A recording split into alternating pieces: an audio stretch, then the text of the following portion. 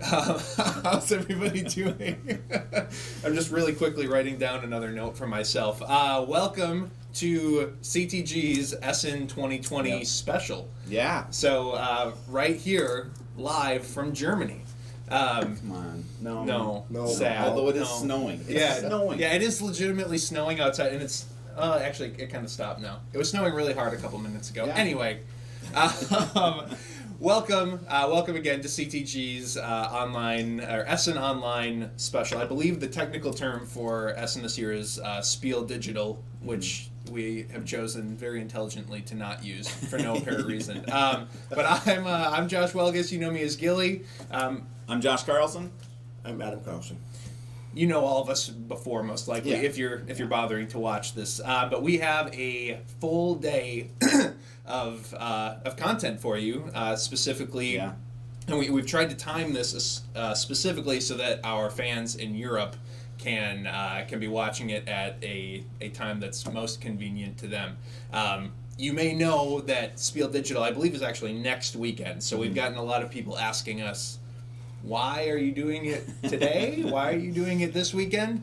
There's a couple of reasons for that. One, it worked better in our own schedules, and we are kind of gearing up for a Kickstarter. So just a small Kickstarter you may know about coming up in November, on November 10th. But so part of it's just it works better in our schedule, but also we just wanted to get our content out there and any news that we had to share out there before everybody else is trying to all talk over each other at once next weekend during actual Spiel Digital. So we're kind of getting our stuff out there into the world for y'all ahead of the actual digital convention. Our presence during the actual digital convention will be a little bit more understated. But we've got some cool stuff for you today, and we're really, really happy that you've decided to join us. I was lamenting in my head and both out loud before we started. Normally in just a couple days, probably Monday or Tuesday of next week, we would actually be flying to Germany during a normal year. And the thing that I'm really gonna miss is there's a hot dog stand at Essen, and I've only been to Essen twice, but both times it's like the exclusive place that I've eaten lunch every single day. I think Krakauer is actually the word that they use. Best hot dogs I've ever had. Best hot dogs I've ever had, hands down, and it's just this little stand at Essen. So that's what I'm gonna miss the most this year. Okay. Do you have either of you have Essen memories? Yeah. So the thing I'll probably miss is my season is the fall. Like I love the fall, and so going to a place that has like similar weather and like that. Like you get up in the morning for Essen and you walk outside and you get smacked in the face by the cold. Like it is like I'm ready. Let's do this. Let's go. And so I don't know. Like just the weather. We walked last year. We walked a ton by the river, and we were staying. I don't know, like 30 minutes away, but it was just so much fun. Like the colors were changing all over the place. I love that. So that was a good memory. 2 years ago, if anyone remembers, they were doing some major amount of construction in the transition areas between, I feel like it was our hall and the one like adjacent to us, not connected, but like the one that's connected through that little open area or outside area, and they had giant beams set up with canvas and built up structure, and they were like, it was a plastic transition sheets, time. Yeah. But I mean, they were up 20 feet, 15 feet.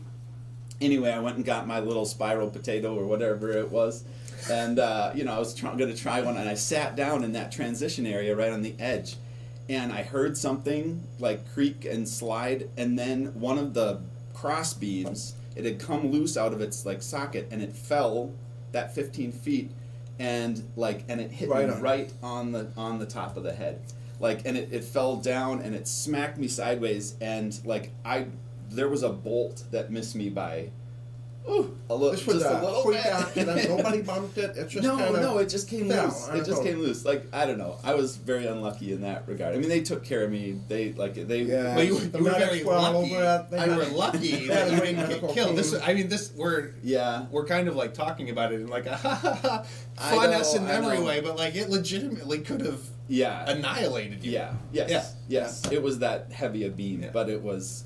It was funny. Like looking back on it, the medical person was asking me all the right questions, and everyone was a little bit like, "Are you nauseous?" And I was like, I just ate this thing, so yes. But like I just ate you. a giant hot dog and a spiral potato, so yeah, I'm a little nauseous. All my questions or my answers were wrong, and so they took me to their medical center, and I was okay. But anyways, that's my memory. Well, and this happened. You had sat down to eat right when we were starting to tear down the booth. Right. Like, That was or very- like not tear down the booth because the show hadn't completely shut down yet, but like it was the last day. Yeah. So we're starting to kind of pack things away, start getting things into cardboard Right. boxes so that we can pack up quickly. And I get a phone call from Josh. I was a and, little and disoriented. very disoriented, like, Yeah. hey, I just got hit in the head with a giant metal beam. And you're like, yeah. And I'm like, Okay. And we troll each other. I mean, All all the of time. us. We So- troll each other all the time. Yep. You've probably picked up just from our personalities and even the way that we write the content in our games. We troll each other constantly. Yep. Like, this office is a constant house of trolls. So I'm like, you got hit in the head with a giant beam. Yeah. Okay. So are you coming to the booth to help tear down pretty soon? He's like, no, I'm going to the medical. They're like taking me to the medical. Like, I don't really know where I'm going, and I'm, we're obviously we're in a foreign country. Like, I don't know what the health insurance situation is like with any of this. As I understand it, in Europe, you guys don't need to like pay for your medical treatment, which I'm not really familiar with. Anyway. That's neither here nor there. This is my story. I'm just kidding.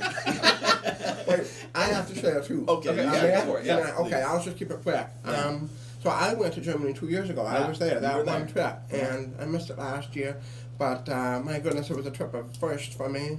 My first time really out of the country. I had been to Mexico, Canada, but that doesn't count. First time over the Doesn't pond, count. Tell Germany. it to Shannon. Yeah. I mean, Canada, I love Canada, but Yeah. so anyways, long plane flight. I don't even like plane flights, so I muster the courage to get over there. The whole I mean, thing. it's just culture shock. Stop. So I get there and I'm like, yes, my feet are on the ground, and then we have to get on this train, and I was looking forward to this train ride. I'd never been on a train ride prior to that trip that we took from. Yeah. We landed in Frankfurt, or was it? Yeah, Frankfurt. And then we took it all the way up to Essen. Yes, that was so much fun. And I mean, the food was great. And the one thing for me, the memory that I have is we launched that Cloudspire Kickstarter prior to going there, and we actually worked in tandem, massaging this game. We were trying to get the game. The Cloudspire project was live, right? Yeah. Yeah. So we were doing that at night after the convention during the day. So it was go to work at the convention, and then some of us ended up just kind of leaving early to work on the project. And I don't even remember getting too much of a wink of an eye, sleeping. So that was the whole trip was a blur for me, but especially for you. I know you worked in, especially for you. Yeah, so that was crazy. Yeah. Yeah, that was our first Essen. Last year's was a lot more relaxed. A lot more chill. Yeah. Awesome. Yeah. Anyway, we wish we were in Germany, or we wish we were getting ready to go to Germany. Anyway, that's the real moral of this story, and we miss the community. I mean, obviously, this whole convention season has been relatively canceled for the most part, and man, I really, really hope that we're able to get back to it next year. And I guess we'll just see what happens. But to the topic at hand, which is Spiel Digital, Essen Online, whatever the heck we're calling it today. We've got a full slate of content for you that we mentioned. One thing that I want to mention right away is we do have through the duration of the weekend, not just today. I think through the even next weekend, there is a coupon code going on, Essen 2020. If you buy anything, I think you have to spend at least $15, so you can't just go to the store and get a straight up free dice tray. But if you spend at least $15 on our web store, you can use the code Essen 2020 with your purchase to receive a free dice tray. Those of you who have followed us for a while know that free dice trays are something that we do at conventions a lot. Mm-hmm. And so we are extending that opportunity not just to, well, there is no convention, but beyond conventions and even into our web store for the next week. So go ahead and use that if you're looking at purchasing anything. It can be used on pre-orders. It can be used on stuff that's in stock. It can be used on really anything. Yep. So you can get Anything. Anything. Yeah. Again, as long as you spend at least $15. So it's if you just want 2 dice trays, you can. It's basically buy one get one free. Yep. Is the idea. So, and then I also just want to call out. We've been doing these CTGTV specials. This is our 3rd, technically. This one's a little off the normal schedule just because of Essen, but check out our YouTube channel. We're producing a lot of great video content. I know the thing that's gone live most recently is a how to pack your trove chest, basically. So there's been a lot of questions about how exactly do I do this? What's the best way to organize this? And first of all, I would say organize it however you want and however is most convenient to you. But we did put together a video for you that kind of walks you through our recommended setup for using your trove chest. So there's that kind of stuff. All the segments that we do on CTGTV eventually get broken down into mini videos that you can go back and watch in individual segments. So if you're looking to check out, our little talk on Burncycle, where we showed you some more of the gameplay concepts, that kind of stuff, all of that stuff goes back onto our YouTube channel, so make sure you're checking out that content on the regular. And a lot of this content is kind of, it's not replacing, but it's supplementing our Kickstarter updates in a lot of respects too. So we're trying to do more stuff that's like completely public facing that everybody can access, rather than just doing special little segments for our Kickstarter updates, which I think is going to be a good thing moving forward. Some of that content may originate still or get presented first on Kickstarter for backers, but then we want to move it very quickly over because so many are pre-ordering our products, they kind of miss out on those Kickstarter updates. So absolutely. And then as we like to do, we're giving away some stuff today. So today, what we will be giving away is a free copy of Cloudspire, and this will be the 2nd printing of Cloudspire, so it'll be the brand new, shiny, updated version. So this will be a pre-order for now, as we don't exactly know because of supply chains and manufacturing timelines and all that stuff. We don't exactly know when it's going to arrive. But there's a contest today. You have to draw something, though. You have to draw something. So anything. No, I'm just kidding. One of the segments that we're doing today is a little bit of a holiday Halloween holiday splice and dice callback. We've got Anthony LeTourneau in the house live, like you've never seen him before. He actually looks mostly like you've seen him before. I just looked over at him. But we're doing something we're calling the Nobster Mash, okay? And so this is also my segment. This is your segment? Come on. Well, I just want to talk. No, it's not. It's not your segment. You're here, list of key events. Oh, you're listening to key events. Well, I have to talk about the contest. Okay. I can't talk about the contest without talking about this key event. Go. I'll just sit here. I'll let him detail it, but basically you need to draw along with Anthony, and we're gonna. I think some instructions popped up on your screen on how to submit that. You can either post your drawing on Instagram with the hashtag CTGTVWin, hashtag CTGTVWin. Okay, got that on either Instagram or Twitter. If you post your drawing, we'll be drawing from those.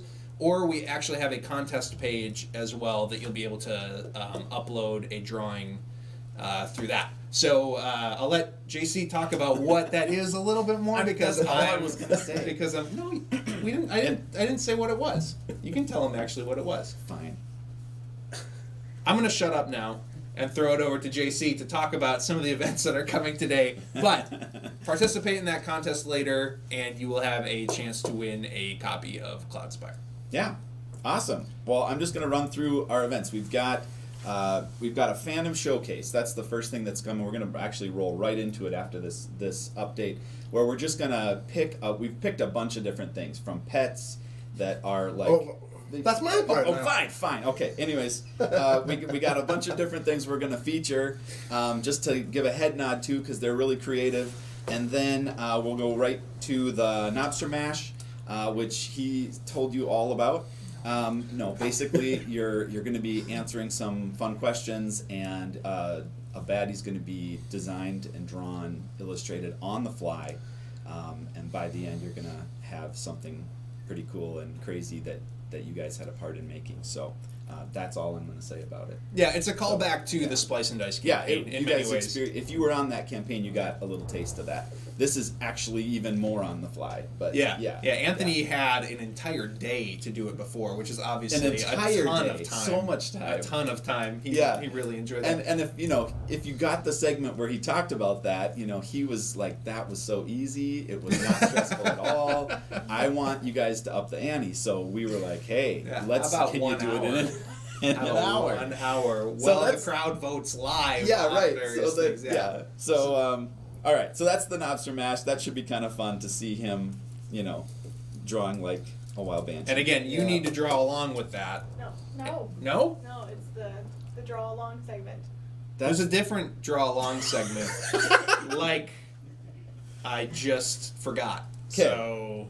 Again, Go ahead. Back to what's really happening. So then there's a Burncycle update, which is going to cover, JW and I will be covering some of the things we didn't touch on last time, which mainly is the network. I want to talk through that a little bit.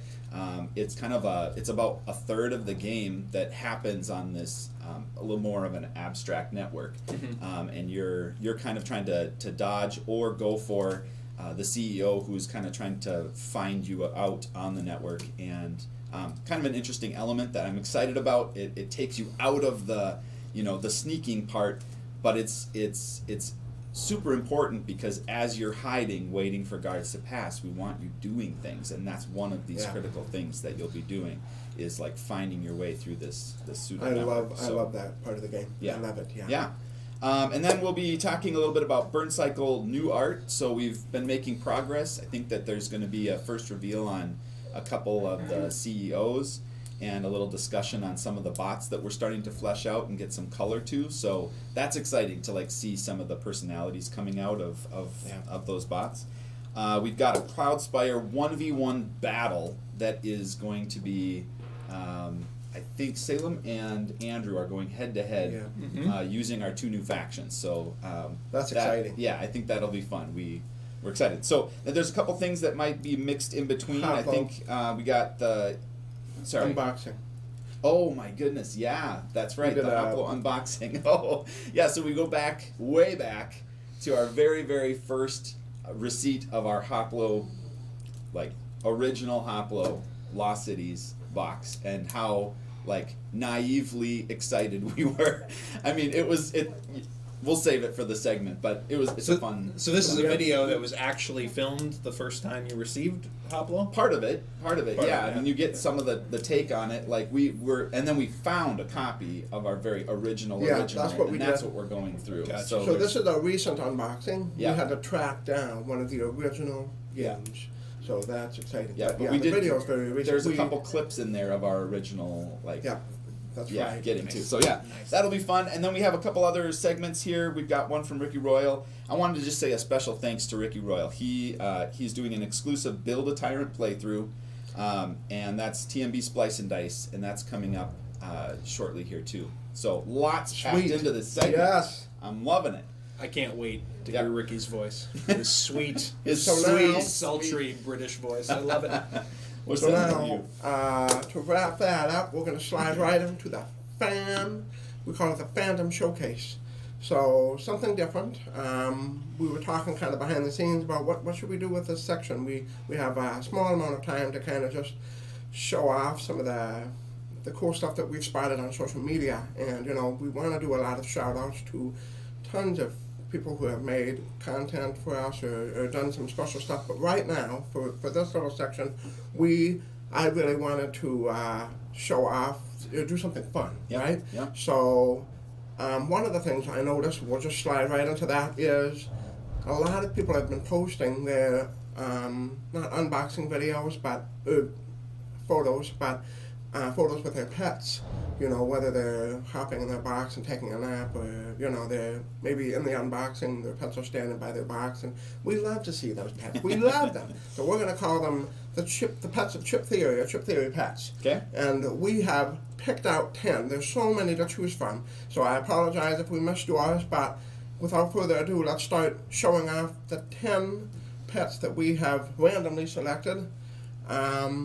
Okay. Yes, here's our first one. Now, if it is your pet, please give us a shout out and remind us of the name. Let's do the next one now. That's such a cute cat. I want a kitten. I know.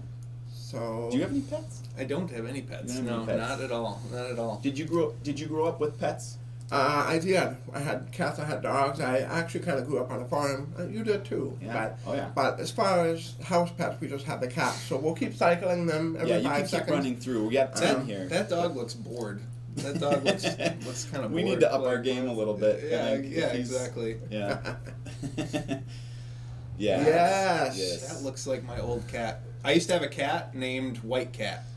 And it was named White Cat because it was a stray that we did not want to get attached to, and so my mom commanded us not to name it because we were going to get rid of it, and we just named it White Cat. So It's so fun seeing This one yeah. looks like an old cat of mine. I had a cat that looked like that. Her name was Socks, I think. This was that when I kitten was a in the baby. dice tray, though. Go back to that kitten in the dice tray. Can we go back to the kitten in the dice tray? It was in the.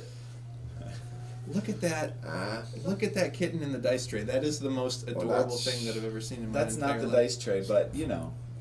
That one? I think she's trying to get back to it. It's in the top left corner. It had a bunch of pictures. Yep. There we go. It reminds me. We're looking at everything on a time delay on Yeah, our there's like screen. 67 By the way, yeah. Look at Oh, that. that's That's just- the greatest thing I've ever seen in my life.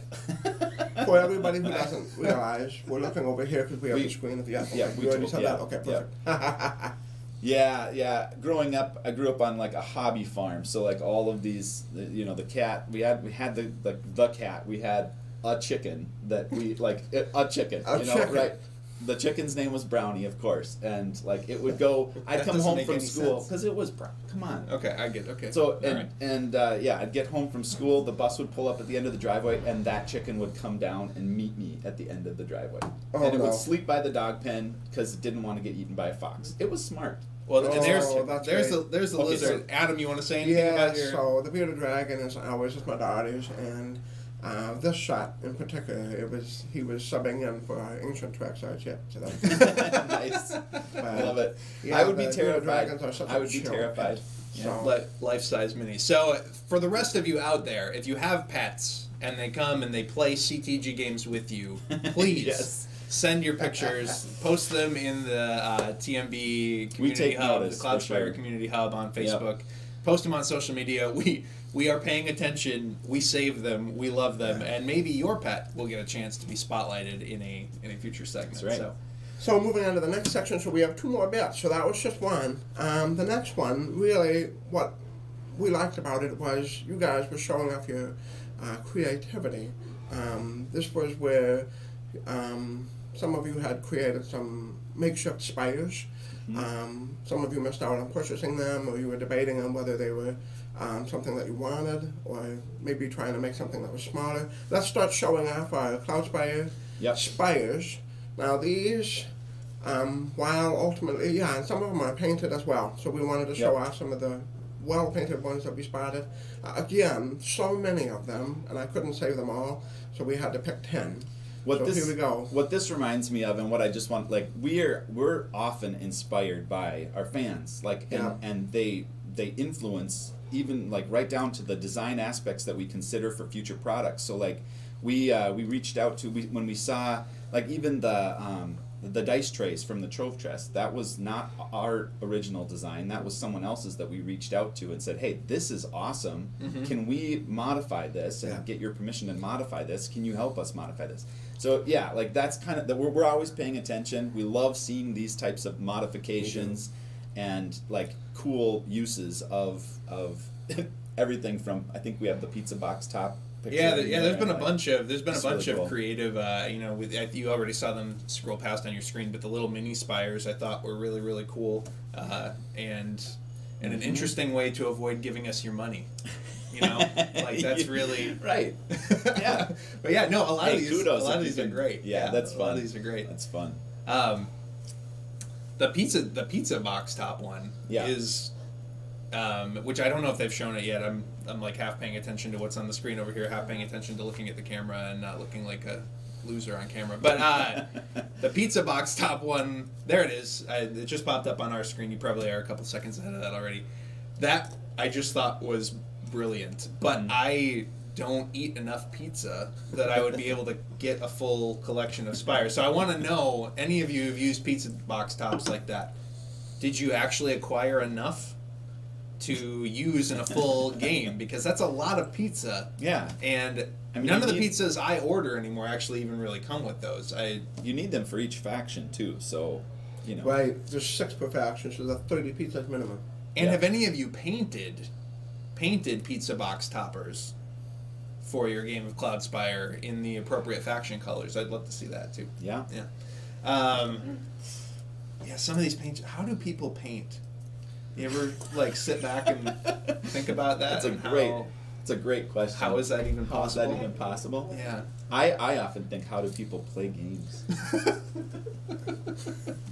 That's a good question too. That's a good question. All right, so there's some spires for you. Right, okay. And then we're going to slide right into the last segment, which it gave us a much needed laugh.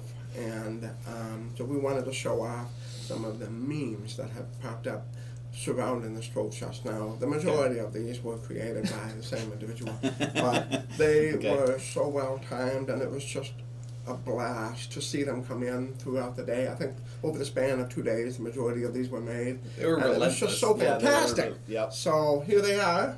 And I will say, as these are scrolling through, when these started to hit, it was hilarious because we have offices that are close to each other, and I would hear someone just like blurt out a laugh in their office, and then randomly 10 minutes later someone else would laugh, and you just knew what was happening. Like they're all like slowly seeing these, and I did the same. Like I would hit one and I just couldn't control it, and I just laugh, and someone else would be like, what is going on? So yeah, that's what I think of.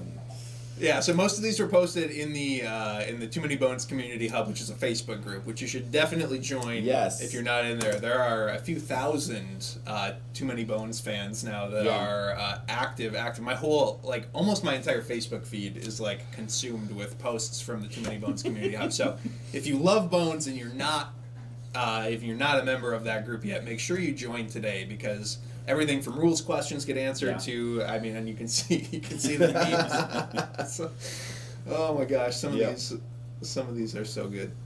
Some of these are so good. What's that? That's Alien. Oh, that's right. Yes. Okay, Alien. That's what it was. Yeah. Love Actually, Trove Actually, that's great. Cool. So I think, and the other thing that I'll just call out is we just want to highlight the community in general around our games. Again, I'm biased, but I have not seen a better community in terms of folks that help each other out, in terms of just fun and kindness and a lack of toxicity. And we just want all of you out there that are watching today, that are a part of our community, to know that we appreciate and love you so much. And we often, whether it is goofy things that we see posted on Facebook, whether it's helpful answers on Board Game Geek, whether it's being kind and helpful and generous with information in the comments on our Kickstarters, which helps me out a ton, trying to moderate all that stuff. We reward folks for that oftentimes, and we usually do it like in secret. We're not trying to be like big and public about it, but we've given out gift cards, we've given out free merch, we've given out games, we've given out unique items to folks who are really, really helpful Yeah. or funny or just active in our community. So we don't say that as a bribe, but we just want to make note that we're paying attention. Yeah. We do try to reward folks who are really, really active in our community. So stuff like this, we love it. Mm-hmm. We're not giving away anything today, or doing anything under the table to that end. But please continue to be active, and especially as we get closer and closer to the Burncycle Kickstarter. And again, the comments on our Kickstarters are crazy active with a million questions. We just want to thank all of you in advance for being such a kind and helpful community, and we look forward to engaging with everybody in a really meaningful way again in just a couple weeks on November 10th when we move into Burncycle. So, So that's our intro segment for you. That's a little bit of what you can expect from today. Hope you have been entertained and are enjoying things so far. We are going to roll directly into the Nobster Mash right from here, I believe. No, I'm wrong. I'm getting my head shaken at. Faction overview. Oh, To Salem. perfect. Okay, so Salem, Scott, you've seen Salem a little bit in various playthroughs. You'll see them later today again. During the 1v1 new faction playthrough, but Salem has been, we've said this before, is our number one Cloudspire playtester. Salem is who we throw all of our most devious solo scenario designs at to try and have them broken or to have them try and find exploits and what have you. So we've recorded a segment with Salem ahead of time, talking through just a lot of what makes each faction really, really strong, some of the best units, some of that type of stuff for Cloudspire. Because frankly, with regards to Mark Buxton, who's probably watching out there today, as a member of our community, Salem, I think, is our number one Cloudspire expert, honestly, in the office. And so, especially from a solid strategy standpoint, we make fun of me here in the office for being bad at games, and that is true. I am fairly bad at games, and I'm pretty sure Salem could crush me, like in a really meaningful way in Cloudspire playing 1v1. I'm really curious to see who's going to come out on top with Chester the knows to stop too, and he's been studying since last night. And they don't sit around, like they go for each other, and it's like things happen fast. So Exactly. So enjoy this Cloudspire overview, this faction overview with Salem. There's a whole bunch of cool stuff coming later today, and remember, including that contest where you'll have a chance to win a copy of the second print of Cloudspire. Thanks for being with us, and we will see you again later today. Hello everyone, thank you for joining us. Hope you've been having a great day so far. I'm Salem. I'm here to give a faction overview for Cloudspire. This is going to focus on the base game factions as well as the Greege expansion. So we do hope to release another overview for the Horizon's Wrath and the Uprising once those are released, but for now we're going to stick with what's currently available. So whether you're a brand new player to Cloudspire or even an experienced one, maybe looking to step outside your comfort zone, this is going to give a quick rundown of how the factions work, some pros and cons, give you good understanding as to which one suits your playstyle best. So we're going to start off first with the Brahmin. One of the perks of the Brahmin faction are their consistently strong minions. Nearly every faction in the game has a basic and a promoted side of their minions, but they usually require some clever tactics or strategy in order to actually achieve that promotion.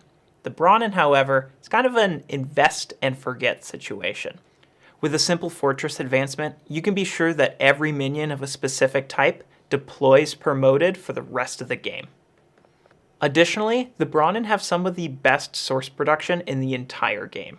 Whether it's the source drill fortress advancement line or their drilling outposts, you have multiple different ways to seriously boost your economy. Furthermore, since this source is self-producing, you don't nearly need to worry as much about source denial or low source rewards as much as other factions may. This is quite important, as the next major asset that the Brahmins have are their extremely powerful spires. They have access to talents such as Raise and Splash, which can deal devastating damage to both enemy spires and units alike. Granted, these spires are very expensive, so it's important that you manage that source production very well. Lastly, these spires are still restricted by their average spire upgrade capacity, but With aggressive use of those architects, you can upgrade them well beyond their normal limits. As strong as the Brahmin may be, they are a bit exposed in the early game.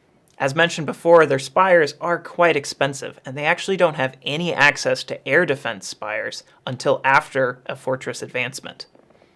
The Brahmin are the most straightforward faction, making them a great starting point for new players. However, this does lend to a lack of flexibility. While the Brahmin do have a wide array of powerful strategies, they do require a bit of planning and prediction to see them achieve their true potential.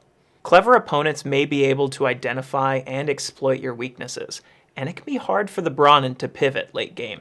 In conclusion, the Brahmin are an easy to learn but hard to master faction. Their talents, advancements, and units are all easy to comprehend, allowing early players to identify their strengths right away.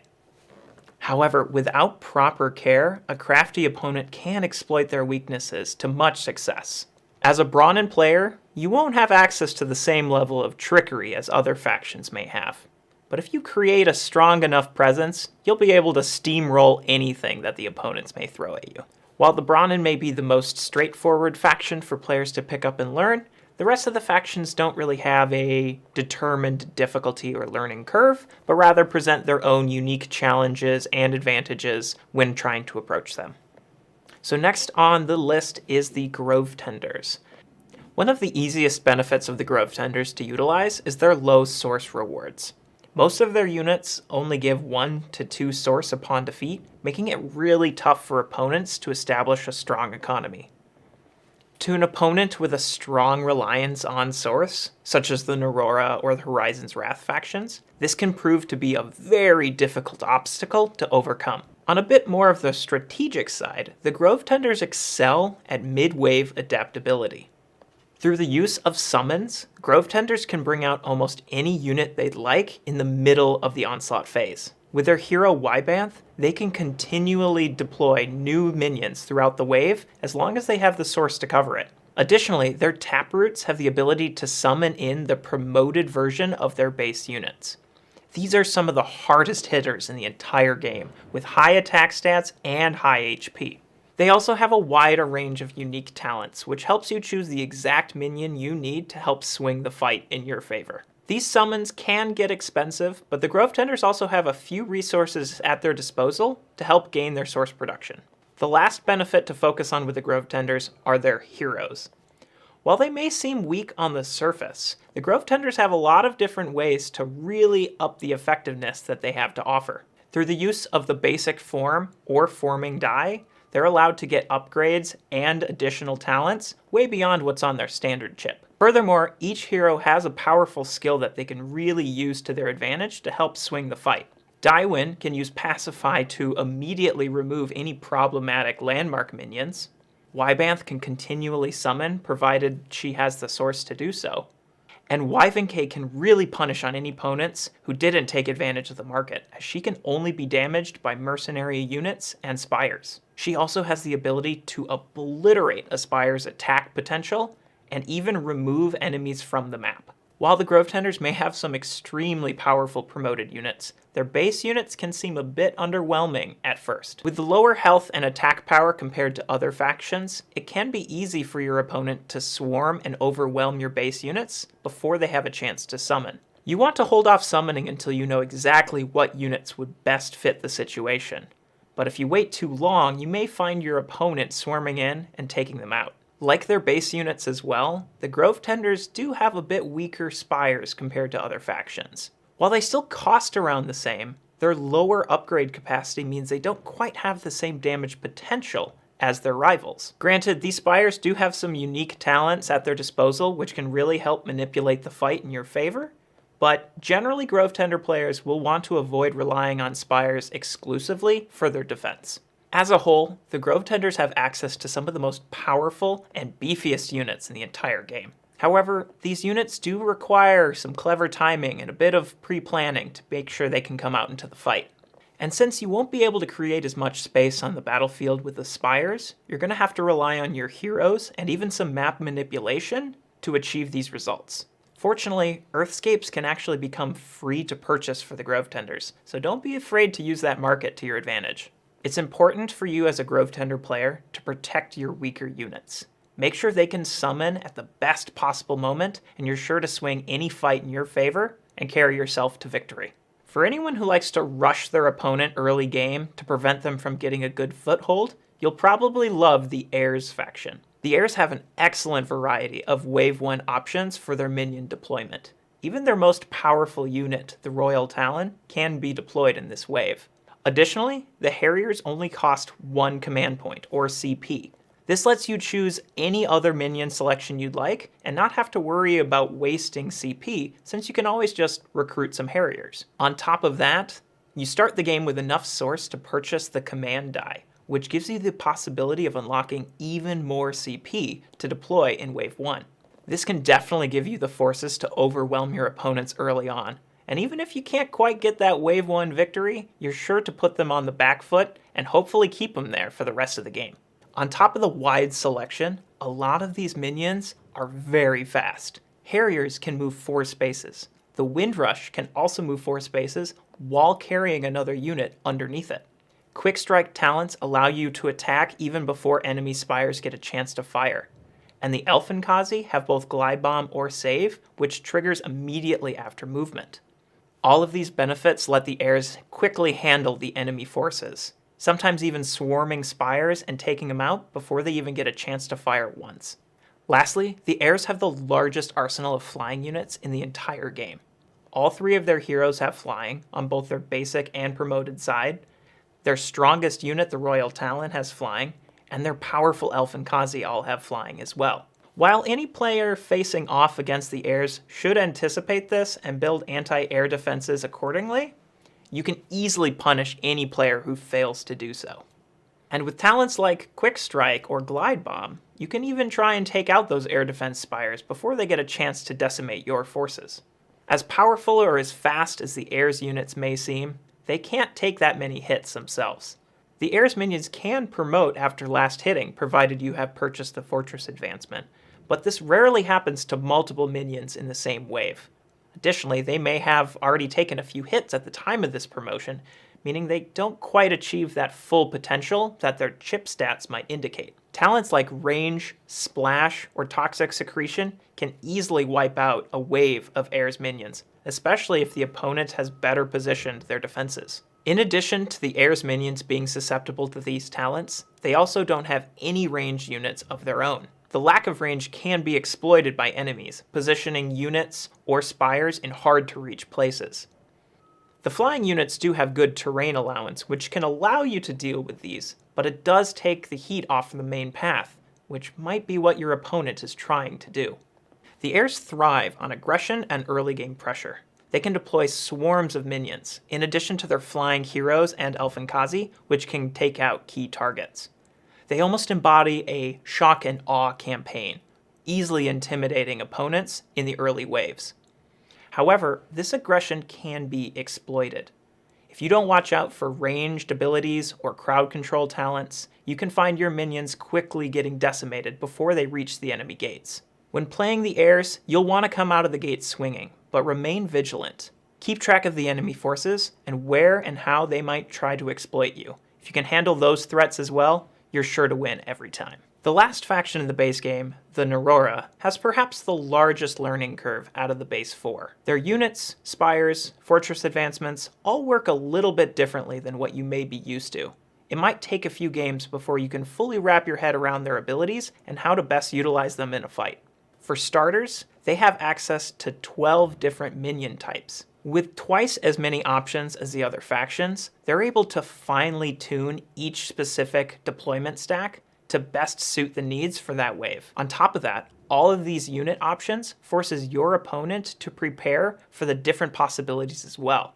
This can cause them to mismanage their defenses properly and allow you to exploit their weaknesses. Further separating the Narora from other factions, they're the only ones who are able to revive fallen heroes. Therefore, if you lose a hero to an unfortunate accident or even a deliberate sacrifice, you can rest easy knowing that you can call upon their services again should you require it. This can be exploited even further with some hero skills such as Matter Distortion. Anvas can deploy, drop an Earthscape, get sacrificed, revive, and do it all over again. The last unique strength the Aurora have is their Fanatic Tower. Taking a quick look at their reference sheet, you can see that the Fanatic Tower and its FT range play a big part in most of the advancements they can purchase. While it can be a big investment to see it achieve its full potential, it unlocks brand new abilities, including teleporting your units, damaging opposing ones, or even upping your spire potential on the board.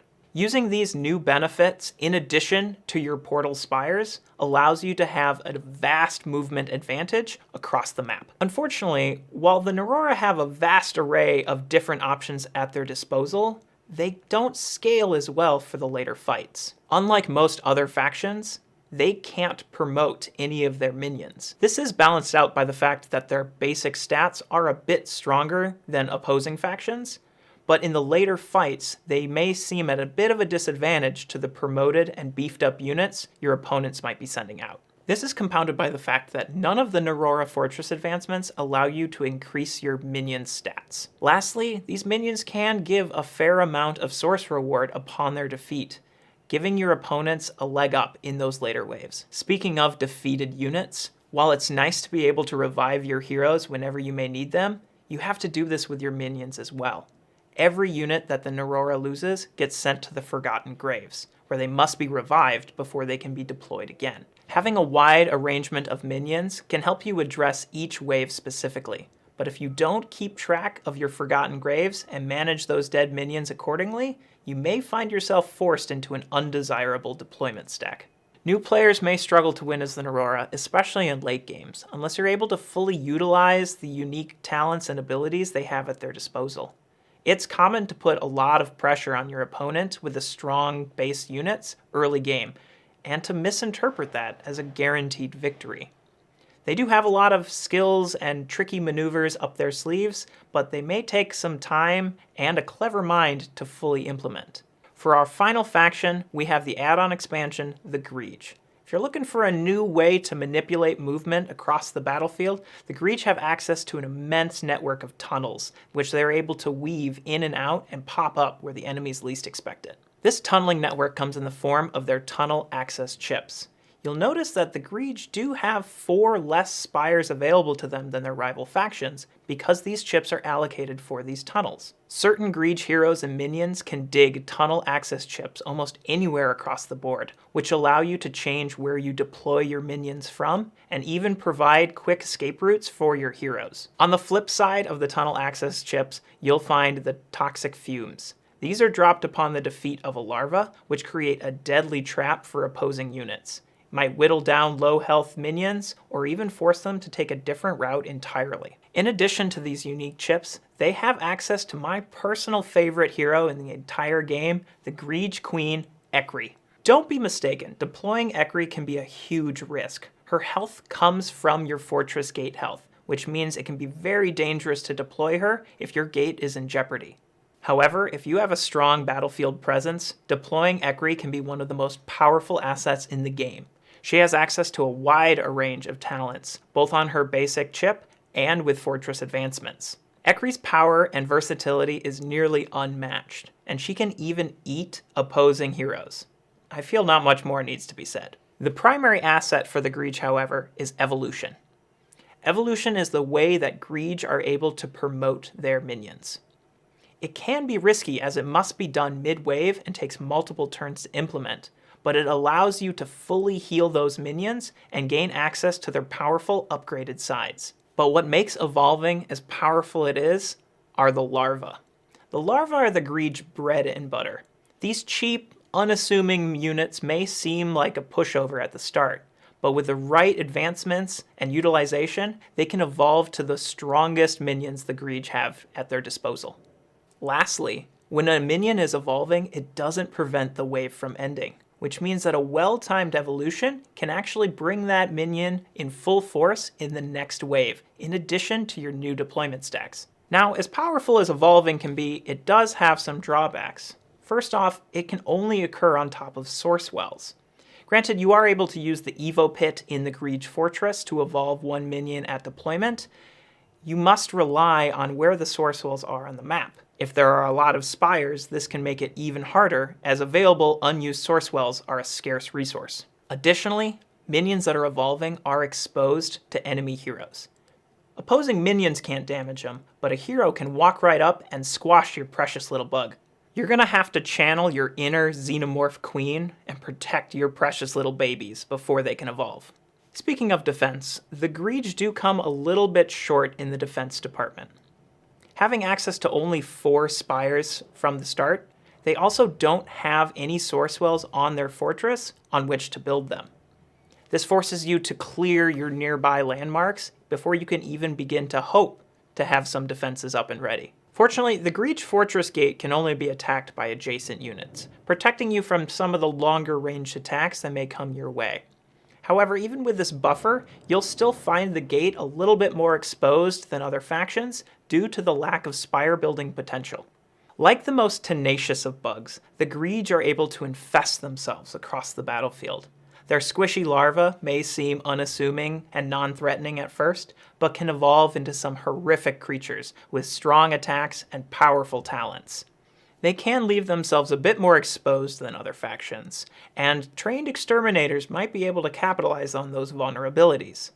However, if you can whittle down the enemy health with toxins, attack from multiple fronts, or evolve some terrifying creatures, you're sure to make quick work of any who dare stand against you. As you can see, the factions in Cloudspire do work quite a bit differently from one another. You can use this information to get a better understanding to their ins and outs, as well as which one seems best suited for your playstyle. While we do make suggestions as far as viable strategies go, we definitely encourage all players to experiment a bit with what's at hand. Beyond these, we have 2 brand new factions coming out in early 2021. The Horizon's Wrath gets to swoop in on their flying airship with a crew of sky pirates blasting cannonballs across the battlefield. We also have the Uprising, who has a mercenary crew drafting new units and spires from the market each wave. Thank you so much for watching. We hope you enjoyed this video.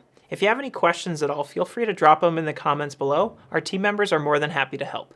If you'd like to continue the conversation elsewhere, feel free to visit our Discord page or the BoardGameGeek.com forums. We'll post the links below.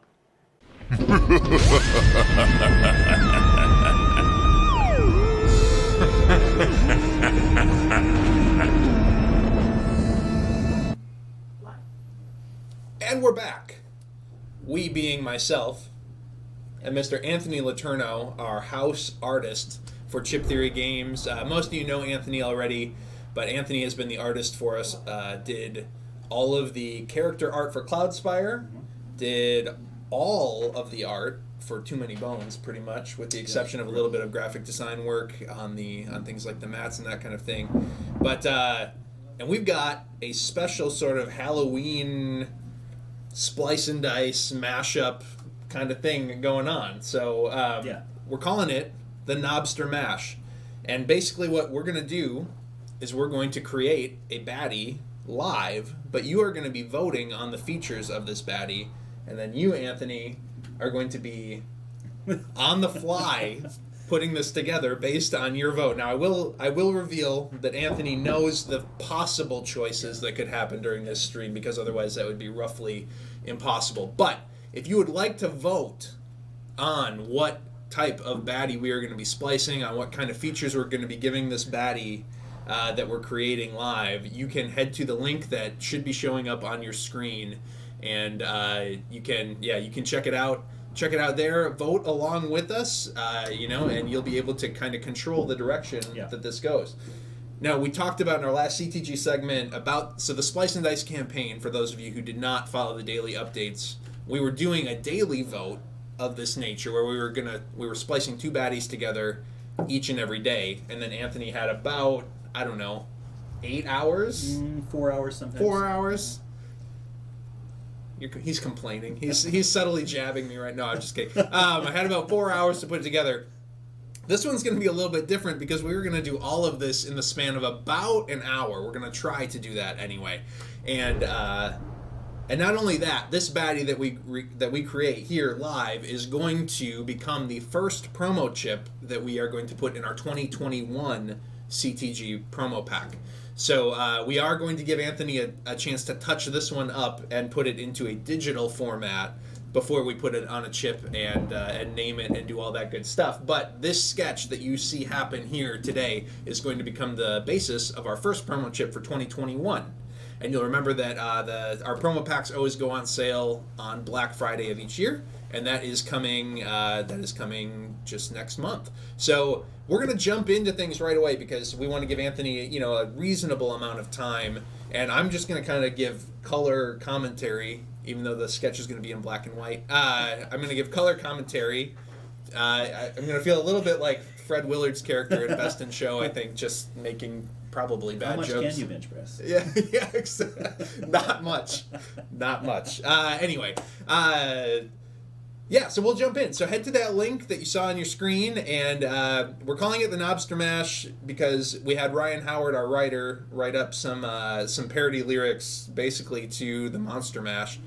Shannon Wedge, our rules expert, who most of you know, commented that you could have just probably kept it called the Monster Mash, and that was a really good point, but we're calling it the Nobster Mash anyway. So there you go. So we're gonna jump into that first question, and you'll see the lyrics pop up on your screen, and then we'll move to the next answer right after that, where you'll actually get a chance to vote. So Nob was working in the lab late one night when his devious mind took an eerie flight. For the monster on his slab, it needed a size. What kind it would be, he did devise. He did the mash.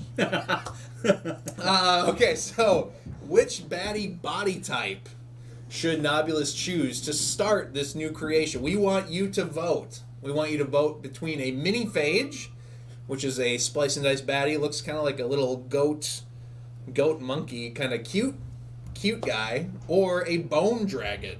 So we're basically what we're getting at here is we want you to tell us: are we going with something that's kind of cute and kind and small, or are we going with a big old mean bone dragon? We're going to give you another about 5 seconds, and then we'll tally the votes, and we'll start this thing off. 3, 2, 1. Let's tally the votes. What are we gonna give you, Anthony? Bone dragon. Bone dragon. Awesome. There we Okay. go. All right. So Anthony's going to get started. I mentioned I'm giving color commentary. Tell us a little bit about the materials that you're using here. I'm using a neutral toned paper, so I can go both dark and light, and I'm using charcoal. So hopefully the charcoal will pick up a little better. I know when we've done these in the past, the graphite, it doesn't pick up every note, and so the charcoal hopefully will add enough contrast, and then some white for highlights, so it should be a little bit more dynamic. But it's on a Canson paper with charcoal. I have no idea what cants on paper means. Most people don't. It's not super popular, but it holds the charcoal or pastels a lot. A lot of people use it for pastels. And this is going to be starting because we're doing a little more aggressive tone. I just want to kind of get a feel inside the paper, so I know overall size. So I'll do a placement center line, so got right and left symmetry, and then try to land the eyes in kind of a center spot. And so we know he's going to be a little more aggressive, so I'm going to do an open mouth pose rather than maybe a little smile that the mini phage would have had. You don't want to do a smiling bone dragon? Well, you could. I don't know if we've ever featured a smiling bone dragon. That we have lots of variations on bone dragon, but smiling has not been one. That would probably make a popular promo. One of the things I do try to keep in mind when I'm doing any drawing is to try to understand where my light source is coming from. So I always, even when I'm drawing digitally, I'll always do a little arrow and keeps a reminder, so where my shadows are going to fall. I'll put an arrow up in the upper, whatever direction the light's coming from. That way I'll pay attention to where my highlights are going to hit and where my shadows are going to fall. So let's see. Let's think about where his skull would kind of fit in here, and an upper, like a mandible for a dragon would be. So So they would have, a bone dragon would have kind of like nostrils kind of coming up, so I'm going to work symmetrically left and right. They're telling you to talk louder. Oh, Anthony. okay, yeah. I will Pretend try you're to a bone do that. Is that a dragon. little better? Maybe. Pretend you're a bone dragon.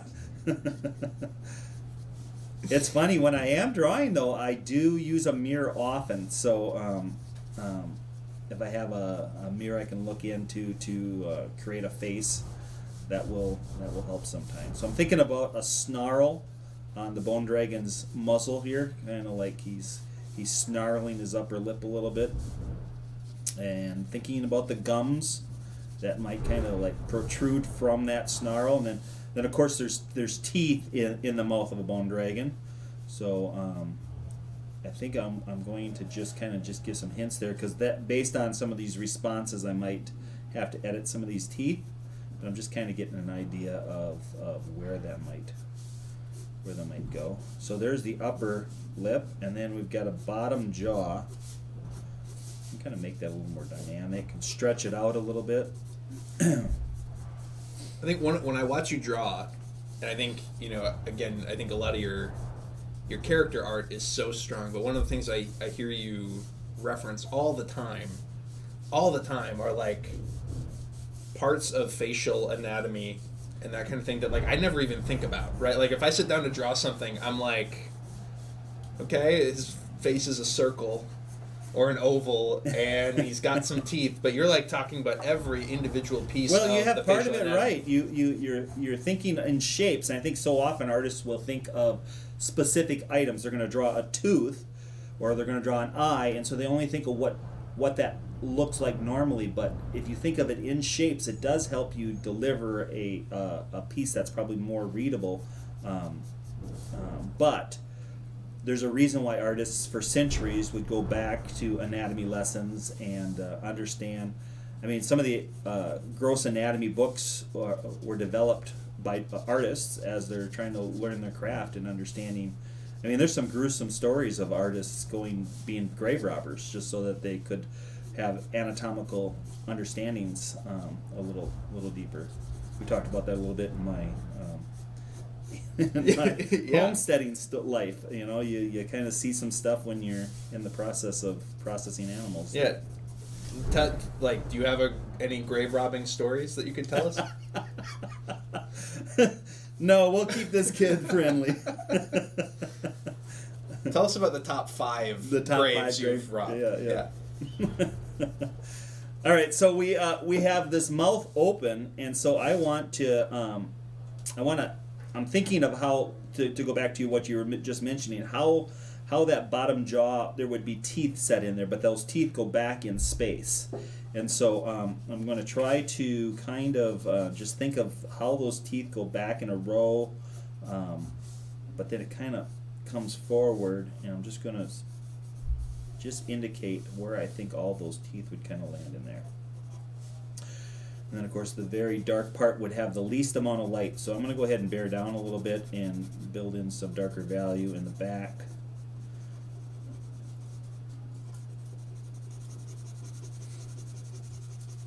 How much would a sheet of this? What did you call this paper? Canson. Canson. Canson paper. What do you pay for a sheet of Canson paper? A couple bucks, $1.99 maybe. For Yeah. one sheet? Yeah, Wow. Okay. Yeah. That's more expensive than I was expecting. Yeah, art supplies, pencils, paper, even pencils. These pencils end up being a couple bucks a piece. So there's a reason why artists are starving artists. I don't control Anthony's paycheck. I just want the crowd to know.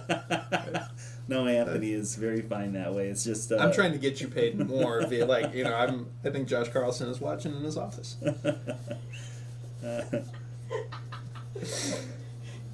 We're moving to what kind of eyes next. So, Yeah, it looks like you're kind of coming to that point. Do I you am, want to move yeah. on to the next portion of the yeah, mash? because we've got the more aggressive look of a bone dragon kind of established, so we can kind of get some more information. All right. So he did the mash. He did the Nobster Mash. He reached into a glass. He did the mash. He needed eyes and fast. He did the mash. Into its sockets. He smashed. I'm not going to attempt to sing, but we are voting on the eyes here. So, which set of eyes would be the most terrifying to see peering back at you from the dark? Would it be the eyes of a Krelm, some more fishy eyes, or would it be a troll? I mentioned our whole office is full of trolls, so maybe you just do. And you said you like looking in the mirror, so maybe you just do your eyes for a troll. I don't know. We're going to give you another 5 seconds to vote here.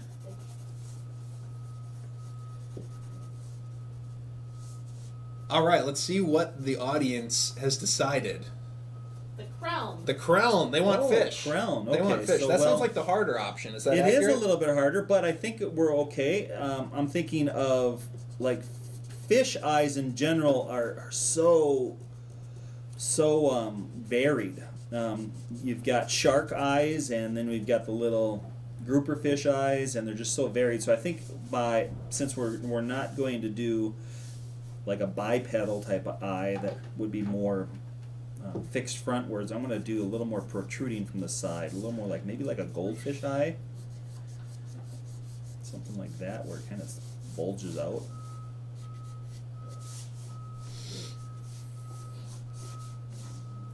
I'm taking a look at the YouTube comments, seeing if they have any questions for you, Anthony, at all. If you do have any questions and you're watching live, feel free to throw them in the chat. I'm happy to ask Anthony on the fly. I was kind of thrown into this segment at the last second, so I'm really just here filling time and filling empty dead air. You're a good Fred Willard.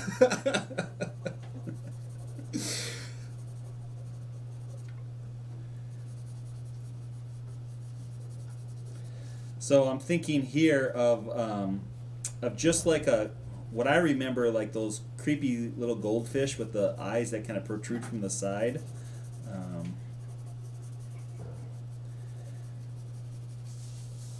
And that it's a straight-on view. It's a little harder to kind of get some of those fishy eye looks, but I think this will be a squinty one because he's angry. He's got his eyes squinted down a little bit.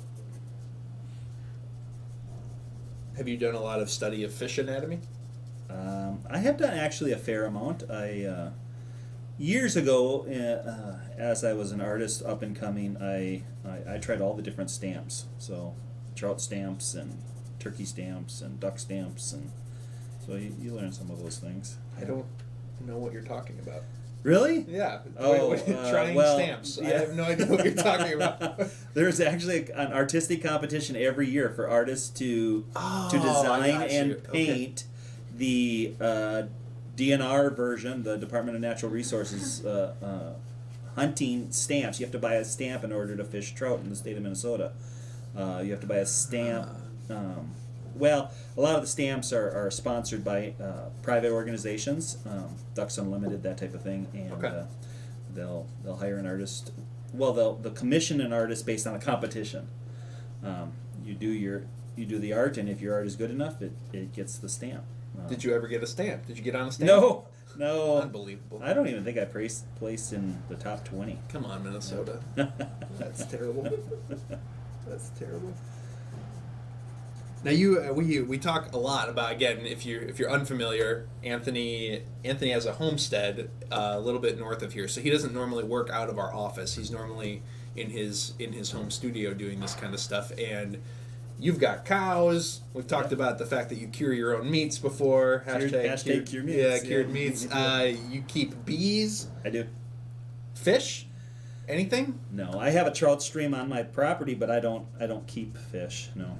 Let me say this: there is something called a tilapia, and we have talked on the homestead about raising tilapia because you can raise tilapia in 8 weeks, which is what you normally do chickens in. So you can have harvestable fish in 8 weeks. Would they? Now, I think this is going way off the rails Yeah, in it terms is, of topics, but it's banter, right? Do they taste as good as like tilapia? Yeah. that you'd like catch? They're exactly what you get at the store if you buy a case of tilapia fillets. Okay. Yeah, that's why they do them, because you can flip them in 8 weeks from little bitty, eggs to flayable fish. There you go. I have bought some of Anthony's chickens, so that's a little fun fact for you. Office fun fact. They were big. They took up a lot of room. Yeah, that's the challenge with those. So you're going back to the mouth now. Are you adding? Yeah, I'm just filling a little time. You could actually ask the next question. Okay, all right. We can move on to the next question, which I believe is I already forgot. From his laboratory in the kennel east to the aviary where the griffins feast, onto the head a mouth knob sewed and gave it life with his electrodes. He did the mash. So we are voting on mouth type, which you've already kind of. we already kind of. We So got hopefully you didn't totally screw this up. Yeah, it'd be a tough erase. All right. So we're going. Oh yeah, we're going with beak or fangs. Oh well, no, we're okay. We're okay. With yeah. you would be okay adding a beak at this I point. can add a beak. Yep. You're a legend. And a fangs legend. are we're in the process, but don't sway your vote if you feel Don't fangs are not. Make it really hard Yeah. for him by Yeah. voting for a beak. No, beaks are good. I'm okay with. Oh, beaks. now he's into beak. All right, whatever. Yeah. All right. All right. Well, let's see what you guys voted for. We are going with a. Set of fangs. We're going with fangs. Oh, They were sweet. kind to you. You That's, guys are nice, too nice. But I could have done a beak. Yeah. I did compliment you all earlier for being a really, really kind community. So, all right, I'm going to check in the comments. I already forgot. So we got tilapia is yummy. Ryan Howard wants to know what our favorite Fred Willard performances are. Somebody's saying it has a Lord of the Rings mountain troll vibe. It does with those side eyes. Yeah. Yeah. So Ryan Howard is asking us what our favorite Fred Willard performances are. Mine is Best in Show, like hands down. We were talking right before we came on about just Christopher Guest films. Do you have a favorite Fred Willard specific? Oh my goodness, Fred Willard was so good. We lost him this last year. Yeah. Rest in peace, Fred. Yeah. Boy, I hate to jump on yours, but he's so good in Best of Show. He did make a cameo in Pixar's WALL-E. That's true. He was the by president. and large. And I guess that he's quite humorous in that one. So maybe I throw that one in even because he's just so bizarre.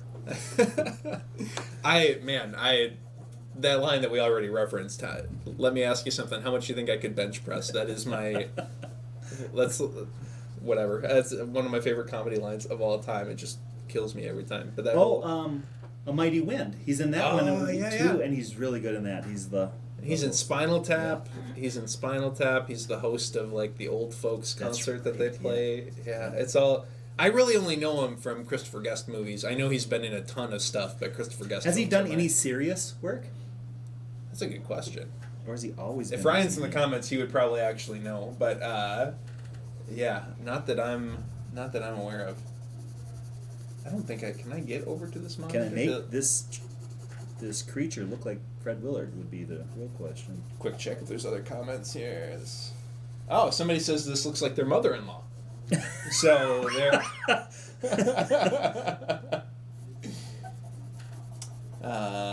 Somebody asked what an ocket is when I mispronounce socket. Thank you, Boyd. Thank you, Jason Boyd, for making fun of me. Appreciate that. Somebody's recommending doing a Kickstarter to buy you some more paper. So that's a good idea, Paul Grogan. That is a fantastic idea.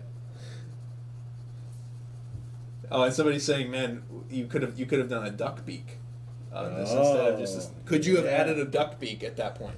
I could have added a duck beak. Are you just saying that? No, I could have, but don't. We already passed it now. So. All right. He's like, don't go back to Don't that go back to under that. any circumstance. Yeah. All right, we could go with another one.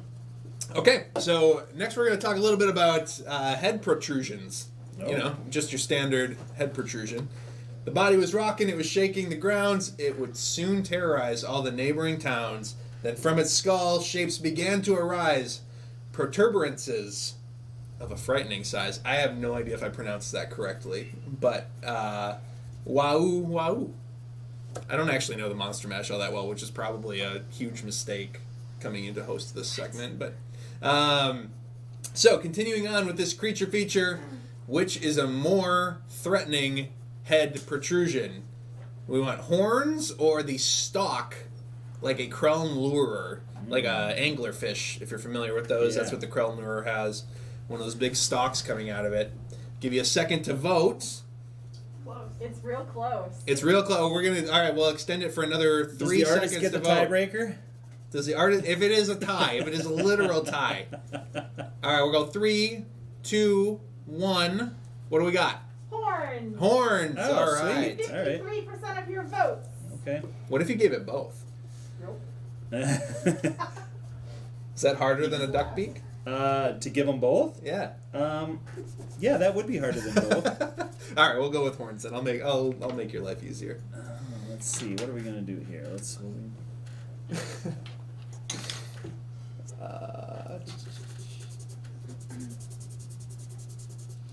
Quick checking the comments to see if there's anything. All right. I'll try to keep my symmetry. Let's see. How would they attach? Kind of something in here in this range. How much does raising your own cattle inform your horn? Your ability to Remarkably, a lot. The species of cattle I have are Scottish Highlands, so they are to be horned. So many cattle are dehorned, and these are bred to keep their horns. So, yes, they probably are the most quintessential horned beast in Minnesota. Yeah, they have very glorious horns, and I enjoy them. They know where they are at all times. It's amazing. And do you do cattle just for meat, or do you milk cattle as well? Yeah, Scottish Highlands could be a dual purpose. They are primarily meat, but they have a docile personality, so you can milk them, and they are fairly high in butter fat. So that is Fairly high in butter fat. yeah. That I didn't know that. Like I didn't. I forget about the terminology. You run in those circles and you forget other people don't talk like that. I'm thinking through things in terms of like baddie stats and baddie skills, and I'm thinking like, okay, this is a promo baddie, so do we give it like a butterfat skill, maybe something along those lines? I don't know. Hashtag butterfat. I mean, I think we all think of like cow milk as just cow milk. That makes sense No, that it'd be different between yeah. different species, but I have never given a second of thought to that, and that's hilarious and amazing to me. In the dairy world, there's some milk that gets shipped to the cheese plants and butter plants, and some milk gets shipped to the milk bottling plants. And this would get shipped to the butter plant. That's right. All right. All right. I always learn a ton when I talk to you, Anthony. I love it. We joke about it, but I do legitimately learn a lot. Well, it's mutual. I learn a lot about Fred Willard with you. Yeah, there you go. Yeah. I'm always teaching Anthony all these things. He did offer to allow me to put mustache wax in my hair ahead of this segment as That's well, right. which I didn't know that was. I didn't know you could do that either. I can't grow a mustache, so that's. Well, it would be a first. You would be Yeah. the first to put mustache wax in your hair, but.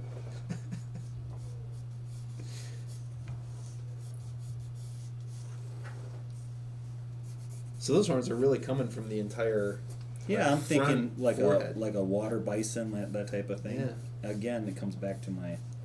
Yeah, you got to ground it in some reality that you're familiar with. So a lot of the sketches in Too Many Bones are in this like black and white sketch mode. They're not full color. Do you have a preference in terms of what you prefer drawing or creating between like full color and black and white? Is one more fun? Is one more difficult? I think there's a sketchiness that's just kind of fun sometimes, where you can just be free and sketchy, and not be kind of like feeling you have to tighten up. So often when you do color, there's a expectation of tightening it up, not thrust upon you, but as an artist, you're figuring, well, you're adding this, and you begin to tighten it up. Whereas if you're working in black and white, it is sketchbook like, and that's fun and freeing. Mm-hmm. But that sometimes it is fun to see it followed up and tightened down. So I guess I don't have a preference, but both are. I think as an artist, you got to kind of practice in both. Sure. And doing sketches and finishing the piece. Mark Picklesheimer has asked us, if I can get back to it, I gotta scroll up. He wants to know, would we rather fight 100 duck-sized horses or 1 horse-sized duck? Oh my goodness. Ducks are amazingly strong, so I wouldn't even want to fight a regular-sized duck, let alone a horse-sized duck. Have you ever raised ducks on your homestead? No, but we have talked about it. Even this year, we put it on our order and then we backed away. Are ducks are messy. That's why we didn't. Are they high in butterfat? No, but they're high in duck fat. That's why people. There you go. Yeah, duck confit. Yeah. So my answer would be neither, if that's a possibility. It is not a possibility. I'm scared of ducks. I think I'm trying to think what fighting a horse even would look like. Like even a full-sized horse, they and will then like a win. duck-sized horse. They will win. They will win. I mean, I know if you get kicked with the Well, hind if you legs, put gloves you're on in them, trouble. I'll take them if I can have gloves, and they have to wear gloves. Gloves? Yeah, boxing gloves. This is the weirdest segment of all time. I love it. All right. Somebody's asking. This is definitely going to be a Burncycle promo chip, right? This fits in well with. Yeah, this is a CEO. Perfect. So these horns, how do you approach the shading on them? Because as you were outlining them, I was like, okay, Well, I'm thinking of some texture, so there would be some variation of even as I look at my Highlanders, they've got this weird noodled texture that they grow. You look at them from a distance, they all look super shiny, but they're not. They've got this gnarly texture on them. And then, so as I did on the teeth, I will put some white highlights coming from the top right. So I'm just kind of thinking of that, where the shadows are going to fall and where the highlights will ultimately be placed in there.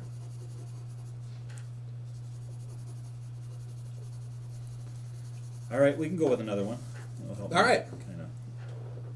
We'll head to the next mash.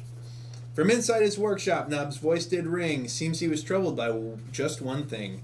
I'm nearly complete, but to my great chagrin, I can't decide what to use for the skin. Oh my. So, are we going to, in the final, so you're going to be able to finalize the sketch after this, we're going to go with either adding the fungus of ammonite, All right. which, again, is one of the grosser things I think you've ever drawn, but I love it, and or the fur of an alpha wolf. I have a feeling the crowd's gonna go fungus just because it's gonna be the most gnarly, but maybe they'll surprise me. And which one of these is more difficult before we reveal the answer? If I'm doing analog like this, traditionally charcoal on paper, fur I think would probably be more challenging. Really? Yeah. That is not what I would expect. Yeah. That is not what I would expect. Because you're thinking of how the fur is laying and creating different texture patterns in the fur, whereas fungus, they're just kind of shelves and It's just bumps kind of and rotting. nodules. Yeah. Yeah. Okay. What do we got? What do we got for the answer? 68% fungus. 68% fungus, just like me. Okay. Just like All me. right. Well, let's think about that for a second here. Now, how much did that pencil sharpener cost? That looks like a really nice pencil Yeah, sharpener. this one would be top shelf. $1.99. That's my answer for everything. Yeah, so I'm $6 into it here. There you go. Pencil and sharpener and. This drawing is Fungus. priceless, though. So that's All right, so let's do kind of like thinking fungus is kind of growing like a tube here, kind of coming off his neck. Maybe have another one kind of coming out this way.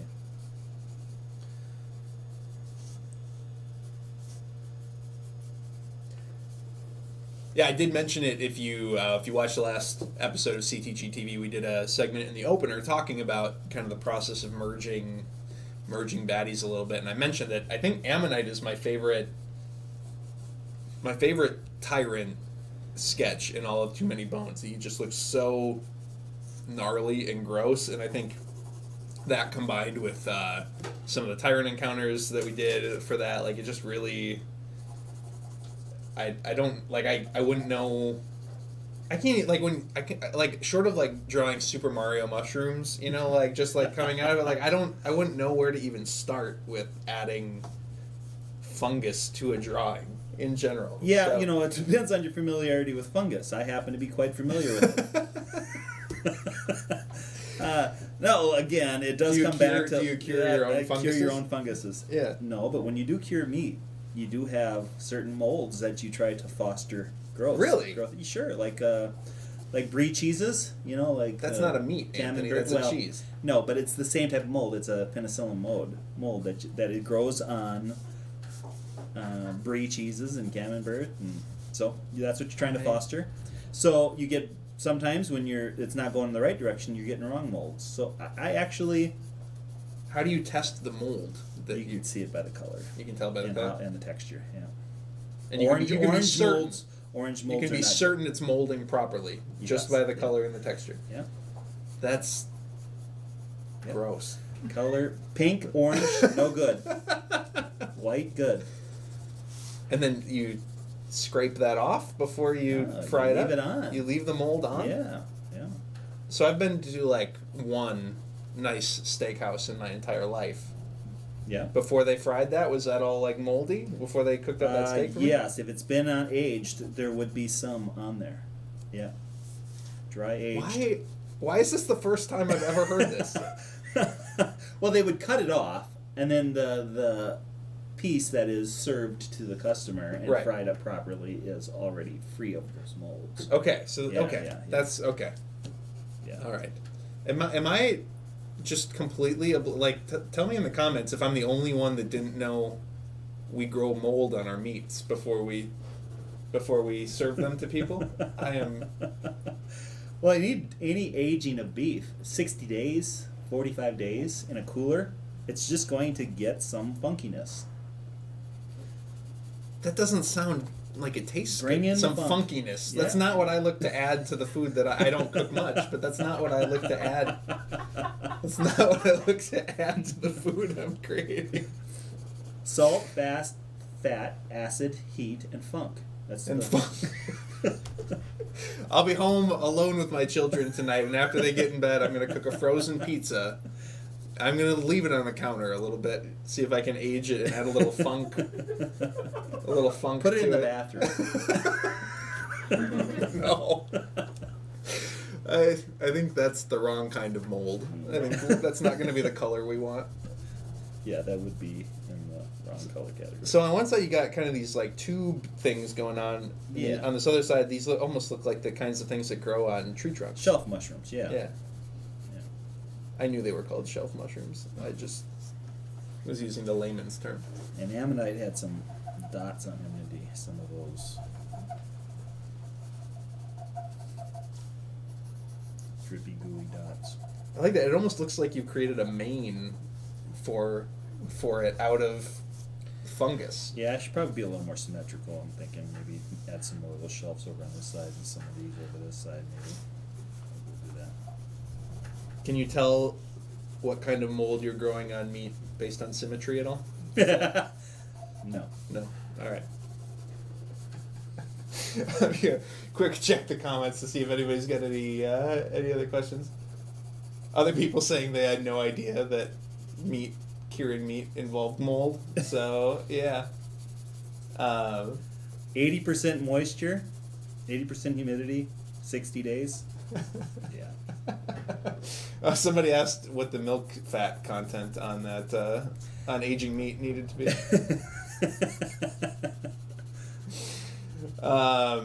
Somebody is asking, do you do other sorts of art besides game art? Like, do you like when you're not working for the man, Yeah. for the CTG man, Yeah.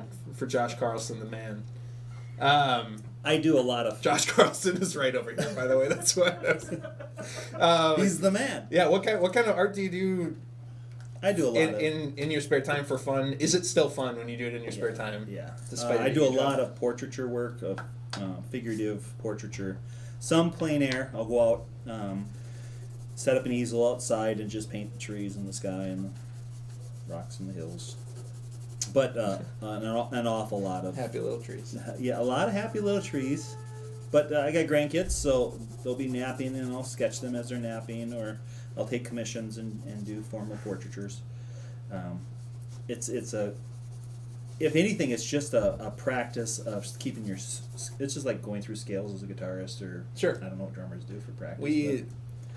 I have children in my house, so I don't do anything to practice drums right now, sadly. But it's a practice. speed drills and that kind Yeah, of thing. yeah, exactly like that. Yeah. So you keeping the it's actually tuning your eye, which sounds strange. It's not, has very little to do with what I do with the specific tools, but it's learning to see. So you're looking at value, the relative, how values play off one another, and how light plays, and anyone who's ever tried to work on drawing a person and make that person look like that person, not just any generic person, but that specific person, knows the challenge that portraiture is. Mm-hmm. And so if you can attain to that, then everything else falls underneath that. Mhm. So it's kind of like, that highest bar. So when you're doing game art and illustration, that's 100% digital that you do that with typically, or do you do some of these kind of things that end up? A lot of work will be concepted in a sketchbook, where I'll just keep a sketchbook and just kind of make notes in a. If something comes to my mind, I'll quickly make a note in a sketchbook, and then it will come back into play into a piece digitally. But vast majority of my time is spent digitally. As the individual design briefs come in, I'll have those sketchbooks already kind of worked on, and I'll Okay. start the day in digital. So in your spare time, then, when you're just doing stuff for fun, do you That's have do you have like an absolute favorite medium where you're like, man, I wish CTG would do a watercolor game, or like No, I do play with all the mediums, from pastel, watercolors, oils, even some acrylics. I like to sculpt, so I play with all of them. Mhm. Probably 5 years ago, if you asked me that, I would say oils. But, Okay. I venture out quite often, so I haven't done an oil painting in maybe 6 months. Is that kind of sad? Yeah, the last oil painting I did was a plein air. I happened to be outside. Is it so. because you can't afford the paints? Well, I know oil paint's paint's yeah. like crazy Yeah. expensive, so.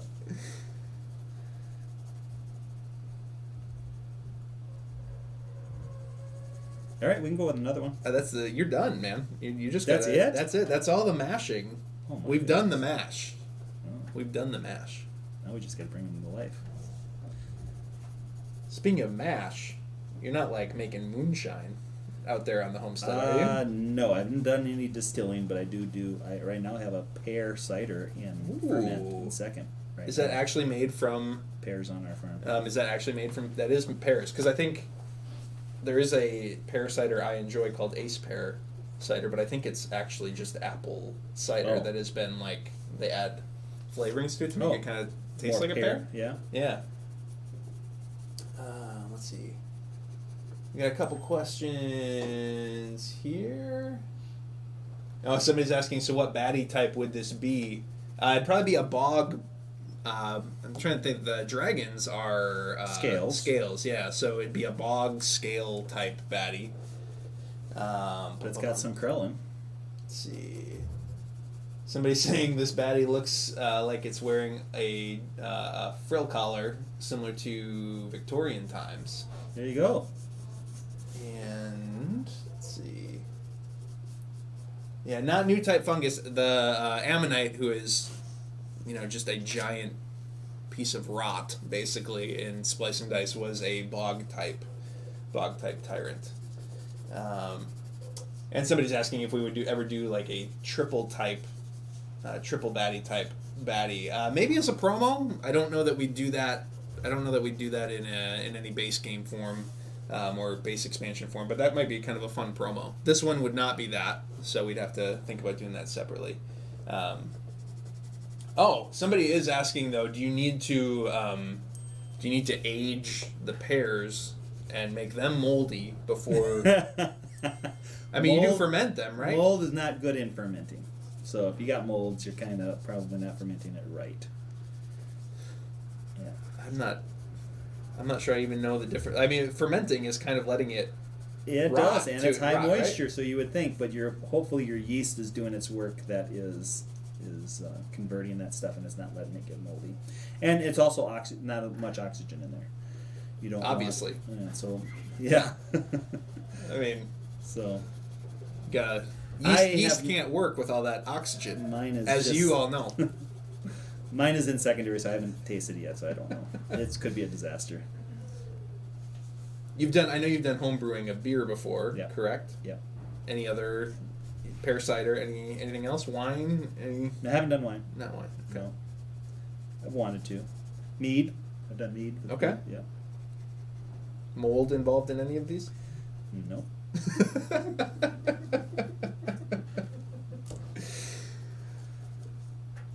What we really missed out on is doing a giant bee baddie, either or like a bee promo for the Grease Yeah. or something. Like Yeah, the bees appear in Cloudspire. There are no bee things in Too Many Bones, is there? I don't think there think is so. at all. No.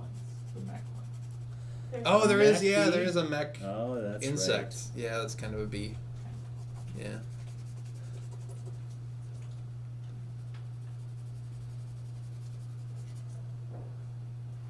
So now, do you leave this white out there? Are you like this is charcoal? Do you go back and like blend it with your finger? Yeah, and I anything? could. There's two different ways you could do it. You could use your finger, or you could use what they call a blending stump. A blending stump. Yeah, but it's got to be pretty clean, because if you've done any, Obviously. yeah, no mold on it. But if it's Don't cure your own Yeah. blending stump. if I use this, I don't know if it's picking up on camera, but you can kind of see it. Oh, there you soften go. The edges a lot, and Oh, okay. you can kind of shape it a little bit. But as I pick up some of those darks, now if I go into the whites, so I have to be kind of careful where I'm. Gotta be careful where you put your stump. Yeah.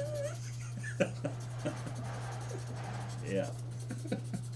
So we get a kind of a mid-tone in there, and then I can come back and sharpen some of the highlights again. How much does a good blending stump cost? $1.99. A package of 10 for $1.99 maybe. Let's see. Oh, that's right. So Shannon's mentioning in the chat that we did have. So we give our, if you were not aware, we give our prototype baddies, minions, and Cloudspire heroes, landmarks, even a lot of the bots in Burncycle, and the CEOs in Burncycle had prototype names for a while. And we usually do, like, I think one of the, I forget if it was an Uprising or Horizon's Wrath, Spire was called a Lazy Susan for a while because it rotated. It must have been Horizon's Wrath. And Shannon is mentioning that there are some insects, the wasps, I think grail wasps in Cloudspire were originally just bees with an exclamation point. And so we have done a little bit of bee work. That's right.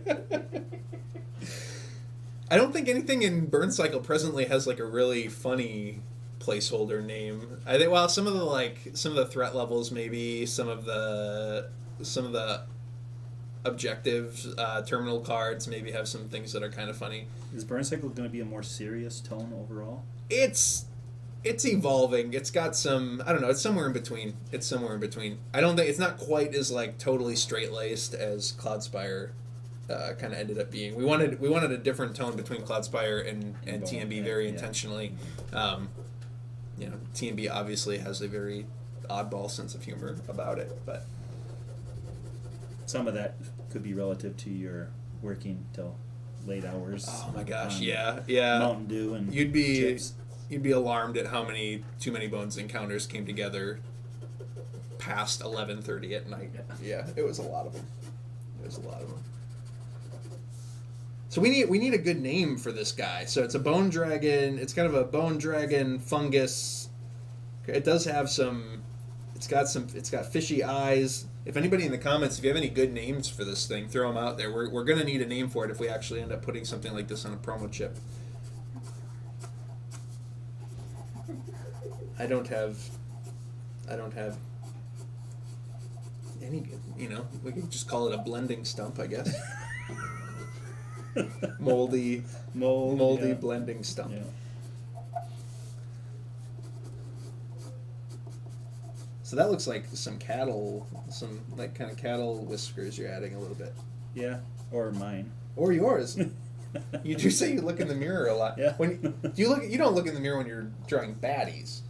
That would be. Yes, I do. You do? Certainly. Yeah, and I'm not even saying that in jest. I'm serious. Just because you've got to get some expression, and I do keep a mirror there, and You don't yeah. look much like a bone dragon to me.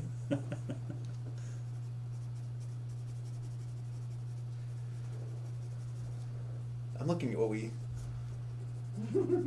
With the lighting, you guys can actually see it better on camera than I can even see it right here. I can see the You get a total lot of reflection from your angle.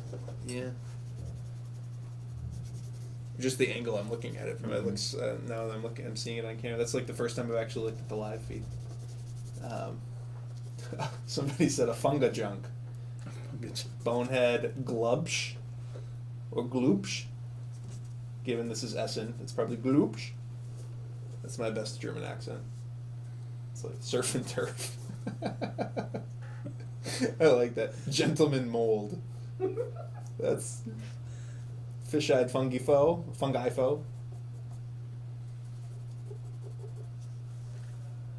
Bonehead dragon. They're Hubstark, Oh my. which means the one who thinks he's tough but is in fact really weak. That wouldn't make a very fun baddie to fight though. If it's actually really weak, we gotta make this thing miserable. Well, it could have a high intimidation factor. Yeah, exactly. Fancy boy, Butterfat.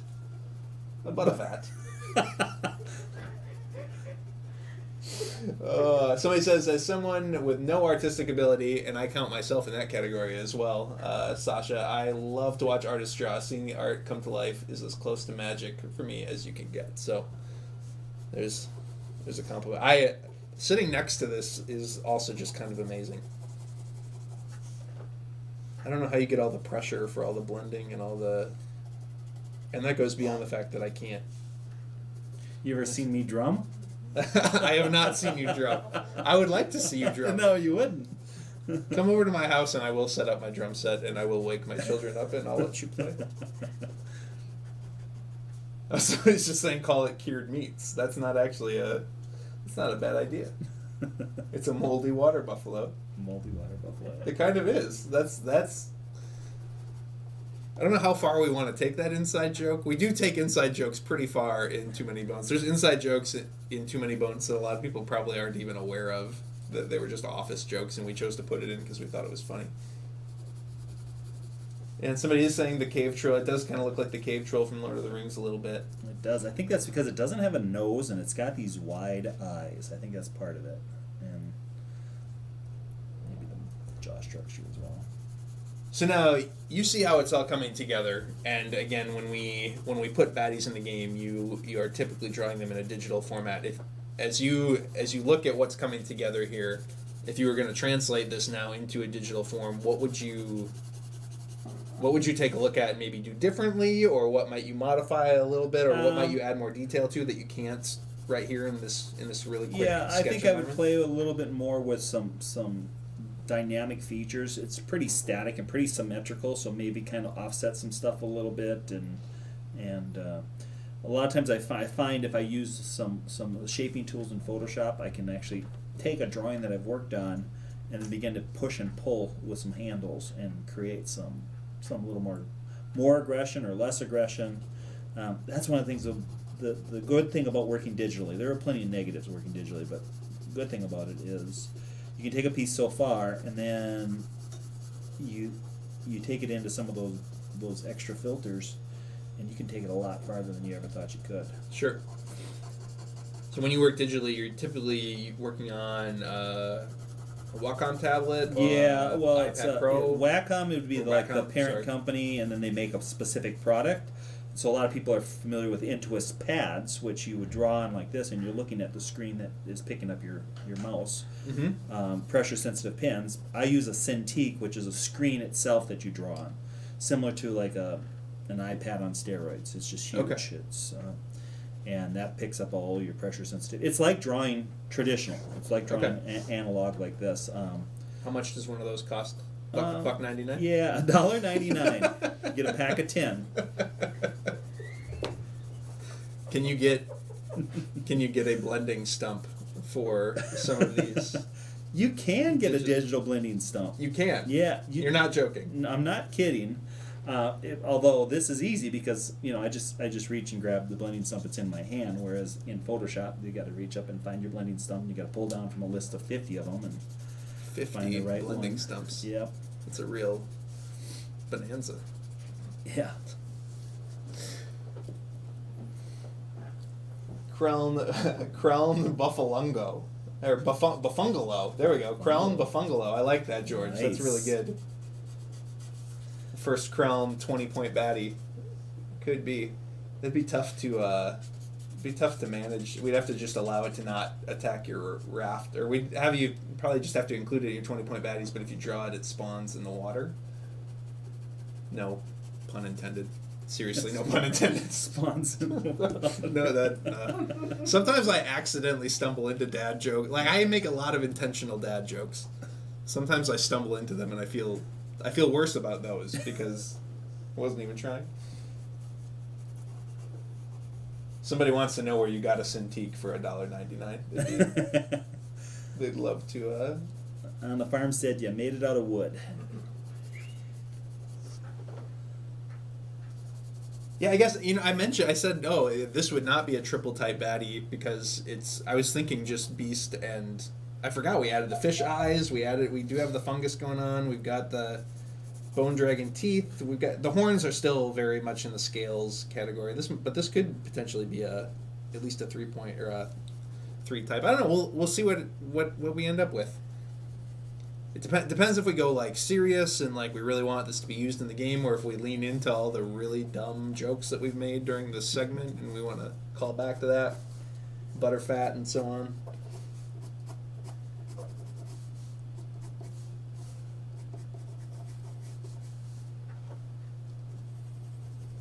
Are we doing on time?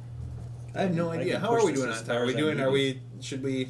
Do we need to wrap this up? Do we? I'm just getting a lazy, non-caring wave from our tech team over here. They're just, whatever. Whatever I need. They just want us to go until I run out of bad, stupid things to say. That's.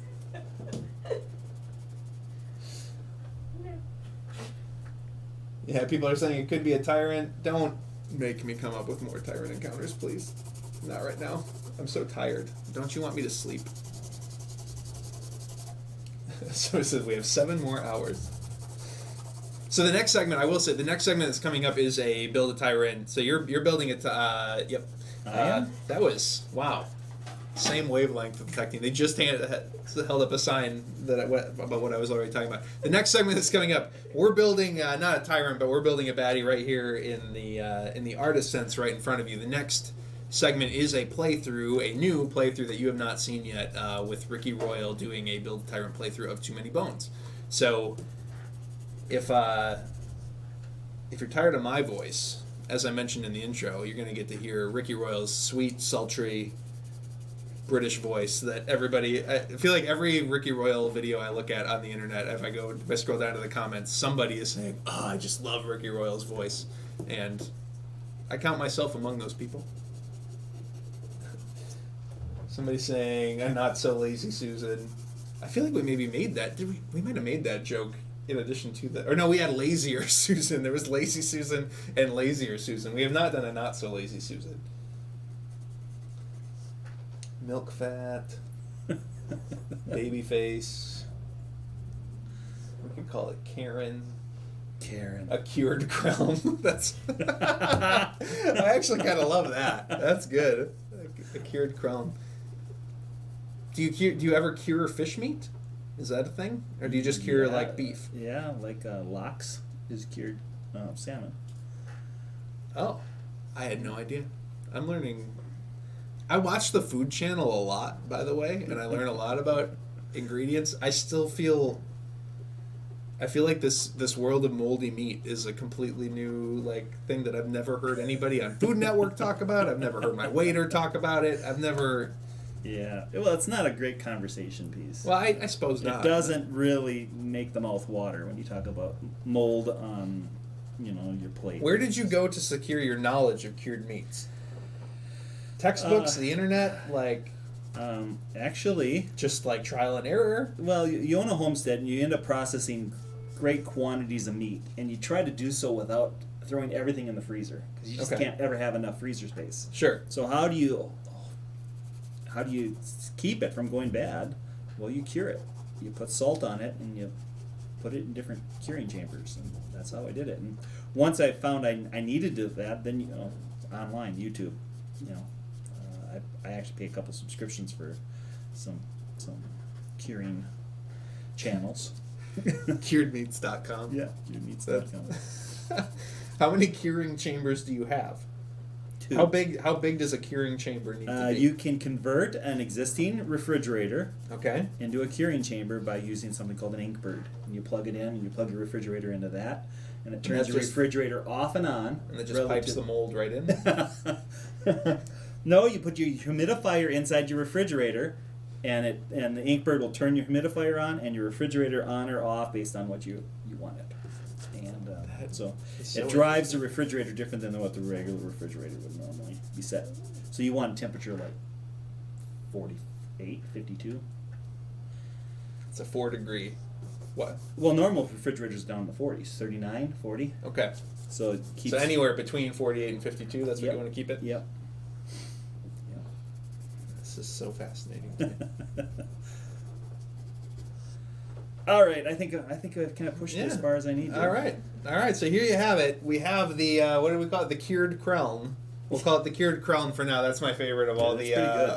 all the names that were suggested in the comments. Anthony, thanks for doing this on the fly. It was super interesting. So it was a lot of fun. Anthony and I have another segment coming up later where we're going to talk a little bit more about Burncycle art. I also want to get Gilly a drink, right? I do want to throw out, I don't know if Andrew Navarro is watching. All these segments with Anthony today were supposed to be with Andrew Navarro, our studio director, who handles a lot of the art direction in terms of Anthony, and he's feeling under the weather today, so he is not here. Oh, I'm back on this camera.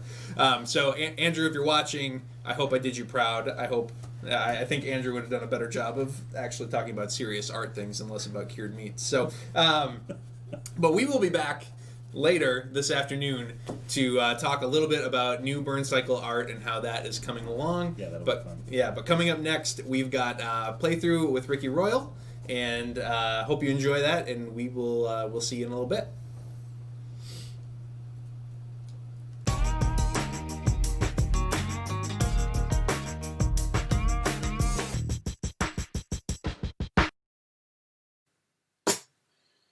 Hi everyone, I'm playing Too Many Bones and I'm inviting you to join me at the table.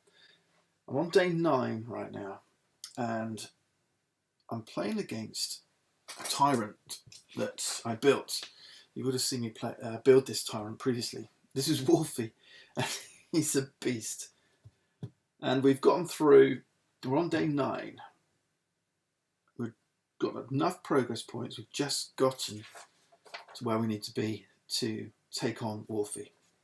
So let's see how we can do. I'm playing solo, and I'm playing solo with the lab rats, and it's going to be tough. It's going to be tough. Wolfie's ranged. When you're playing Too Many Bones, if you end up with a Tyrant that's melee, you can just kind of kite around. If you can deal with the baddies that come out, you can just kite around, and that's why the pre-built Tyrants often have lots of supplementary stuff. If they're, particularly if they're melee, they'll have supplementary stuff to help them deal with Gearlocks just kiting around. But Wolfie's ranged, so that means he's going to come out. Well, let's say we take him on. So I've built all my lab rats up to full strength. The lab rats, although there's 4 characters here, this is one of the latest expansions. It's 1 Gearlock. It's 1 Gearlock you can play, and you kind of act like a little tag team. One of you's active at a time, and you've got to decide. I'm really enjoying playing these. You've got to decide which lab rat you want to be active in the battle at any one moment, and you can, on your turn, tag out. As long as you've not been KO'd before the end of your turn, you can tag out and switch another lab rat in. But once you've tagged out, you can't come back to the battle. So that kind of helps. But Wolfie's tough. Wolfie's tough. So let's set him up. Here he is. So this is the Splice and Dice Tyrant chip. So the other thing I'm going to be showing you with this little video is how you can incorporate one of your NAP, the Nobulus Apprentice program, one of your NAP Tyrants that you've previously built into a regular Too Many Bones adventure. So let's have a look. Wolfie is ranged. He doesn't have the special that allows him to move diagonally. None of these pre-built Tyrants do. Now when you're playing the bat mode of Splice and Dice, you're going to go on the adventure and build the Tyrant from the baddies that you defeat during these days as you progress up the Cibron River. But with NAP, you've built it. You just play a regular adventure. But when you're building, let me show you, when you're building your encounter deck, you'll use, let me grab the Splice and Dice rules. You'll use an encounter deck, and you'll have to pick whether you want to do 8 days, 10 days, 12 days. I've chosen medium, 10 days. It depends how high your Tyrant is. You might want enough time that you can push up and progress enough that you've leveled up enough to fight a really strong Tyrant. So 6 days as a short campaign might be too short. So it says on a medium game you'll use 3, and I'm playing solo, 1 gear lock, 3 of the regular solo encounter cards. I'm playing with the base game here. I tend not to mix the base game and Undertow because of the thematic mix, and also and the same for loot. So this is all base game loot. So 3 regular solo encounter cards from the base game, and then 5 of the Tyrant encounter cards. Remember, when you're building an encounter deck, I'll just grab an example Tyrant. So this would be Gendrix, for example. It's got 2 encounter cards, so you mix these 2 in with your encounter deck, right? So for NAP, what you'll do instead is you're mixing in the encounter cards from Build a Tyrant. So Build a Tyrant comes with a set of its own encounter cards. Let me show you. So here's a Build a Tyrant 2 of 10. So there's 10 to choose from. Here's another one, Get a Leg Up. Right. So those are the encounters that you'll build in, plus 3 of the solo ones. Right. So these are ones that I've already played through here. And as you're going along, and this is what's neat about, actually I might need to give you a close-up on this. What's neat about Build a Tyrant is that they have these encounters, and on these encounters they have these persistent effects. I'd use these gems to say which option did I choose when I was playing. Okay, so they have these persistent effects that actually affect your baddie. So if you've got kind of like a brick of a Tyrant who's just going to stand here like Wolfie's going to do, you don't actually know during a NAP game what the Tyrant's going to be like when you get there, because there's going to be these little modifications. So this one, for example, says in Tyrant battle, adventure success is only achieved if all baddies are defeated. Right, so it changes it up. It adds this persistent effect. Now there's one here that is called Seeing Eye to Eye, card 9, and this one says advance the Tyrant's tracks. So just act them like make them act like a persistent effect. So if we have a look, what have I got? I've got round up the baddie queue in the Tyrant battle to the nearest 10 points. So if we're on day 8 solo, that would be, instead of 8 points, that's going to be 10 points. Now as it goes, playing solo, we've got effects that say baddie queue, party of 1 ignores this. All right, so we don't actually have to have a baddie queue, so we're just going to be facing the Tyrant on his own. This one says advance the track to his next difficulty, which is the target. So at the moment it says he's going to target the strongest. We would say target the weakest, the single weakest. But again, we're playing solo, so that's not going to make a difference. And then the final one, in Tyrant battle, yeah, if baddies are all defeated. Now I kind of chose options that I knew wouldn't hurt me too much as it goes, for the sake of this little battle. But, yeah, so none of these are actually going to have any effect. But that's cool. I'm happy with that, because it kind of gives me this kind of raw, how am I going to take on Wolfie? I think I'm going to lose, because I built Wolfie so strong when I played Nab. But he starts with 9 health. 2, 3. Incidentally, the lab rats come with these 3 health chips. It's pretty neat, right? So if I want to put 9 health, that's just 3 health chips.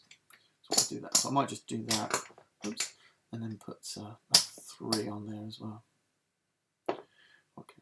So that's 3, 6, 9 health, and he's ranged in lane number 1. His initiative is 6, so I know he's going to go first. So that's always going to be tough. With Wolfie coming out with 3 attack and 4 defense. So one of the things you'll see me reference accessing this little trove chest. So that means I can kind of play out of the box a little bit more here. So he's going to have 4 defense and 3 attack, just allow me to keep my play area a little bit clean. He's got thick skin, so thick skin means that he ignores the first point of damage each turn. Stout means its last health chip can only be removed by fatigue, so once we're into round 6.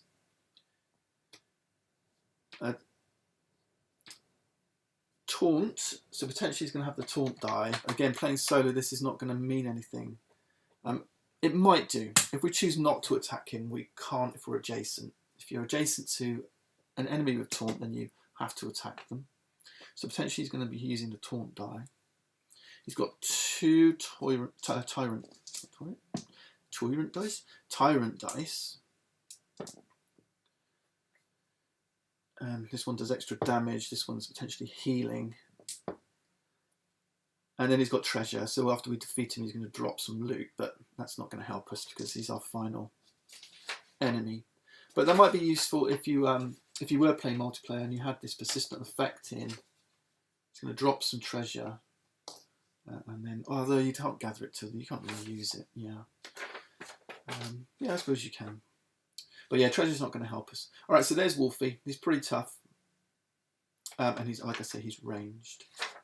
All right, he's got lots of baddie types. So throughout the adventure, we've seen lots of baddies coming out.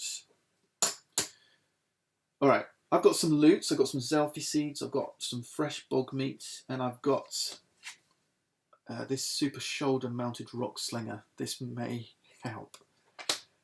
But with thick skin, it's not going to be easy. All right, so our first decision is who's going to go up. So before battle,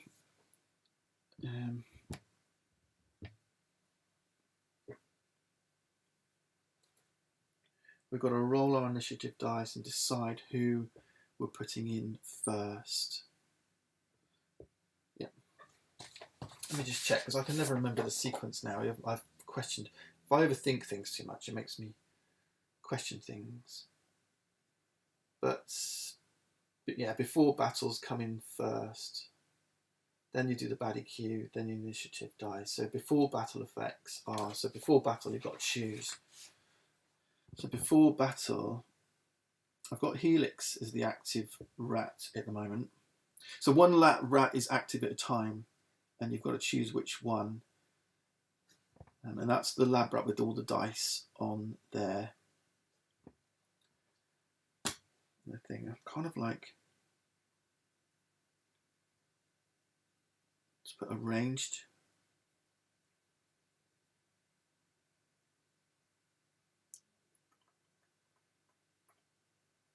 No, I think we're going to put a melee one in first. Ignore malfunctions. I might actually start with Helix. Because he's got the highest health. He stands the best chance of just getting in there. Okay, let's start with Helix. Let's start with Helix. So we've chosen Helix. We're going to roll our initiative die. It's kind of a little bit moot because I'm not going to get higher than 6. A lab rat's only go up to 5. And I'm going to choose where he's melee. So I want him as close as possible. Because I'm going to use one of my decks to move in. Alright. So look on your works, your gear locks and despair. So baddie points is the battle queue, ignore party of 1. Add Tyrant to the top. Apply all persistent effects accumulated throughout the adventure. And then we use the Tyrant skills and Tyrant dice. Now, let me just tell you, through this adventure, we're going down the Cibron River, but Nobulus is kind of like our little nemesis. He's been tucked away, squirreled away, building this Tyrant, but scattered throughout Ebron, is it? I can never remember the names of these places. Ebendar, Ebron? Cibron, Ebendar, crossed together. Throughout Obendar, he has scattered these underground labs, hidden away. So as we've been journeying, we've been trying to track Nobulus down. We've been coming across various locations where he's had his labs and trying to interfere with his plans. And all the while, he's been making little mods, these persistent effects, to the Tyrant that we finally tracked down. So that's the setting that we're in. I don't think there's anything we can do before battle now, so it's going to be down to... Yeah, okay, we do have this one. So this one says, roll 1 attack die immediately after being attacked by a ranged baddie. Tyrants are baddies, and he's ranged, and we roll 1 attack die. So we do get to sling back every time he hits us. But remember, with thick skin, we need a 2 to do any damage. What's really neat, the reference chart I use now is this one from Splice and Dice, the master reference, because it has everything on it. So yeah, ignore the first damage this unit would take. Does not ignore true damage, but yeah, this is not true damage. Things like poison do their thing, so I'm quite keen to get some poison down if we can. All right, let's get on with it. Let's get on with it. So he's going to roll.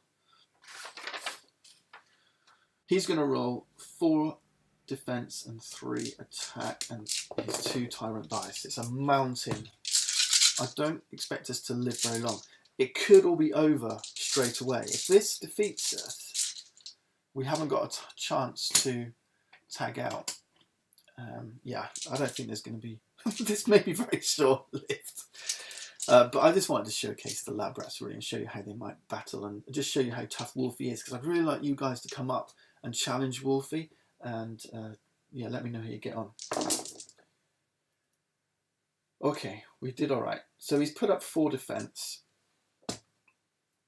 He's rolled 3 damage. 1, 2, 3. Right, we got 2 Tyrant dice.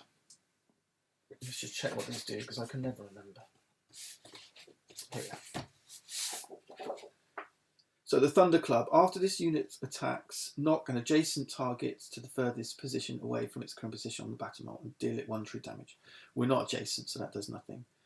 And then we've got Aggression. All bones rolled on this unit's attack dice this turn are re-rolled once. You didn't roll any bones. Okay, so Wolfie's pretty amazing, right? And now he's sitting there with 4 defense. We get to fire off our shoulder slinger, and wouldn't you know, it's a bone. Does the bone from a shoulder-mounted rock slinger go in our backup plan? Yeah, roll 1 attack die immediately after being attacked. Yeah. Bones from this, they're not on our turn, so they don't go in our backup plan. That goes. All right, so I just want to show you Helix's map in a little bit close up. So each Rablat brings its own stat die. They only go up to 3.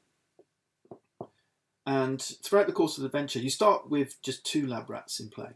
And as you progress, you're in 8+1, so when you've got 4 bones here, okay, when you've got 4 bones here, you can turn them in, bring in another lab rat, until eventually you've got a team of 4.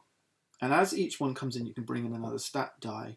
So for a long time, for example, I only had 3, and Helix wasn't part of the party. So I couldn't use this die, so my attack couldn't get upgraded. I'd already used the other 3 lab rats stat dice elsewhere. So only once Helix came into the party could then I add the orange die and then start upgrading, training his attack.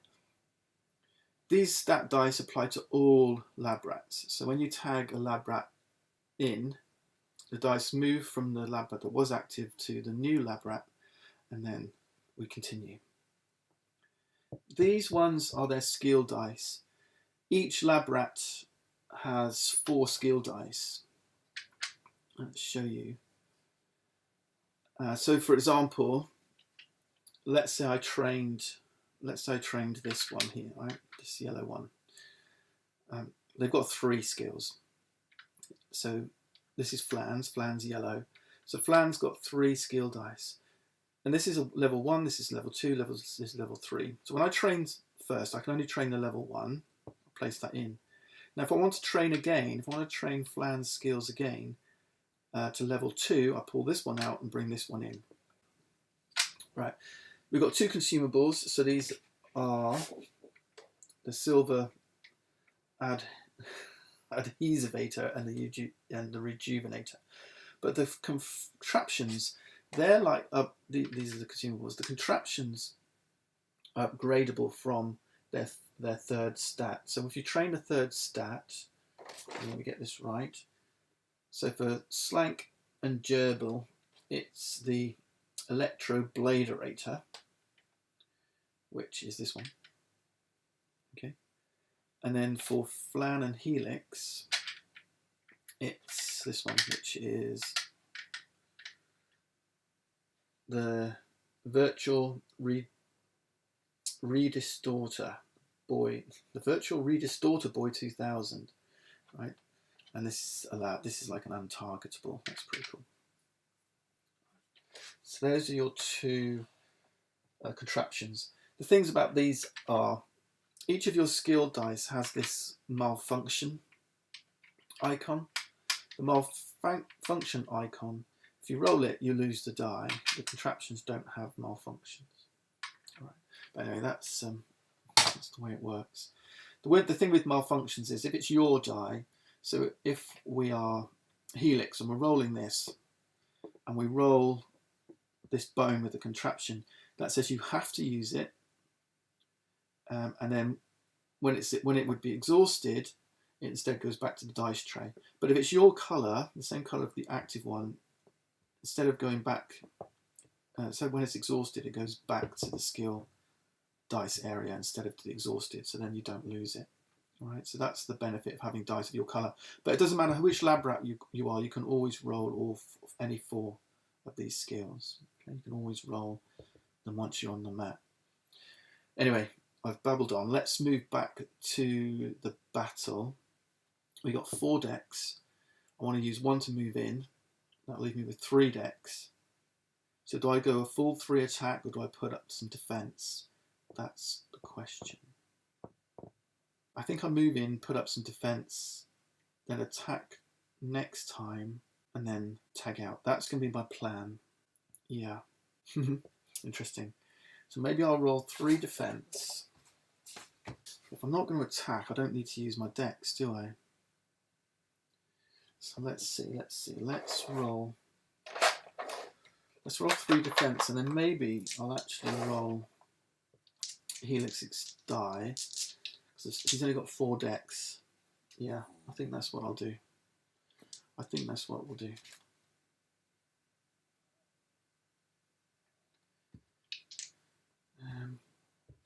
Yeah, let's try and put down some defense. So that's round 1.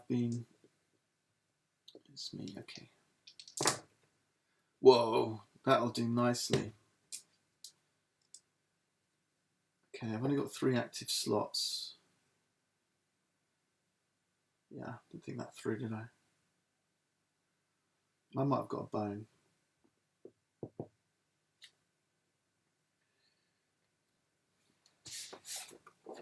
Okay. This one says, Reverberator. After a baddie attacks you, may deal 2. It's got 2 on it. 2 damage back to that baddie for each death dice removed from the active unit slot by the attack. Well, yeah, we're definitely doing that. Okay, that's me. I do have an innate. Skill dice do not cost dex to roll. Oh, so actually, yeah, I forgot that. So that was 1, 2, 3, 4. I did have 1 dex left, so I could have moved in. Let's do that because that'll save me moving in next time. As long as it doesn't thunder club me, I'm alright. Yeah, okay. So yeah, I'm playing live. This is the thing about Too Many Bones. There's lots of rules to remember. Okay. Well, that's me. Now we're into round 2. The aim of the game is to survive as long as possible. So he's got his 4 defense dice up, so he's not going to re-roll them, which is kind of what I wanted, really. Okay, 3 attack. And he's healing for 2. And +1. So this one says, add 1 to the total damage applied to this unit's target. So he's going to hit me for 4. So he's going to take out my 2. He's healing for 2. Recover. This unit recovers. Okay, cool. Now I can use this. I can exhaust this. And it says, after he attacks, deal 2 damage back for each death dice. So that's 4 damage. Beauty. That much I like.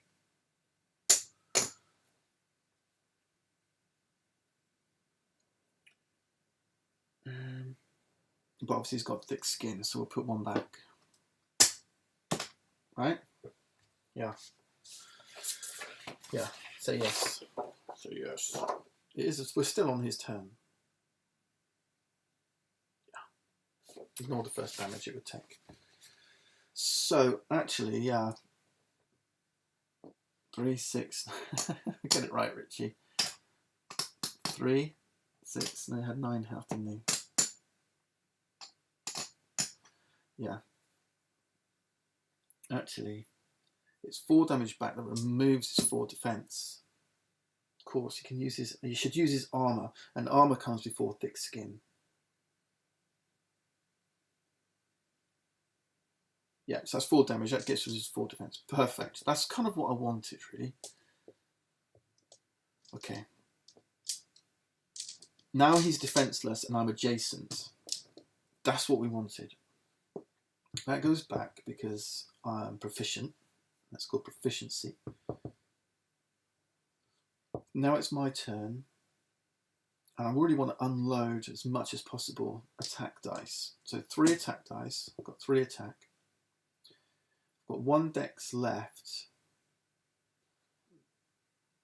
And I do want to put up some defense, I think. Or... yeah, and potentially I've got 2 slots left. So I'm going to roll my skill die again, and I could roll another one. Skill dice cost no dex to roll.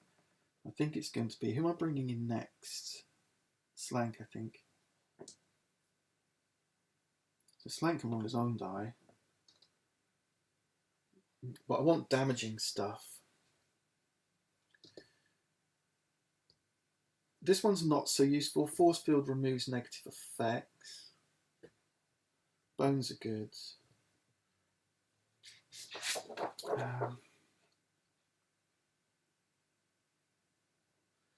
The Elector's Scalpel's good.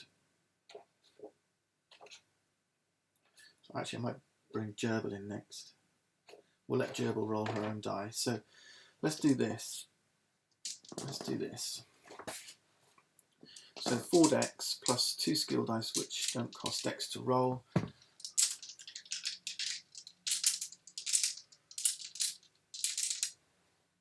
I could roll more and just not use them.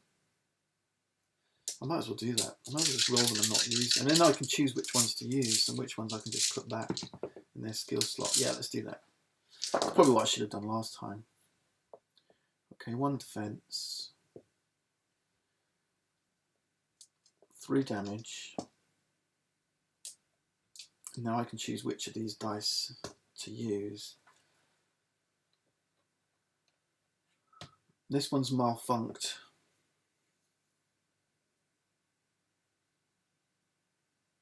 Which means I've lost it. That was the downside. Yeah, I didn't think that. Didn't think of that. Let's put that one back. Yeah. See, if I'd have saved Gerbil's die. Ah, poo. If I'd have saved Gerbil's die, I wouldn't have lost it on the malfunc. Poop. Well, I can put it in here. Backup plan. Yeah, it was a bone, right? Yeah, I can put it in there. So it doesn't have to go till I exhaust it. Actually, yeah, that's cool. Because I can bring Gerbil in and then not lose it. Perfect. All right. Think it through, Rich.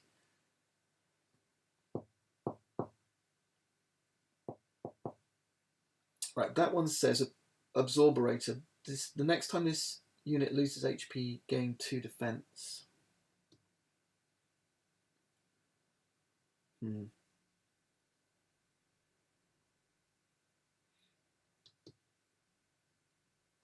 I might actually just lose that. Put it back. Do you think?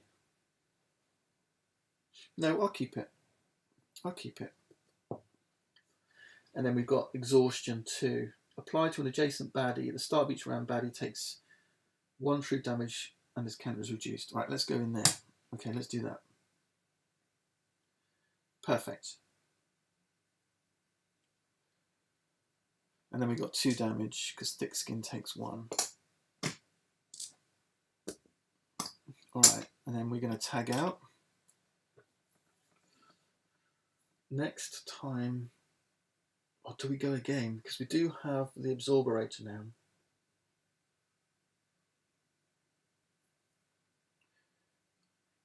Yeah, he could really kill me, couldn't he? So if he rolls 3 2s, that's 6 damage, reduced down to 5, that would kill me.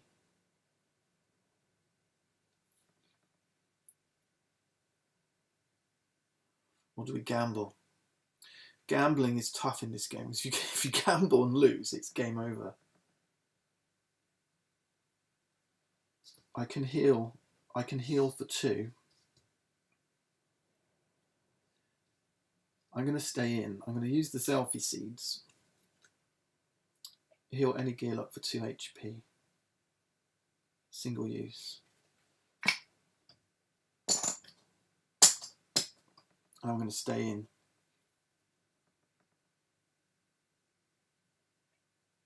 I'm pretty sure you can use these in battle.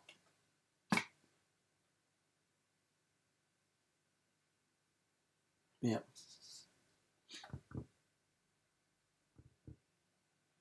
I forgot to use my shoulder mounted rock slinger on round 2. Roll 1 attack die after being attacked. It was a bone anyway. No, this rock slinger's not doing much good, is it? Round 3.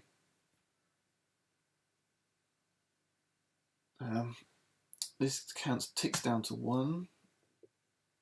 Does 1 true damage, which thick skin does not prevent. Switching a 3 health out. So he's down to 6.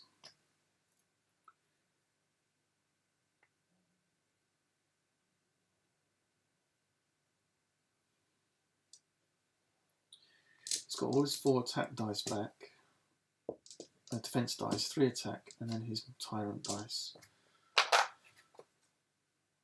Yeah. Helix is doing okay.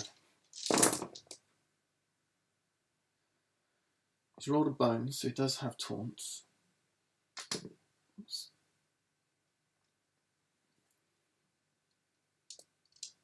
It's got 5 defense.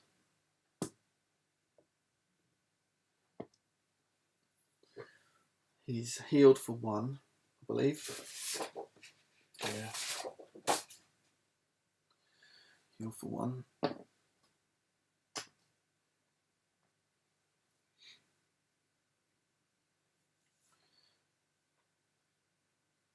Yeah. And he's thunderclubbed me. After the use unit attacks, knock an adjacent target to the furthest position away and deal it 1 true damage.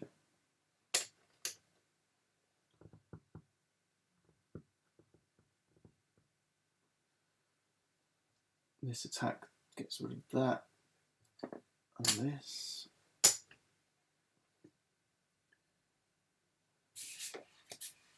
And I've got Absorbrator.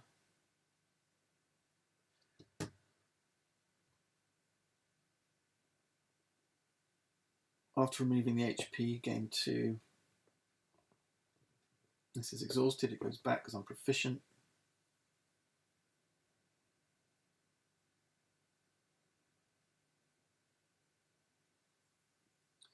Okay. Okay. That's him done, I think. Now it's me.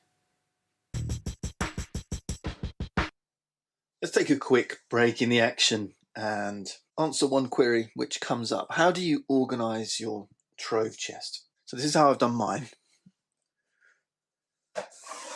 Top shelf, got all the rule books, all the reference sheets, spare stickers. Incidentally, I've put one of these little keyhole stickers on here just to make it look neater. Next drawer down, here's the Liberation logbook from back in the day, from the first Too Many Bones Kickstarter. Here's all your gear locks. Lab rats will put in the top here, and the cards just laid on top. We've got 1 spare box. Just have that sit. What's that? They look pretty neat though, right? Wonder what's going to fill that. Next drawer down, cards and playmats. So I've kept all mine in my tuck boxes. I've actually got the trove loot separate at the minute, but I'm using the card dividers. So I've got one for Splice and Dice, just to show you that's my Splice and Dice tuck box. Alright, so I might separate them out at some point, I don't know. Bottom drawer on the left, got my health chips, utility chips, so this is like your lane markers and all that stuff. And then I've got these 3-point health chips stored away in there. These are your undertow for when the raft gets broken. And then you've got these little chip tubes. I'm actually storing like these for Splice and Dice. And then these Age of Tyranny scar markers. And then your dice. So I've got 1 set of defense and attack dice in 1 tray, and all your effect dice in the other, your lock picking dice, some d6s, that sort of stuff in the other. Then I've got a little baggie here. This is your Splice and Dice bag with all your splice dice in here. Just keep them in the bag tucked at the back there. And then the next chip trays section. So here's your tray for holding your cards, your organising tray. And then all your baddie chips in here. So I've got them sorted 1s and 5s, 1s and 5s, 1s and 5s for each type of baddie. And then all the 20s I've put down one end, multicoloured ones here from Splice and Dice. And then I've just kind of filled the gaps with some health chips, just to keep everything filled up really.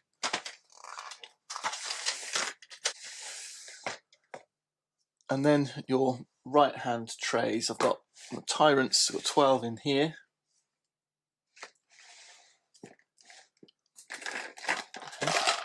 you put the cards, you put the dice, the chips, all in there. And the same again in the top one. Then I've got a little bit of spare space. Because I've got the base set and undertow, I've got a spare chip tray. And then some spare attack dice as well, and defense dice, just stored in a drawstring bag. So there you go, there's all the stuff stored in your trove chest.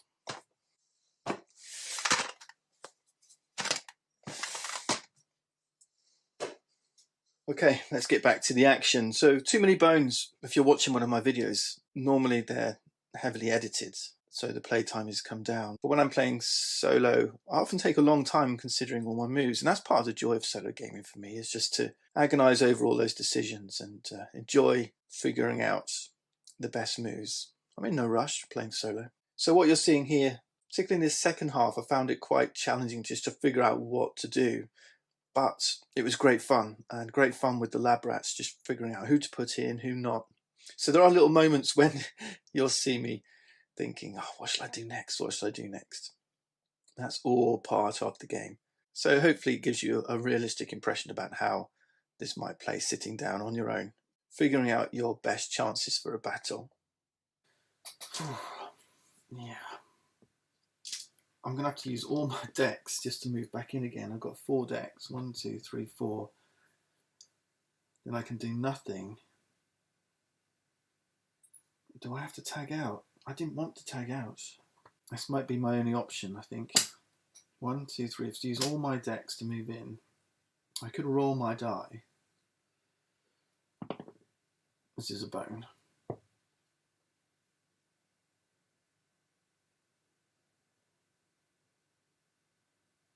And then tag out, which is a shame because I've got so much health left. But that Thunder Club really hit me. I have to attack him if I can, which I can't.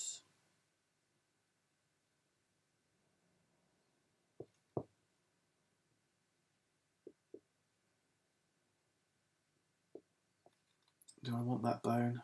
I don't think I do.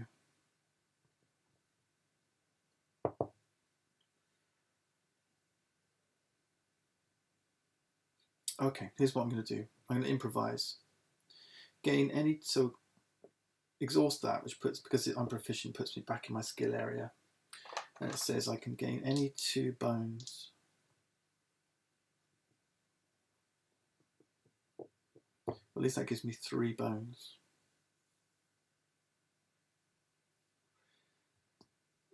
His 3 bone is a draw loot.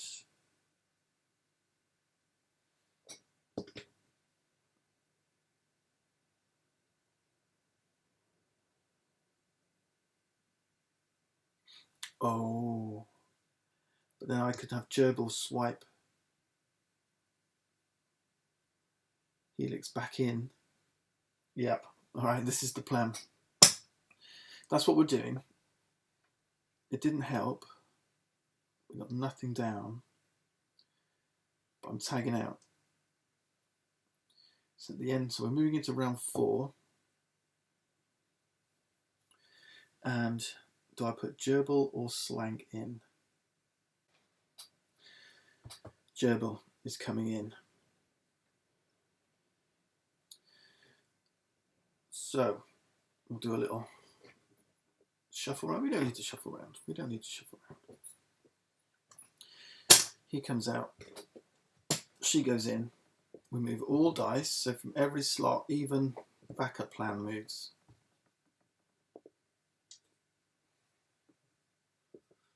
Three, 2, 2, 2.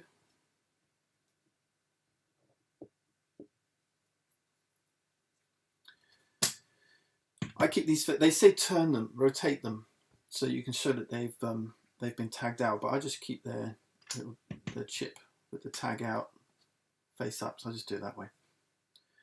All right, Gerbil. Gerbil's in. We're in round 4. He loses. It's now exhausted. Oh, yeah, I could have put Slank in. Yeah, I'm going to go with Slank. I'm going to go with Slank. Change of plan. Change of plan.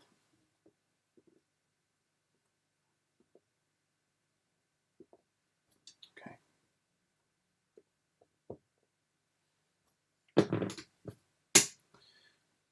Change of plan.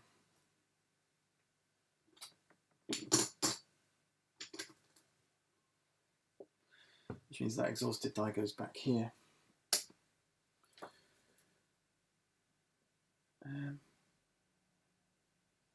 Okay.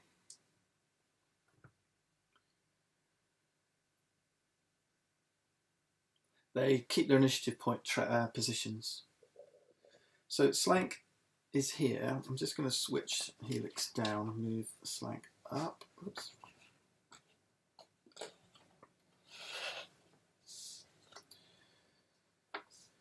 Gerbil can potentially bring somebody in. I think Gerbil might be a bit more,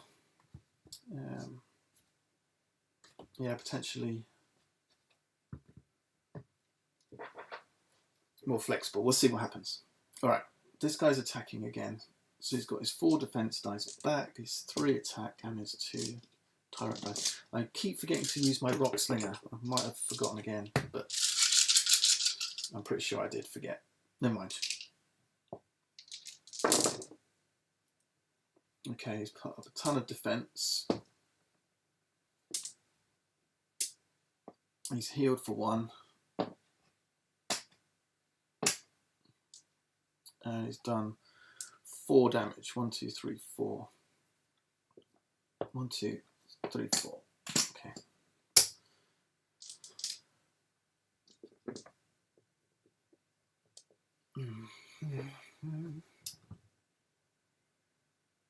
Slank.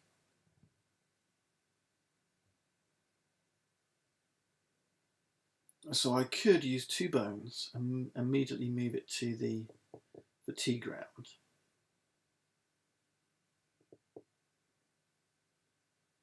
Which means Wolfie starts getting hit. 1 bone acquire skill die, and then de-escalate is 3 bones. Place a stun effect on a 5-point baddie or less. So it doesn't affect tyrants. So I might just use 2 bones.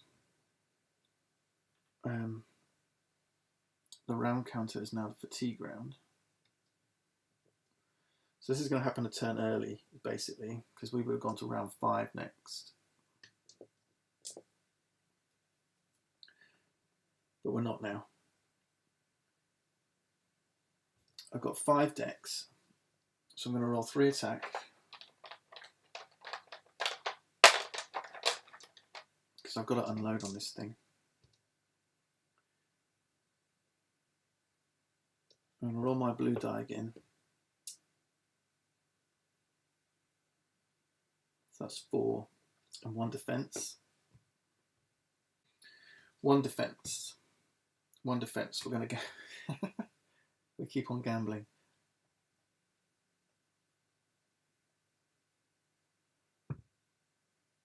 And then we'll decide what happens. Ooh, this is tough. Ugh. 2 bones.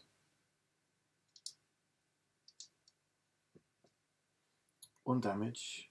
1 defense.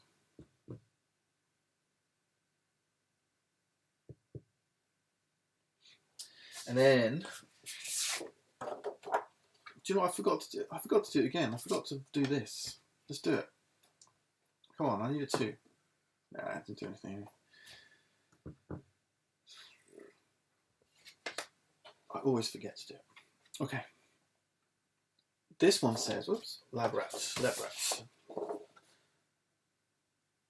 This one says provoke, deal 2 damage to a non-adjacent unit. Right, we don't have a non-adjacent unit, so that's I'm not going to use that. I rolled the wrong die already. I wanted this, but still. Right, that doesn't look great. So do I tag out with 1 defense? I'm going to go down to 3 health. I could up one of my dice. Let's use a bone, acquire a skill die. So I'm going to up this. Who do I upgrade?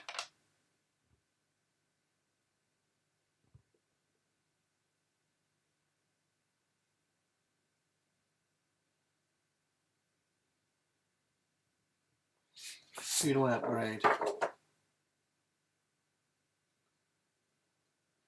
I'm going to upgrade this one.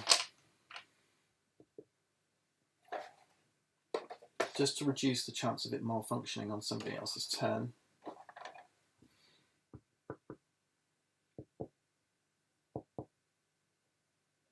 Or do I gamble?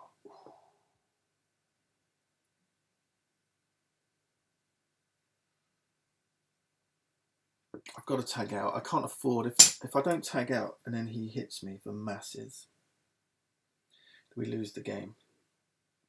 If you get KO'd when you're tagged out, you've still tagged out. That's different. So this is like a save, you know. So, end of the round.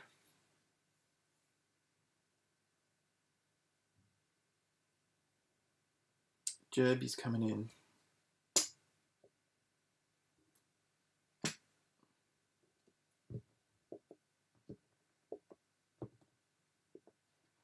Just 1 defense. It's not great.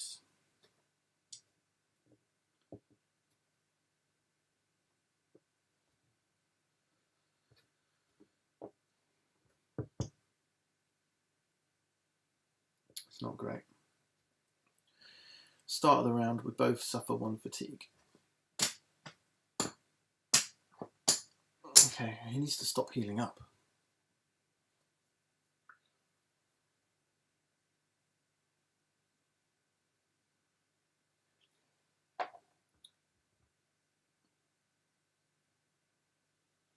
He's going to roll 1 defense and 3 attack.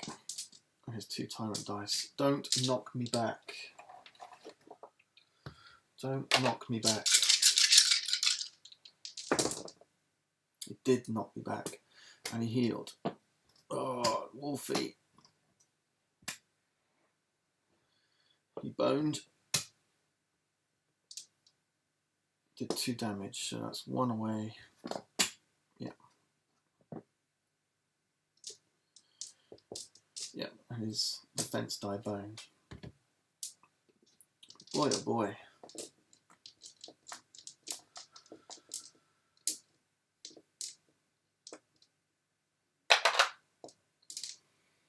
Rock Slinger. Come on, give me a 2. Yes!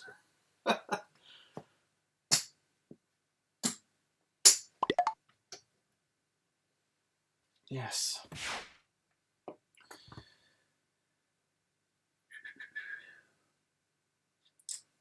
She's got 5 decks. 1, 2, 3, 4. Oh man, gerbil.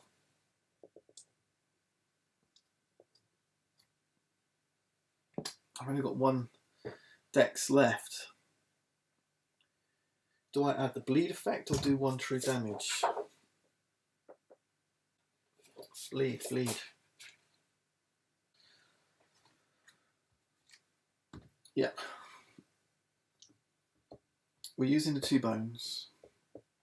Adding a bleed to the Tyrant.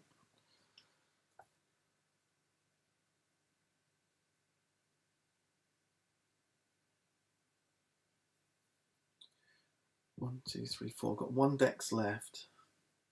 Let's put up some defense. Or to roll this. I may even just roll this. 2 dice. Yeah. No defense. Is this wise, guys? Is it wise to go into the next round with no defense?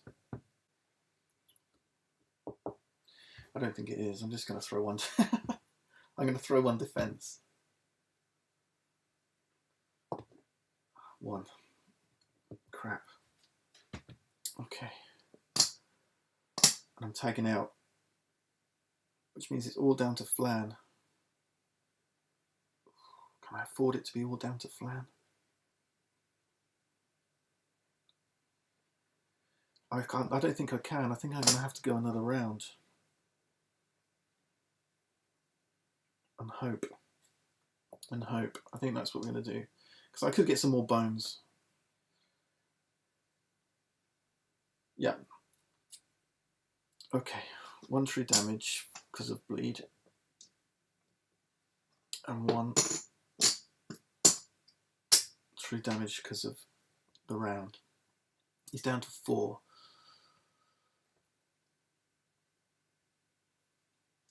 He's going to roll 1 defense and 3 attack. And his 2 tyrant dice.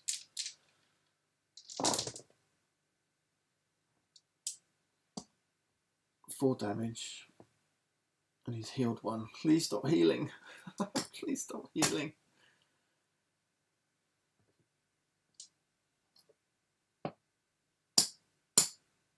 Ah, that's it. Ah, 3 damage. Boy, oh boy. Yeah. I needed a bone on here, and we didn't get one. And I didn't want to see that. Wow, Wolfie, you beat us. And we didn't get to see Flan. We should have tagged out. We should have tagged out. Yeah, it was a gamble. If we'd have tagged out, the bleed would have stayed on. Flan would have come in, maybe survived another couple of rounds.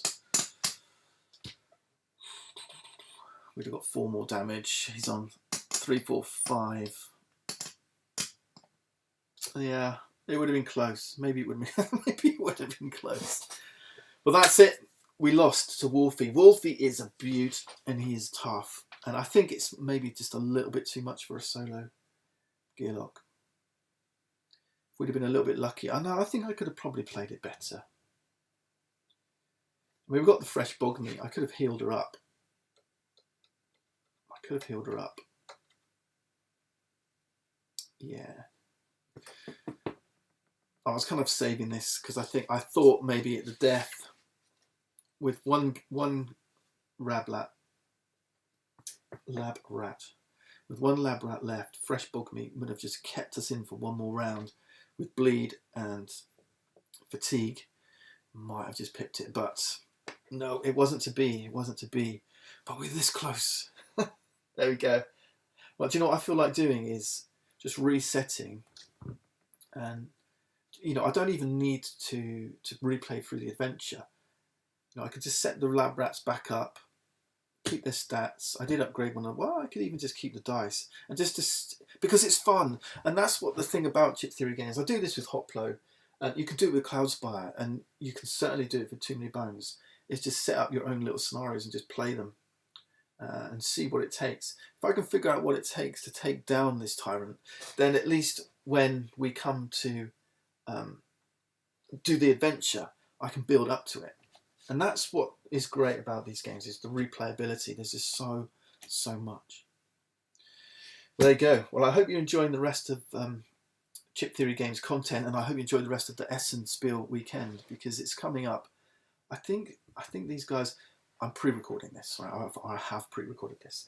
So I know the guys were going to perhaps demo this a little bit before Essen, but we'll see. And yeah, really happy with the way the trove chest has worked out. Love the way the dice sit in these little trays. That's really worked nicely. And it's really nice to just... I mean, you've got endless replayability with creating your own nap tyrants. I mean, you don't even need to go through nap to create your tyrants. You can just pull off one of these sheets and make up your own tyrant and just play it. Or bat, just play bat mode. I can't never remember what this stands for. Bat eels. So this is Splice and Dice, where you create a tyrant. Build. It's obvious. Bat, build a tyrant. Bat is build a tyrant. So you can play through adventure, and the tyrant you get at the end is just going to be completely bespoke to that adventure. Endless replayability. But yeah, let me know how you get on with Wolfie if you fancy taking him on.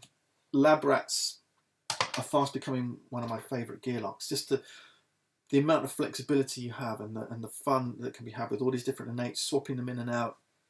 So Gerbil's really cool with 3 bones. Heal an inactive lab rat to full HP and immediately tag out and tag them in, even if they've already tagged out this battle. So I could have potentially with Gerbil, you've kind of got five chances if you like. But yeah, surviving Wolfie's attack. The other way of doing it, and this is a neat way, is there's a provoke somewhere. Whose is this? Ba-bum, ba-bum. I think it's one of the dice actually. Yeah. Provoke. Deal damage to an adjacent unit and immediately, a non-adjacent user, sorry, and immediately places any die after yours. So you can do it that way instead, because then you have your turn, he's going to attack, and then maybe you can tag, and then you can tag out, let him do his attack, which potentially may KO you, but that's okay. If you've already tagged out and he KOs you, your tagging still happens. So if you can get provoked to just switch the any track around, that would be really cool. So yeah, maybe that would have been the way to go. Anyway, I'm rambling. There's too much to talk about. There's so much fun in Too Many Bones. Yeah, great game from Chip Theory Games. And thanks for watching. Enjoy the rest of your weekend. Bye for now.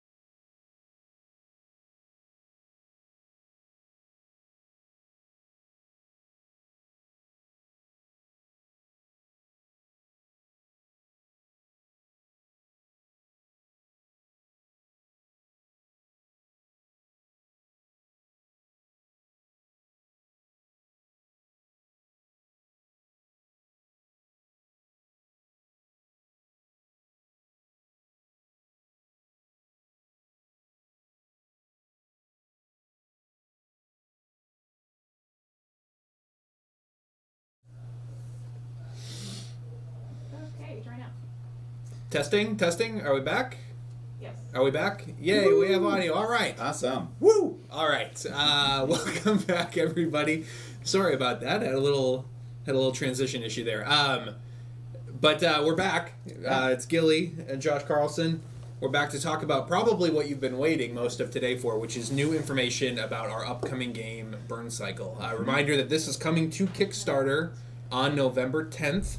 And so we are, 3 weeks? It's getting down there. Yeah, 3 weeks away from launching this on Kickstarter, and so we're really excited about that. Before we jump into that, though, given that we just came out of a awesome segment from Ricky Royal, I also just want to always take every opportunity I have to remind the community of what a tremendous debt of gratitude we owe Ricky Royal as a company. Yes. And as, I feel like I would not be here working for Chip Theory right now if it weren't for Ricky. So, for those of you who do not know the backstory or the history, basically, he was probably the only major vlogger or YouTuber at the time to pick up Hoplomachus, and he fell in love with it and promoted it and named it his #1 solo game of all time. I don't even know if it's still his #1 solo game of all time or not anymore. We just keep saying it is because we're arrogant. I don't know. But without that video, without Ricky's support, and without him naming Hoplo in such high esteem on his top 25 list or top 10 list, I can't remember. We would not probably be sitting here today doing a live stream for you and having TMB probably never would have taken off the way it did. So anyway, I always anytime I have an opportunity to thank Ricky publicly or personally, I try to do so. So anyway. He and Scott Morris were really the two people that I felt like really gave us a shot, and we connected with them at our first Gen Con, and they really helped us go somewhere to start. So like absolutely, I'm glad you called them out. Yeah, it's like as we grow as a company, it's we try to as much as we can look back at where we've come in a very short amount of time, and This has not been all us by any wild stretch of the imagination. There's been we've had a lot of help along the way. So anyway. So before we switch over to the top-down camera, I just wanted to kind of catch people up a little bit. Hopefully you saw the first segment and got to see some of what was going on within the corporation itself. The rooms that are placed down, and each floor having different rooms, room layouts and whatnot. And the basic goal of the bots is to get in, complete an objective or two, depending on how aggressive you want to be for that floor, and then get everyone to an elevator to get you to the next floor. And some of those are spaced out where like everyone into this like group elevator, and then there's other individual or single elevators. So planning that out, seeing where those are at, and trying to factor that into your strategy based on the fact that threat is climbing every round. So like that's your timer, that's what's keeping you having to make that tough decision of do we break into another room, do we go for another terminal, or do we have to just call it good now and get to an exit or an elevator so that we can keep moving, because it goes in 3 segments. So there's 3 floors to these corporations. The top floor is the CEO's floor. You're still having to fight through or dodge and sneak around guards on that level. So that's what's going on out there. Meanwhile, you have this network, and we can transition now to this so that you can kind of see what this is looking like. You've got this whole other piece. So again, in the last segment, we talked about how you could draw a terminal access card. That's when you're in one of these rooms and you're able to get to a terminal, and that allows you to do certain things like hack into the cams so that you can view or observe different rooms and what's inside. It allows you to create or set off alarms that would call guards away from their posts or allow them to deviate from their post in a way that works for you. It allows you to hide, sometimes just simply escape from guards that are chasing you. Yep. So like all of those things are possible at terminals, but when you're not at a terminal, there's a lot of time where you're potentially wanting to wait just a few, like just one turn even, for a guard to pass, and at that point you want to access the network. Because that allows you or gets you into, if you pass that initial request, and that's basically you kind of trying to log on wirelessly, and if you pass that check, then you're into the network, and now you're doing stuff in here that is very different than out there. So that's what we wanted to take you through. Now this map, even though I think we talked about this on the last segment, that this is your abstract network. Until you get to the 3rd level, the CEO is locked in here in a die-cut centerpiece. Right now, this is a mat, so these are peg holes that are die-cut into the centers of these icons, which we're calling nodes. And then we've got you've got your IP addresses, which are representative of each player that's playing a bot. So this is the strength of your IP signal, and then this is like basically you moving throughout the network. So this is like your position in the network. You're all starting off of the network. We're using obviously random components right now. We got a square block, we got some kind of a meeple here, we got a cylinder, and whatever, this little silver cube. Obviously those will be all pegs. if the peg thing works. Right now, what we're going to try a number of different things. We have mats on order, so hopefully we'll get those before the Kickstarter, which is really exciting, to get actual prototype materials. But yeah, so what you're doing is, on your turn as a bot out there, you're saying, all right, I want to access the network. So you're going to take a wireless access card and you're going to flip it over and you're going to have to potentially resolve this. So this is a requirement to get on the network. And this one is you need some access credentials. So usually when you're making this decision, just like a terminal access card, you don't do that without any resources at your disposal. So your AP dice are your resources, and they are typically rolled, but sometimes with wireless access and terminal access cards, you're going to be required to give them up, just the die itself. So in this case, it's requiring a 6 AP roll.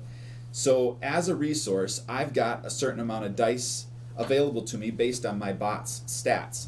So I'm going to take these dice here and I'm going to say, you know what, I think I can roll 6 with all of these.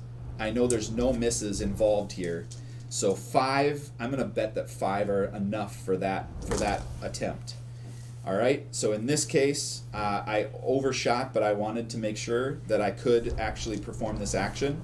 And so I have 7 available to me. So I lose the extra. So that's kind of, you could call it a waste, but it was insurance. And I am now on the network. So I passed this check.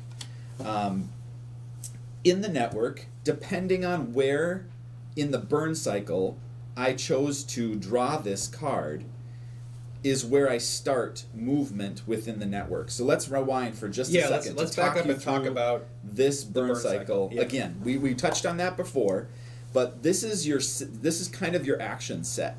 And these are drawn based on your robot's group's composition. Each robot is contributing a certain type of action and a certain amount of actions, actually. And so you grab all those actions, usually 2 per bot, you chuck them in a bag and you draw it out and you put them in an order. And this is a randomized order that then sets that action sequence for the next 3 turns per bot. Mm-hmm. So I now have to follow this action sequence. However, all of the general actions allow you to use any one of these to do them. It's just that you don't get the bonus if they don't line up. So for instance, if I want to move, it's a great time to move because out on the board, if I use this, I'm getting a +2 AP movement bonus. So if I'm a bot on the board again, and they can't see the board right now. Yeah, they can't see the so board. You know. But yeah, if I were a bot on the board, I can choose to enter the Burncycle at any of these points, but I'm probably going to want to enter it at the top. Yep. Okay? And if I enter at the top, this is the best time to take a physical action. I will get a AP bonus if I do a physical action while I am at this point in the Burncycle. Then subsequently, here, if I do a tech action here on a tech spot, I'm going to get a bonus for doing a tech action at that point. I can still do a physical action right here if I want to, but I'm going to lose that bonus. So when we originally conceived the game, there was a little bit more of a programming element to the game, but we didn't want to create a ton of analysis paralysis throughout that. So now these are drawn at random, and so you're still following kind of a programming sequence, and thematically speaking, this is, again, the Burncycle. This is kind of the limitations that are put on you as a bot by your corporate or overlords.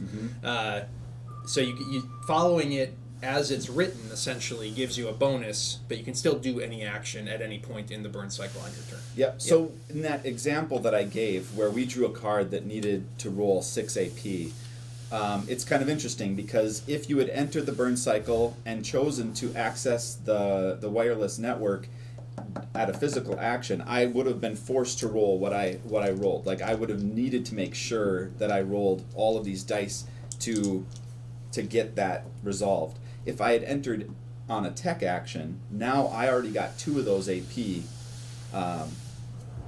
locked in. Because accessing the wireless network is a tech action. Yep. So then movement is a physical action, correct. For example. Yep. So then if I want to ensure that 6 AP roll, I can grab 4 dice or less if I want to risk rolling something higher. But so yeah, I mean, it does actually matter where you enter. Now, once you get into the network, we can switch back to top down.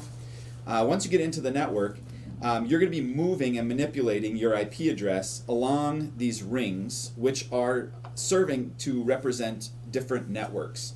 And so you start on this large network on the outer ring, and basically where you enter the network decides the type of symbol that you're going to be able to move along. So I am going to be taking my first action on the tech action.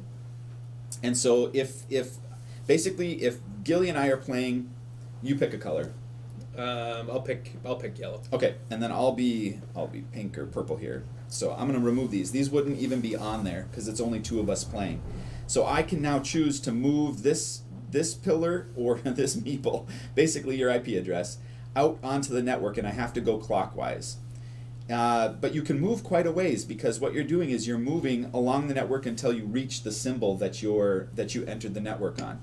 So I am going to, like right here, it would literally just be 1. I want to get to these red symbols because that triggers good things for us. So I'm going to move this one here clockwise all the way. Normally I would move to that symbol, but you always stop at a red access point. So that node basically stops me, and now I get to choose one of 3 things. I can decrease our threat by 1. I can upgrade or jump the network in. So an example there is if we had moved you to here and I landed on this, my choice is to bump you into the next network. I can jump you.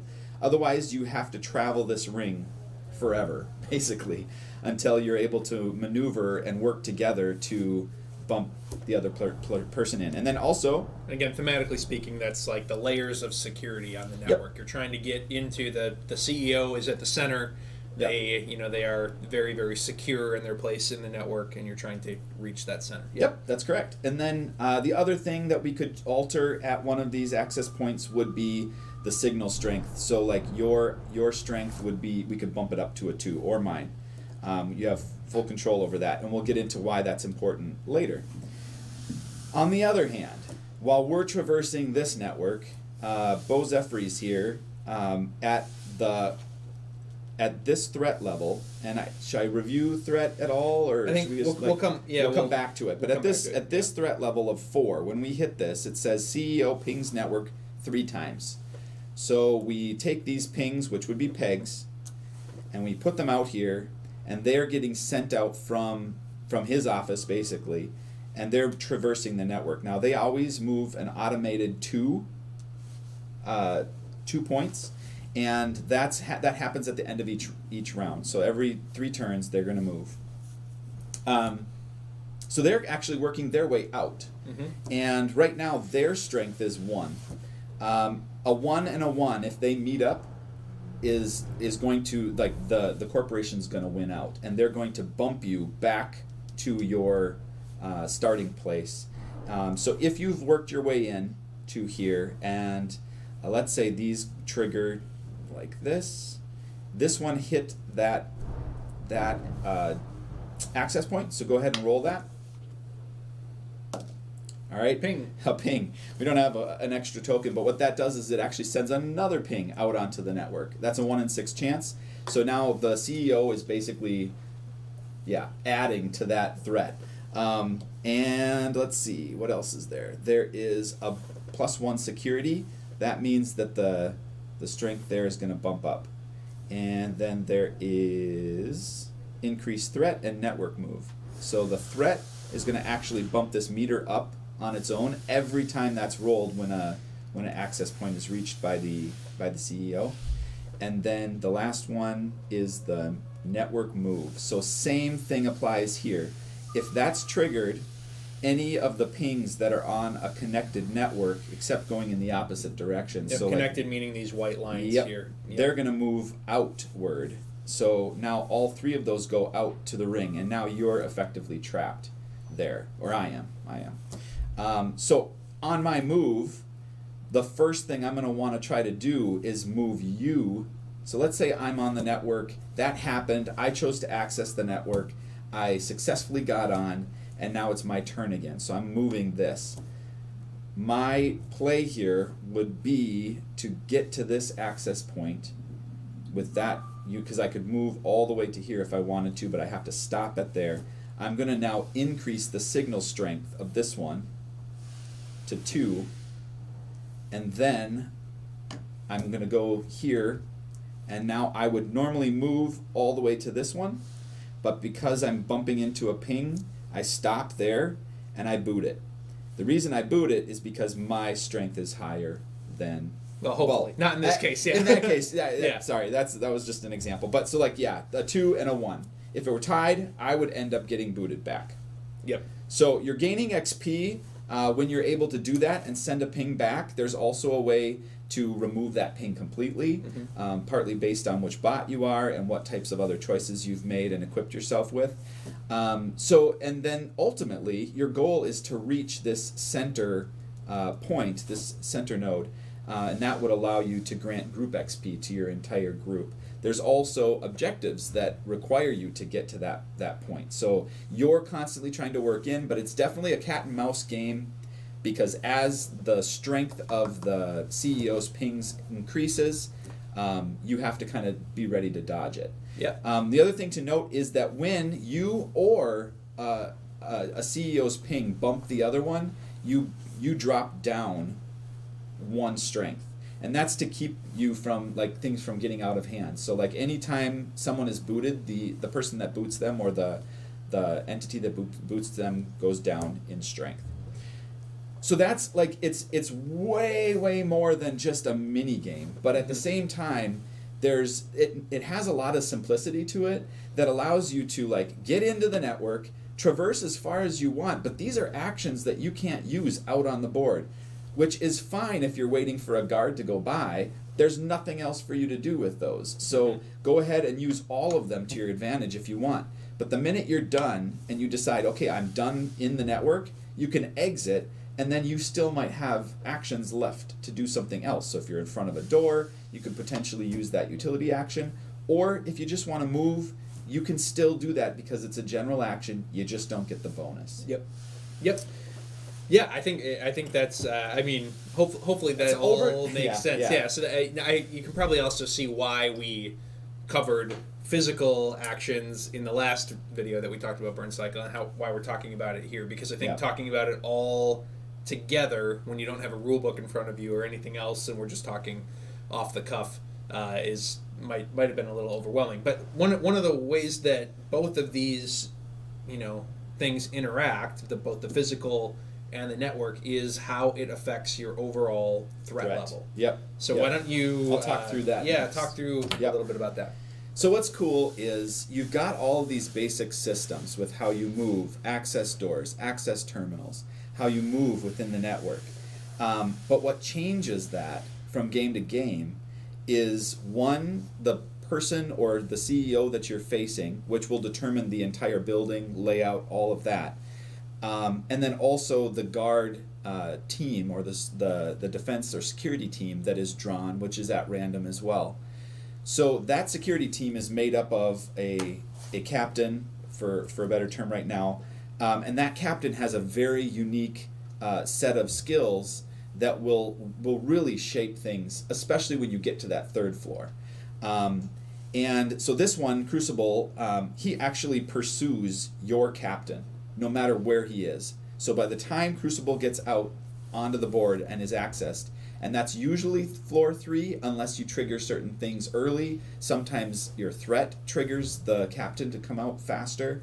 But he basically at that point knows where your captain is, and he is on a mission. So you are either engaging or fleeing with that captain, depending on the where you're at with XP and all of that. So, but that's only Crucible. Mm-hmm. The next captain is very different and relies maybe more on his team, or uses the surroundings and the environment to their advantage. So there's lots of stuff there that changes. The other thing though is the threat. So this is your timer for the game. When you get to 26, you lose. So you are kind of trying to gauge your progress over the course of the 3 floors. And what we have is we have 3 escalation points. Those are those are there partly as a little bit of a reminder. I mean, there's direct things that they do, but it's also a reminder that if there's 3 and you can't hit the 4th, like that's your failed mission, is the 4th escalation point, is you're done, then 1 floor, if you're passing escalation 1, you're going to start to feel like, okay, we got to move. Like we're now beyond, average. And these do fluctuate. They don't always happen at 8. Need chains happens at 8, but potentially, another one like Salida I know happens much, much earlier. That first escalation gets triggered. So anyway, yeah, it serves as a point of reference for how you're doing and how quickly you need to move through the game. But it's also very much triggering things that change the whole makeup of your of like how you interact with the board. So let's go through that really quickly. In Need Chain's case, it's a slow progress. You're not triggering something till 4, and usually like right away there are ample ways to reduce your threat. So in our first game, we found that we were able to keep our threat level hovering around this 4 points, but then it's the minute you bypass that and hit escalation, by the end of your game, I think you hit 8, didn't you? Yes. That's what locked the doors before you got out. So they were not our game, our floor. Yeah, by the your end of floor. one, Sorry. yeah. Yep. So and in that case, Gilly kind of talked about where he was running up to a door, he got spotted, which kicked in. I had just enough. to I 8. had just enough actions to open a security level 1 door, and I Right. was all excited. Like, yes, I've got this. I played the Burncycle perfectly, but on my way to said level 1 door, I was spotted, which bumped the threat, which bumped our escalation level, and bumped the level of to doors to level 2. And suddenly I was completely naked in front of a door with as naked as a bot can yeah, be. exactly. And I couldn't unlock that door, and devastation rained down. Yes. So yeah, that was a really fun, like, that was one of the earliest moments where we're like, aha, yes, this is exactly the kind of puzzle and interest we want to create with this game. Yeah, and like, I think a little bit, probably even more so than trying to explain to first players of Bones, where we say, hey, you're going to get wiped out at times. Like, there's certain things. We want the game to feel like there are times that are desperate moments in the game, but that doesn't end your game. You just have to revise your plan a little bit, or potentially take a different route.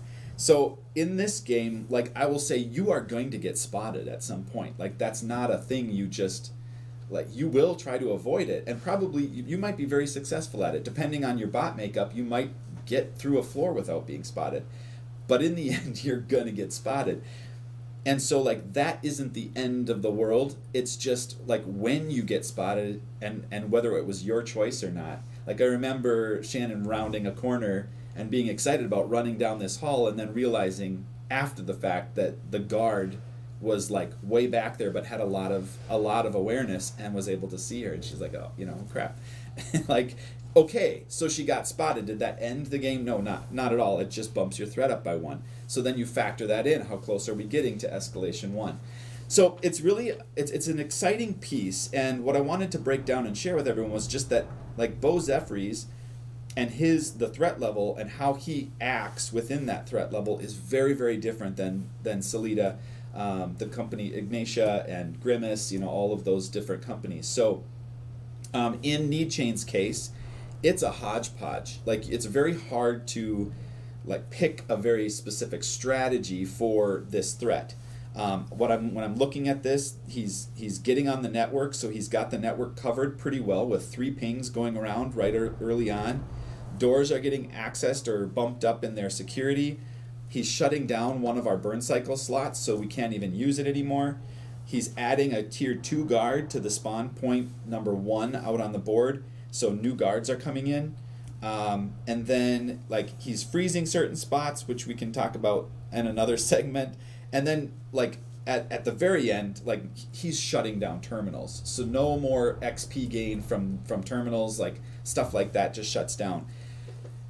So a lot of different things going on with Need Chain. When you get to the power company, however, the power company is all about. They're called Salida. Yeah, Salida. Yep. Is all about manipulating your burn cycle, and then also like using environmental effects such as the minute you enter a door, it locks behind you. So now it's not easy in and out. It's like if there's a guard in there, you're stuck with them unless you can get back out the door later. So there's a whole different way that you approach that, and you're staring at those escalation levels saying, okay, can we pull this off before we trigger that escalation level? And if we do, are we really doomed, or can we recover from it? So there's a lot of decisions, but it's very different types of decisions than Bones, where it was all about combat, how much damage can I do, and like, can we survive the next round? In this way, there's still a question of can we survive the next round, I suppose, but it's planning, it's distraction, it's very different. It's a challenge, but it's also like coming out to be a really fun one, because I haven't played a game like this, like that, and that's exciting, because I feel like we're into a little bit of a new territory. Yeah. So yeah. Again, there's and I think we mentioned this in the last video. Your team makeup becomes very, very important. And Bones, that's it's still important. Absolutely. But your individual character build is more important than your total party selection, I would say, in Bones typically. In Burncycle, again, because these Burncycle tokens are drawn randomly, but based on the makeup of your team, choosing a team makeup that's going to give you a good mix of actions available to you, a good use of skills. Certain bots, again, are better in the physical world, certain bots are better in the network world, so you want to have a well-rounded team and really work together as a cooperative group, as opposed to just sitting there and managing your own character the whole time. I think that's a really unique aspect of what's going on. Yeah, I'd also say that there's enough here. Like, I want it to feel a little bit lighter, not quite as much to like keep up in your head in terms of balls you're juggling as like Cloudspire, for instance. Right. Definitely a giant step down in that regard, like tracking and keeping like the amount of balls you're juggling is less. However, there are a lot of places where there's still that opportunity to just flat out forget. And that's important. Like, that's part of strategy. Right. If you're not, trying to at least, factor in all of these different things. Like, if we go past that room last, that will allow this. But then amidst that plan, you're offered a very, very awesome terminal that's like a super terminal over here. So now you're pulled in that direction, and so you abandon that first plan. But yet, oh crap, but that is why we needed to do that. I forgot. Like, that kind of stuff is still happening in the game. And like, it was interesting to see the very first play where Adam was playing, and he tended to like drive the captain way more than his own bot. Mm-hmm. Captain was leading the charge oftentimes. So let's back up for a second, just explain. So Captain, you have your two players or you have the amount of players that are actually playing the game. Then there is a one additional bot plus one that is your captain. Yep. If your captain is lost during the game, you lose the game. You lose the mission. However, everybody has the option to help upgrade the captain. Everybody has the option to help control the captain. Yep. So he's sort of like a NPC, but actually playable character that's like off to the side. Sometimes you need to really go out of your way to protect your captain. There's different ways to play where you might like try and not do much with your captain and upgrade your individual bots and hope that like when you get to the third floor, you can keep them protected. So yeah, there's different ways to look at it. What had me laughing was because I was just kind of observing, teaching, and all that kind of stuff, and where that first game happened, like led the charge. The second game with you, Navarro, and was it Shannon? I don't remember. But in that game, like, they actually forgot the captain outside. Like, it was still they hadn't even got him in the building yet, and they were talking about like how they get into the elevator, and then they were like, oh wait, the captain, we got to get the captain over there too, because he has to come along. Right. So yeah, I mean, there's that was actually really rewarding to see that, because there's a lot of potential places that you could forget something, and but like the challenge is making that still like not so overly complex, while still keeping like those different avenues. And the whole point was the network can be that sometimes. Like you can forget to get on the network, and like you potentially will for a while until the pings start moving and start triggering threat, and then you're like, oh crap, we need to do that. We need to get on the network. Who's going to help with that? You know, so yeah. That's a little bit more about how the network and how some of the physical and network interactions start to affect and shape the game. I would say when this, as with a lot of our games, it's sometimes hard to describe it in like a really quick elevator pitch. But when this game is humming and is really like you start to understand everything that's at work, you feel like it feels like a clever heist movie almost in a lot of respects. There's enough push your luck going on with the way that you manage your dice and that kind of thing that it feels like you have these daring, like just near misses or like spectacular failures sometimes. You're limited. You're really limited by your Burncycle, but you can go outside of it. But how much should you go outside of it and lose that bonus? You're cleverly maintaining your network presence and trying to escape out here too. But you can let some stuff happen out here and not lose the game. So it's not huge. But how much do I risk like not interacting over here, or do I go all in? And that's over here. That is like a really key aspect to the captain, the design of the captain, because and there's still a little bit of tweaking there that I think that needs to happen. But a great for instance on that was Navarro was coming in to the corporation. He had broke in. He had gone down the hall, and his whole objective was to get in the equipment room. And he ran up to the door. The guard is coming. He got in line of sight, but it wasn't in range yet, so he wasn't seen. And he accessed the equipment door. He had plenty of dice to use for that, and the door jammed. And it was like, well, the whole objective was to get everyone in that room. That was like get all 4 bots in the room, and it wasn't happening there at least. And so it was like, well, okay, I still want to go in here, so I need to wait around for the door to unjam, but like, what do? Well, it's not wasted. Like, you can move the captain. So, like, the captain was then his focus, and he was able to shift focus and actually make some progress along the way. So, yeah, it's turning out really good. There's just so much more to unpack and discover that we'll obviously do that over the next couple weeks. Yeah, absolutely. But that's a great look at how Burncycle is coming along. I hope you guys are excited about it. Again, it's very, everything we try to do, we try to make it feel very different.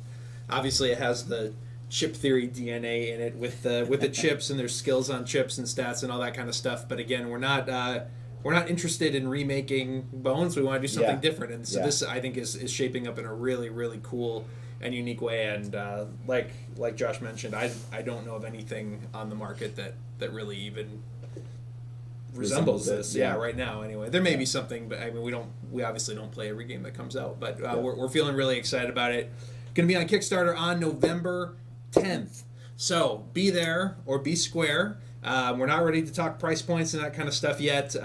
This will be a bigger box title, like some of our other stuff, but there will be strategist pledges available on day one for about 5 seconds as well, if you're interested in one of those. But we're beyond excited about what's coming. So I'm gonna pass it off. So the next thing that we have for you is another draw along. So not Anthony drawing on the fly and making things up live on the fly, but another draw along with our artist Anthony LeTourneau. And we want to call out again that we have a contest associated with this. We want you to draw along, and we don't care how it looks. It can look terrible. You can draw something that's making fun of our draw along. We don't care. But you're gonna want to either upload it to Instagram or Twitter with the hashtag I forget. CTGTV win. It's on the marker board. Yeah, CTGTV win. Hashtag CTGTV win. If you draw along with us, upload it to Instagram or Twitter, or there's going to be a URL that you'll be able to upload your picture on the fly. Yeah. So that's what's coming up next. I'm going to be back in a little while talking the art of Burncycle with Anthony as well. Nice. Much more to come. Thanks for watching and enjoy the draw along. All right.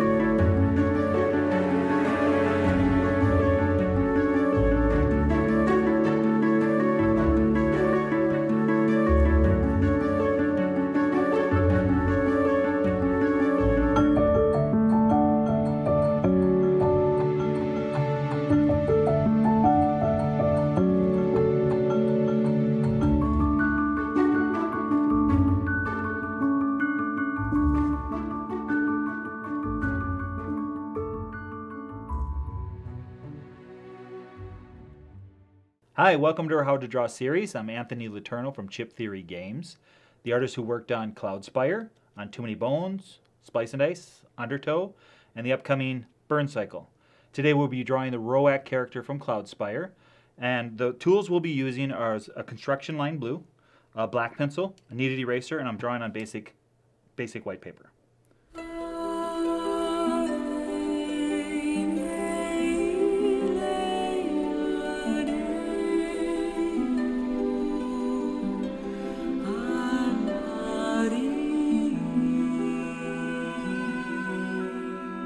As I look at the overall surface of the paper, I want to land a sphere, a circle, right in the middle of the paper. So we'll start right about here. And all I'm doing to begin with is just try to float my hand kind of in the middle, making many, many circles. I don't want to kind of lock myself into one because it's going to be lopsided, but the more I draw around in a circle, the more I'll continue to find that even circle. And the reason I'm doing this is it gives me kind of a place to begin to build my facial features around and construct off of rather than bearing down in one area and working systematically through it. And I can kind of keep a looseness to the drawing. So there's my circle. Then in order to begin to hang the facial features for this Roac character, which by the way, when I started designing this, the Cloudspire game, I really wanted a character that was cute, but yet had some aggression to it, almost like the Ewoks from Star Wars. I wanted a cute creature that was intimidating, if that makes any sense. And so I was always trying to really amp up the cute element, but yet at the same time give some aggression. So as I thought about that, I thought about a wombat from Australia, those marsupial type of characters. And so they have a larger nose in the middle. So we'll start with a center line for the head, just so I can kind of keep the symmetry. And then also keeping in mind that this is a sphere. It's not just simply a circle, it is a sphere. I want to put a horizontal line across about the middle of that sphere, but I'm not going perfectly horizontal. I'm actually bringing a little arc to it from the left to the right. So you should have a circle and almost a crosshair across the middle of that circle with a slight arc to that horizontal line. That is going to be the line that I'm going to put the eyes on. Then right below that, I want to split the distance between that horizontal line and the bottom of that circle, and I want to split that with another small line. And that's going to be the mark line where I'm going to put the bottom of the nose. So with that in place, now I know I can place another circle right in that area. And again, I'm using my construction line blue, so I'm not so worried about going really dark. I want to kind of keep it light, and we'll come back and darken everything up with my dark lines. So I have a circle there in the middle. That's the nose. And then from there, I want to just kind of find my center line, look at the edge of this nose, and split that distance across this left side, and that is where I'm going to put a dot for the left eye. And I'm going to do the same thing on the right side. So the side of the nose, I'm looking at this distance, and I want to kind of split that in half. And there is my right eye. Left eye, right eye. And I'm doing little circles. Look at the relative size here to the nose. So they're going to be pretty small. And this is going to be a pleasant character. Normally he's kind of aggressive. You'll see him in the game as the militant character. He's got a bow drawn and he's drawing his bow back. And so he's got a lot more aggression. This one, he's got a much more pleasant experience. He maybe woke up on a better side of the bed this day. So we're going to do a nostril on the left and a nostril on the right. Okay.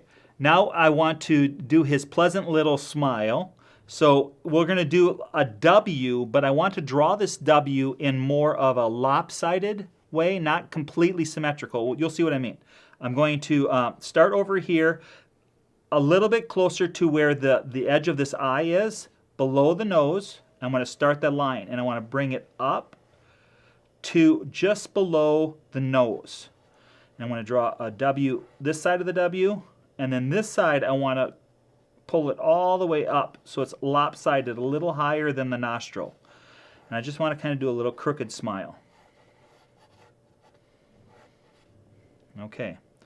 And this character, he has, if you see him on some of the playing cards, you'll see that he has one tooth smaller than another. I created that just to kind of create some individuality to him. So one side is his little tooth, and we'll just make kind of a little U on this side coming up towards the middle. And then on the right side, I want to make this other tooth markedly bigger. Wombats have those almost little beaver-like teeth. And so this one's just a little broken up, little asymmetrical. And then I want to do his bottom lip, another U shape coming, and it's just coming up on one side of the tooth to the other side of the tooth and just making a U shape. And then we have two little bottom teeth that will join up together there in the middle, and a tongue. And that's just a U. Okay.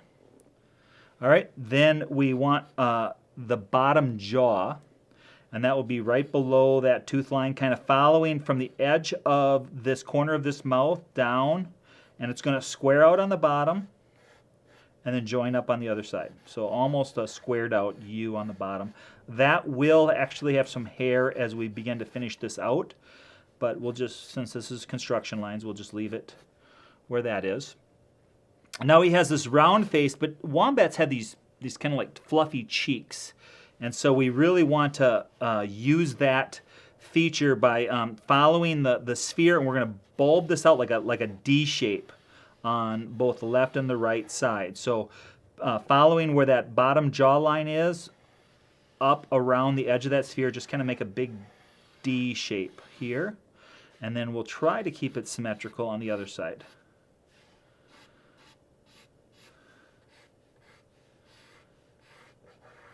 I think I'm a little wide there.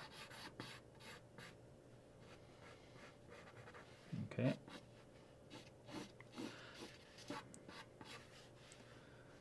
All right. And then, as I think about his ears, you could call them triangles, you could call them spheres. It really doesn't matter, but they're just going to be pointy spheres up here on the top of his head. So in this top quadrant on the right side, just kind of fit it in the middle of that quadrant, like an arched triangle. And we'll do it on both sides.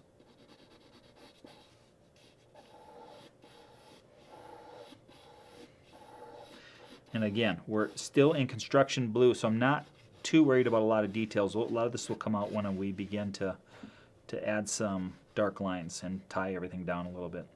I want to put his neck in there, so I'm coming about the distance where the eyes are. I'm coming down with another U shape, and that's going to be his neck. And then his shoulders will come from the outside there, and they'll just come down here. And he has a shirt he'll be wearing, so we'll put a vertical line there and a vertical line on this side.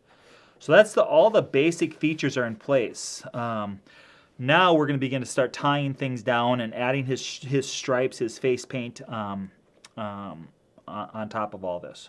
So now we're changing over to our dark line, our darker pencil. You can use a charcoal pencil, you can use a dark color pencil, and that's what I'm using, is a dark color pencil. So let's work on framing in these eyes a little tighter. So I want to kind of come around the outside of those eyes, the upper lid, and lower lid, and the pupil. And I always try to think of where would the light be coming from. I want to put a pupil in there with a highlight already not drawn in. You don't want to come back in later with a white and try to land a highlight in there. So we'll just leave that white spot, draw a dark area, and then darken it in. That kind of gives some life to this character. And because he's not in his aggression mode, we're just going to leave his eyes bright-eyed a little bit like that, with an upper lid and maybe a lower lid. And it's always good practice if you're going to do one, just go ahead and go do the other side. You can kind of keep checking symmetry, and that's really a problem I think most artists struggle with is left to right symmetry. When I do one side of the face, and I go to the other side, almost every time they will not be on the same horizontal plane. I always favor my right side higher than the left side. I can't explain why that happens with me, and I think other artists struggle similarly. A good practice, if you do struggle with that, is, as oddly as it sounds, is to have a mirror behind you. So when I'm drawing, especially when I'm drawing something that's much more realistic, I will look at my drawing and then I'll look in the mirror at my drawing, and then I can kind of see it flipped, and it allows me to kind of make some corrections early before you're well invested into it. Okay, so I'm going to give them a little eyebrow here to kind of waken them up. And the nose. So the nose, we want to just follow the same lines we had earlier, but I'm going to also at the same time, I'm going to add some darker shading to it, and we'll just do that just by some hatches. And when I try to do the hatches, I'm a little bit organized. I like to keep the strokes going in a similar direction rather than like kind of scribbled in all directions, and there's a value to that too, but just for cleanliness, easy to read, you can kind of have a lot more control if you try to keep the hatching in a similar direction. And then the nostrils. And again, thinking a little bit of where light and shadow's falling, and I already broke my own rule here because I've got the highlight in the eyes on the left side, but it looks like I got shading on the nose on the other side, so I'm going to correct that a little bit by evening out some of the shading here. There we go.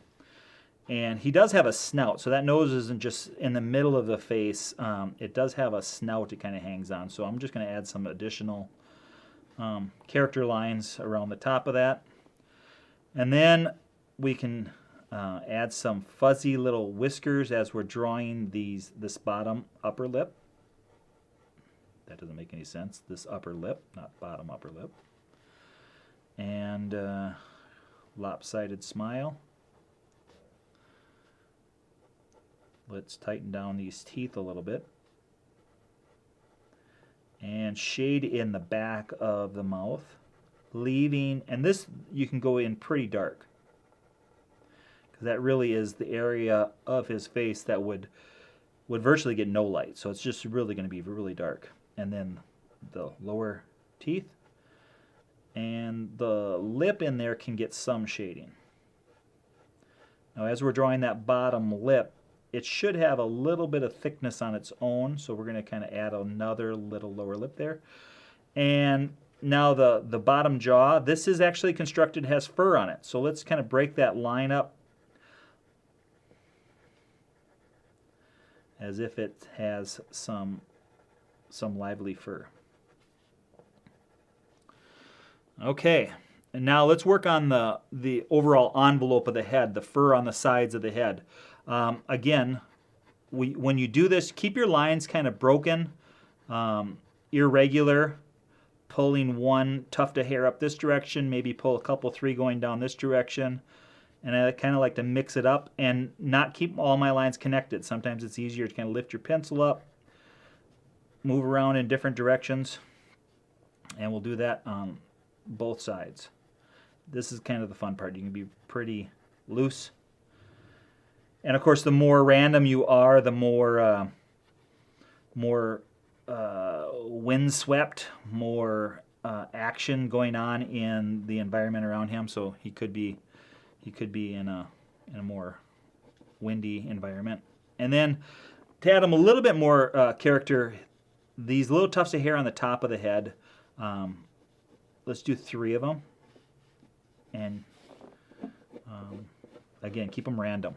So whatever you decide, one big, one small.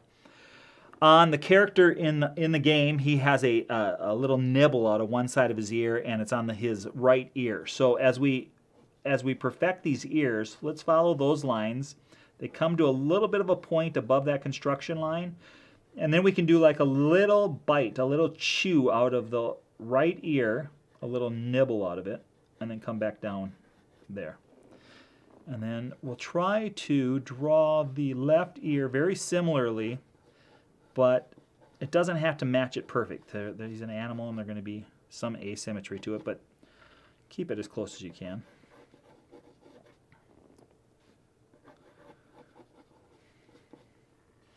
Okay, and then his neck,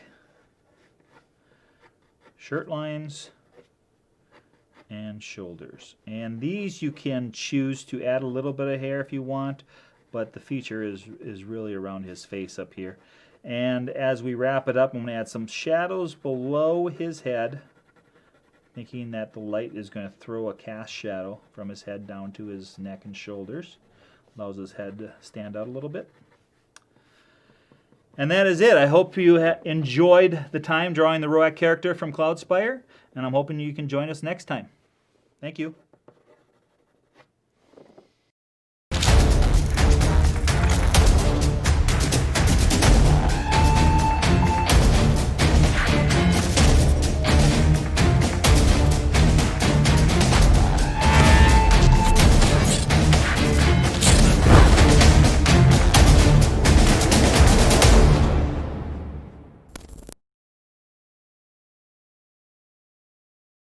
You're live. Somebody give me a drink. Anything. Anything. Diet, please, though. You're live. I'm live? You're live. We're live. There you go. What's up, everybody? Sorry, I'm just shouting at our tech team to get me a drink like a authoritarian jerk. Welcome back. We transitioned from that segment with Anthony to a segment with our artist, Anthony LeTourneau. How did you do that? How'd you Magic of technology. the magic of technology, yeah. That previous segment was previously recorded in case you missed that or couldn't tell. We are back, and we are going to talk a little bit, since we have you in the office today, we're going to talk a little bit about the art of Burncycle. So we've done this before, and I want to mention too, again, I mentioned this earlier today, Andrew Navarro, our head of studio here, is typically helping push the art direction and that kind of thing of the game. So he's the guy that's helping mold a lot of the things that you're working on. He was supposed to be handling this segment. He's under the weather today, so I am here in his stead. And I'm just going to straight up tell you, I don't know a whole lot about art, and I hadn't been following the art super, super closely until, yesterday. These questions will be natural. So yeah, exactly. So so I'm going to do my best to ask some illuminating questions for you, and we're going to show off a few new pieces of art that I don't think you've seen before. But anyway, that's just a little bit of context about what's going on. So I'm going to just open by asking, how's it coming? What are your overall thoughts on this project? I think if I can compare it to some of the other projects we've had going, particularly the big box titles, I think we're ahead. I think we're way ahead of schedules.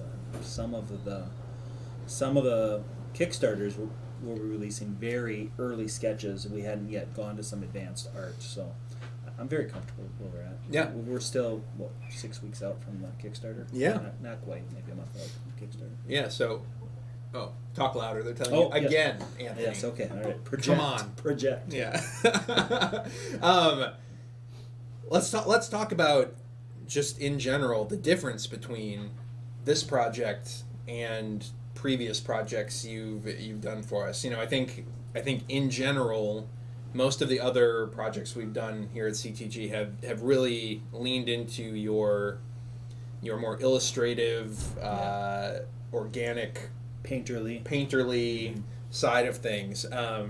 How is working on this game different for you as an artist? Well, it's helped a lot. Navarro's given great direction. So he had I think a pretty clear vision to begin with, which always helps.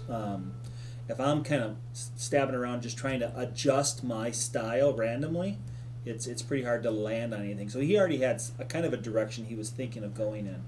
And I love comic book art, so real good ink, solid foundational line work is intriguing and really just interesting to look at good ink work. And so the direction we kind of landed on for this is based in that. And so there's a lot of hard lines, woodcut, ink drawing type of feeling behind it.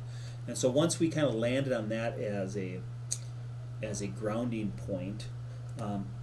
It's unique because it's not like it's not a comic book art. So it's a little more, it's got some of those nuances of painterliness underneath the hard line.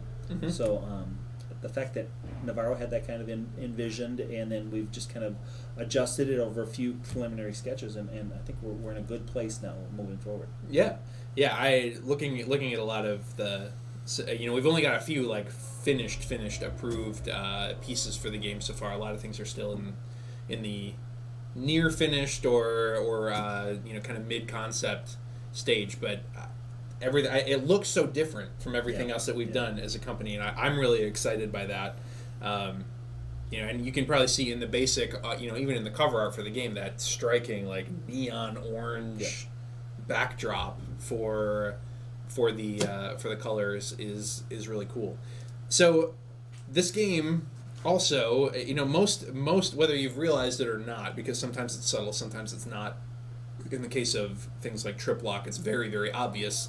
In the case of Bones, it's kind of interspersed throughout everything. But the technology level and the era and the vibe of this game, the universe for this game, is very different than everything that we've done. Because in the past, most of our things have been informed by steampunk.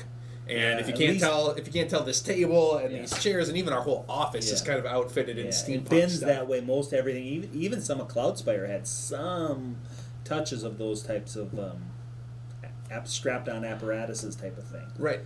So what are you using to inform this shift in technology? What are you looking at to model things after? Yeah. So if you think of steampunk, it's futuristic or dystopian, but it's as if technology was suspended in time. Somebody had to go back, and for anything to go forward, they had to find parts, Victorian stuff, and put it together to make something go forward. This is as if technology progressed. So obviously, in no steampunk are you going to have any office appliances, no copiers or fax machines or even industrial work equipment. So obviously with steampunk, that there's a certain direction you have to just suspend. So all your research has to go like to the 1890s, the early 1900s. However, this is you're researching contemporary stuff and even futuristic stuff. So So has this project been stressful for you? Has it been just a lot of fun, flexing a different muscle? What is that like I think as an artist? both are true. I think it has been fun, but at the same time there is stresses of not being comfortable in a utility things. That's not my natural artistic bent. So to explore utility robots and stuff like that, it exercises our artistic muscles a little bit. So you're saying if someday we do a technology mash on the fly, where you need to you better give me more than an hour, where you need to combine a fax machine and I don't even know. Exactly. Yeah. That's exactly. That would be a lot harder for you than combining these random organic elements. And there's engineering behind it. So you're not only drawing something, you have to think through. And that's one of the fun parts of this project is each robot has a unique ability and a unique personality, and that existed before this event, before this challenge of breaking into need chain. So whatever they were before, whether they were some sort of utility bot, that had to exist in their design. Right. So you have to do a little research on that. So you have to have a mechanical mind. It's not just artistic. I have to design these bots so that they actually make mechanical sense. Yeah, so you've spent a lot of time, as you mentioned earlier today, you've spent a decent amount of time studying anatomy, studying similar, human, that kind of thing, but understanding how machines are put together. Yeah, it's very similar. Yeah. Well, let's. We mentioned the bots, and this is going a little bit out of order based on the sheet that I have in front of me. But we're talking about the bots. So I think Heather, you have some of the bots, and we showed in the initial announcement, I think back at Gen Con, you had a conversation with Navarro where we showed some early bots. Talk talk about how those bots have maybe changed a little bit. And I can see these two on my screen. Yeah, and even these that you're seeing now, based on what I'm actually working on right now, there's some subtle adjustments to them. But yeah, the one on the left is the processor. He's a little bit more of the lead planner. So we wanted some more. I think Navarro, when he communicated to me, he wanted that. What's the A-team leader guy? What was his name? Hannibal. 18 liter? A-team. Oh, the 18. 1980s, you know. 18 liters. No. That's how Hannibal many gallons? from I have no idea. A-team. Yeah, got it. 18 liter. Yes. And so he wanted that confident planner type of emoting that emotion. So we played with that. We played with some that cape he's kind of wearing. The is not really like a hero cape as much as it's just a cloak type he's wearing. And the one on the right is Access, and he has that came in late, but the idea behind his headpiece, hair unit, whatever you want to call it, is being incorporated into his utilitarianness. He's plugging and he's so he's accessing the network via his own personal apparatus. Yeah, so in terms of how that interacts a little bit with how the game design has gone, one of the things that we were finding, we've been walking this line between, in the CTG catalog, you have Hoplo, where the units are very, very, very self-contained, and those are your own hero units. You have Cloudspire, where things are a little bit more complicated in terms of how your units interact with your fortress. And then you have the Gearlocks, which, very, very obviously are self-contained, and they have a ton of character in and of themselves, and their abilities in the game interact very closely with what's on their mat and the skills they're unlocking. So this game, as we tried to find that middle ground between, are these bots going to be as complicated as Gearlocks? Are they going to be really, really simple? What we found, though, is that as they took on a little bit more personality in the gameplay sense, as they leaned a little bit more toward Gearlocks, they're not nearly as complex as Gearlocks. But as they started to head that direction, some of the early art that we had developed for these bots maybe had less personality than we wanted. What is that process like as you go to add personality to bots? That's a really interesting question. What I used to help me move along that process is now none of these bots look like what I'm about to say, but the thinking through them was Wall-E, Pixar's Wall-E. Sure. So the bots that are there, particularly on the big ship that they go out to, each robot has a skill set, and their persona looks like what they do. So I don't know, Bernie and some of those other little creatures. And so as I was thinking through, how do you not just take a bot and give it a personality, give it an emotive feeling? I just used, again, not for style, but just kind of thinking through and looking at some of those early concept sketches that the artist at Pixar did, helped me kind of progress in that. You're still dealing with metal, and you're still dealing with not flesh and bone. So how do the emote is more challenging. And I think we're still kind of walking that line, and I'm just beginning some of the art for the actual in-game cards. Just this week I've started some of that, and I'm able to do some problem solving even now. So some of the images you're seeing now are they're helping me move that way, but what you'll see in-game will be maybe a little bit different than what you've been seeing here. Sure. We are not, by the way, going to be recording sound clips for each of these bots where they just repeat their name over and over and over again, even if they are inspired by Wall-E. Right. Maybe that should be a stretch goal, though. We'll see. Yeah. That's cool. I love how these guys are coming out, and I think these little bits of personality, both in terms of what they're good at and sort of their machine of origin that you can tell on a lot of them. And some of the color we chose helps you understand maybe their utilitarianness.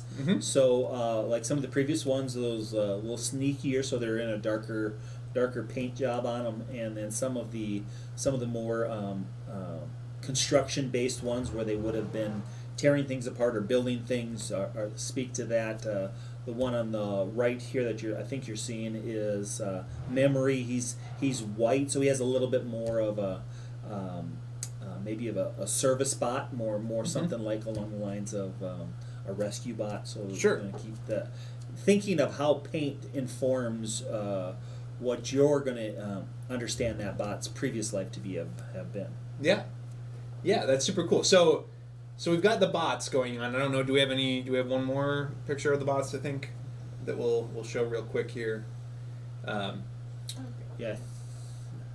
Yeah, so one more coming. We've got the Everything's delayed from the Yeah. home computer too Right. over here. But okay, so yeah, So we've got the bigger bot there, the casing, and he is the one who kind of like is the muscle on the project. I think we've released these earlier on some other streams, but the one on the right is I built him. He is transmitter, and so his even his color scheme is more military. So military box is what I was using for inspiration. Some old 1940s military. Sure. And to keep that paint code kind of like that flavor in his design.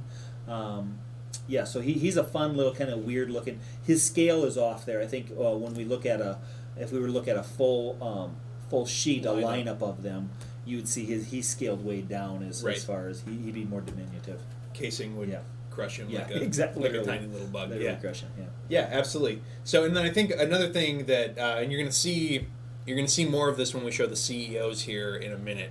But one of the things that's happening too, as you're developing this art, we are also applying some various filters and things to them to really bring out the dark lines. Yeah, that's right. And the brighter colors. Yeah, so let's just say that all those images that we just went through were my design sheet, so that I use them as a style sheet for the card art that I'm doing.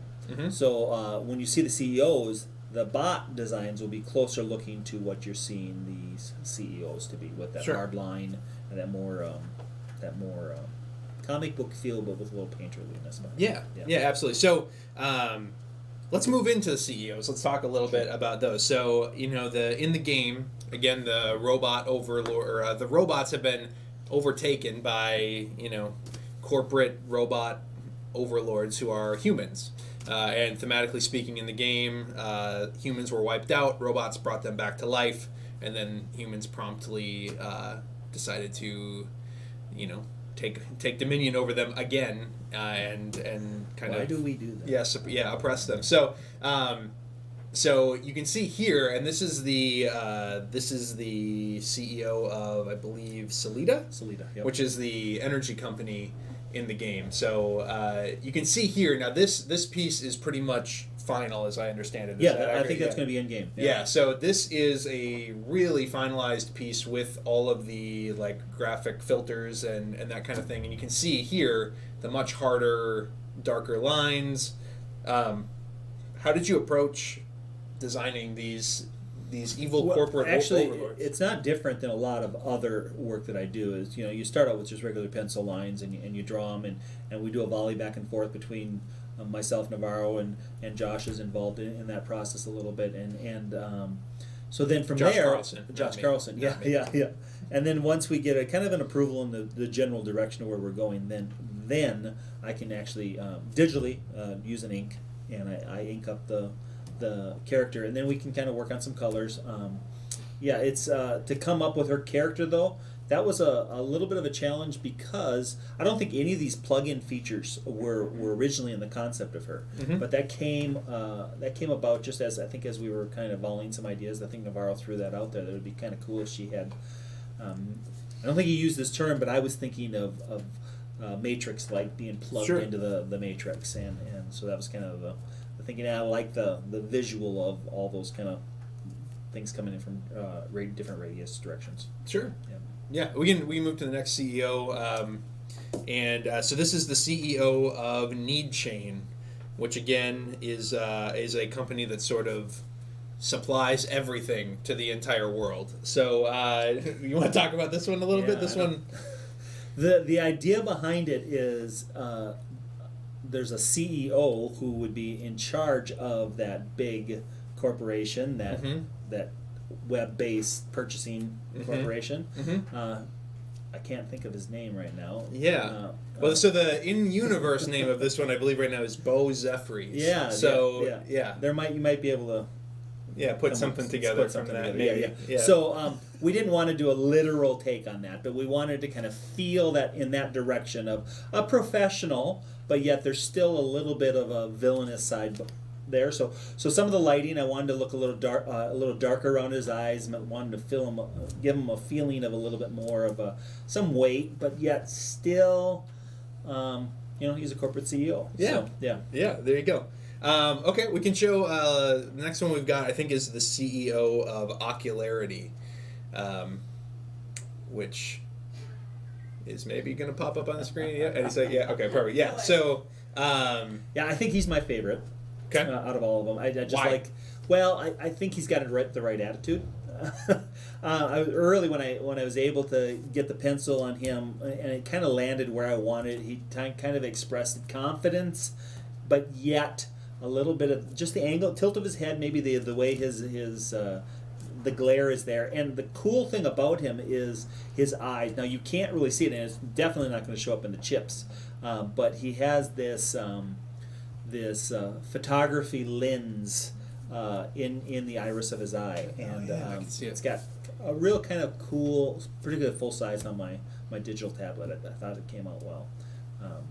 And of all of them, that's my favorite. That's your favorite? Yeah, I love it. One of the things you're seeing on all of these too, again, like we talked about that striking orange background on the box art, and you're seeing those really, really bright colors, which maybe you don't see on the bots right now, because again, all those bots are on that gray background. Right. Okay, and then finally, the last CEO, and this is the fourth CEO in the game, is the CEO of Biodefend. I think this is my personal favorite. Yeah, it is. What went into the development of it? So Biodefend in the game is a company that basically sells arms and weapons to combat bots. Yeah. And I think I don't know where it's released, but I think her nickname is Dragon Lady. I think that's in some place of the lore, and so that was given that direction. So you see on her neck tattoo kind of goes down from her neck down to her neckline, has that scales, and that how was I going to communicate dragon without overtly being dragon? Right. So you put a scale tattoo on it, kind of gives you a little hint of that. But the cool thing is if you look at her headdress, and she's a bioweapons corporation CEO, the little things on her headdress are actually bullets. They're actually rounds of That's ammunition. what I love. That's what I love. And wanted a little bit, again, of that future technology type of play, but yet not be, super office friendly. So I wanted the industrial military type of feeling. So as I was researching some weapons technology, laser guns type of thing, that's kind of where the direction I went with that. Yeah, I love it. And again, it's such a different vibe from everything else that you've done, and I just think that's so cool. I'm so excited. One of the things I love the most about Burncycle is just what a unique aesthetic it brings to the table. Yeah, I think it's stretched all of us. I think you guys as designers are thinking differently as a game and introducing something that's not in your wheelhouse. Bones is the base wheelhouse, and it's making your kind of like Josh's muscles and your muscles will stretch a little bit there, and mine in art. And yeah, I think it's been good. It's been a fun project. Yeah. So again, I want to credit Andrew Navarro. He's not here. Yes. I wish he were here to take credit for some of the art direction in here, and he'd be doing a much better job of articulating a lot of these points as well. But definitely has had a massive hand in bringing the direction of this game, the art direction of this game, to the next level. And if you're not familiar with Andrew, he previously was studio director at Fantasy Flight Games, so he's got a lot of experience working on some pretty big stuff. I'm personally a huge Android Netrunner fan, and I can definitely see some of that Android Netrunner DNA running through some of the stuff that we're doing for Burncycle too, which has me excited. I just love cyberpunk and future sci-fi in general, so this project is super cool, even if it's not an overtly cyberpunk universe. So yeah. Anyway, well, cool. That's what we've got for new Burncycle art, and I believe that's the last of the new Burncycle information today. I do want to take one more opportunity to just plug the fact that the Kickstarter is launching on November 10th, 10 o'clock Central in the morning. You'll have a chance to come and back the game and we just can't wait. We're so excited about this project, and again, yes to all of you asking about strategist pledges and that kind of thing. There will be 10 available, and get there early if you're looking for one of those. But we hope you'll come out and support this game. It's gonna be fantastic. So I again am blanking like a terrible host on exactly what the next segment is. I think It is unboxing. Oh, it is. Oh, yeah. So next we are moving to segment unboxing the original game of Hoplomachus that Josh and Adam received back in the day. This is one of the original first print runs of the games, and I think what's so funny to me looking back at this is, we're kind of becoming known as like the premium board game company, the premium component board game company, and it's so funny to me. Like, that's not what we set out necessarily to do. That's not what Josh and Adam set out to do. I wasn't even involved at the time. It started off as just kind of like, oh, we like chips and neoprene, and this is cool, and it costs what it costs, so here we go. I think you'll really, really enjoy taking a look at where we came from and hearing them, kind of reminisce about that early first edition copy.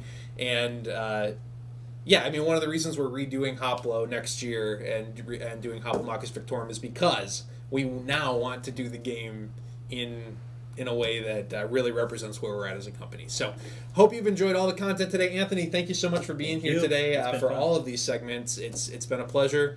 Enjoy this Hoplo unboxing, and coming up after that is a Cloudspire playthrough with the 2 new factions, Horizon's Wrath and Uprising. Thanks for being here. We'll talk to you soon. Hello, everyone. I am Josh Carlson, and this is Adam.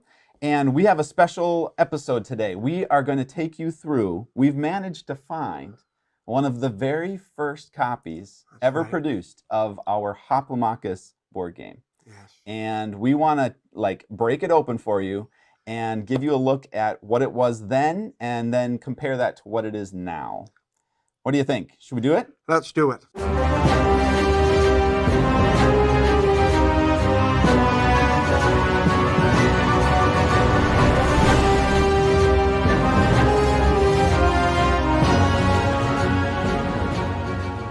I remember just thinking back to our first project, and there's a lot of stories to share. There's a lot of memories there. Obviously, it was a big step for us to finally publish and deliver our very first game. Sure. And I think I would like to share that story with our backers, and I think it would be fun to just talk about in a more casual forum, just discuss the ups and downs and in that journey. Yeah, I think, there's going to be so much that we can talk about. Let's get to this part right away, just the start of it. Now, this is, That's what we're good at here. How did you get a hold of this? So I actually, a family member of mine ended up supporting, because family and friends, and those are the supporters you've got for your first project. Outside of, your own network that you've established. We didn't have much of one, but we hustled and bustled, and we got some non-family and friends, but we ended up getting 204. A whopping 204 people backers. Backed our project to begin with. And I think we asked for 15 grand.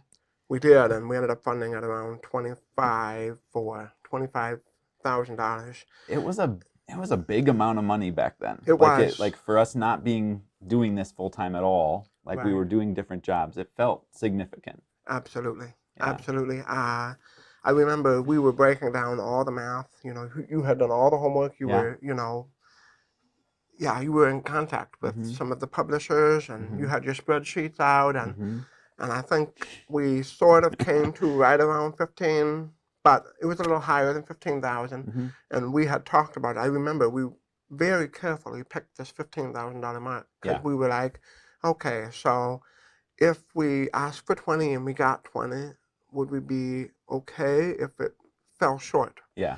And we said, no, we would put a little more money into it, so let's ask for less than what it actually cost. But I think we kind of ended up realizing we were willing to take a small hit, because it was a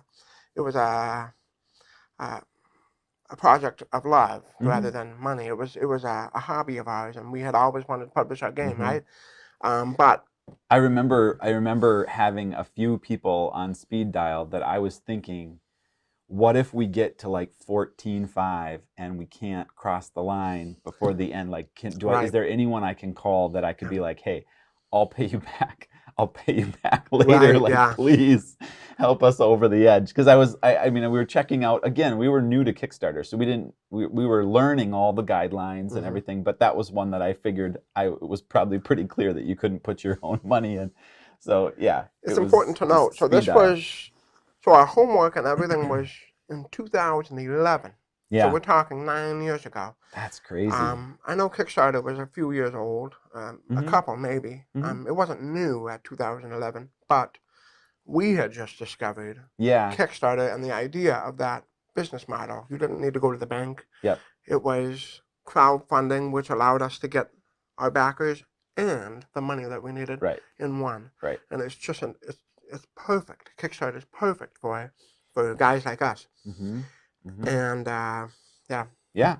So I mean, we made the investment. We pitched the idea, and we funded again just over like around 25, and yeah, then we had to make a game, and we were working separate jobs, so we started that process, pulling up Alibaba.com, which was, at the time, my contact into like any type of foreign manufacturing. We checked local factories and manufacturing, and just determined that it was almost like a 10-to-1 in terms of cost comparison. And so it was just crazy, but like we couldn't do it, local or in the US at the time. So like it was just, we had to go there, and we found HCH, which wasn't Gameland at the time. And they were one of the few manufacturers that at the time allowed for such a small quantity. Like, again, 204 backers. Like, how many of these games are we going to order? We weren't committed to this full time yet. Like, so we can't get in over our heads. And so we placed a whopping order of 500, right? 500 games or 450, something like that. 500 was unheard of at the time. Yeah. And I remember, I think we had to figure out that they could make that small of an order prior to us launching the Kickstarter. Because if we couldn't find a manufacturer that would do less than 2,000-3,000 copies, we were stuck buying a couple extra thousand copies more than we would have sold, and that would have been very interesting. So all of that homework had to be done ahead of time. So we started with I started looking for someone that could do chips, because I figured that was the component we were working with the furthest back, but also the one that I was thinking might be a more challenging one to find to manufacture, just because it wasn't as prevalent out there as like cards or even maybe certain tokens. So yeah, the poker chips was where I started, and that's what landed us at Gameland. And that's kind of what they specialized in, which is hilarious, because when you look at the quality of the game, and should we do that? Like, it's been sitting here for so we're gonna open this thing up. So this beautiful glossy box, which you can see that we've quickly abandoned in like later years, just because I just love the matte finish so much more. But this is what people were presented with when it arrived. Go ahead, So Adam, first thing that's jumping out at me, I see we left a note. So it says, thank you for purchasing Hoplomachus. The last cities before you get started, we would like to provide you with some important updates and links. So I think we were trying to do our best to kind of just prepare everybody for what they were about to get into. Looks like we had a website.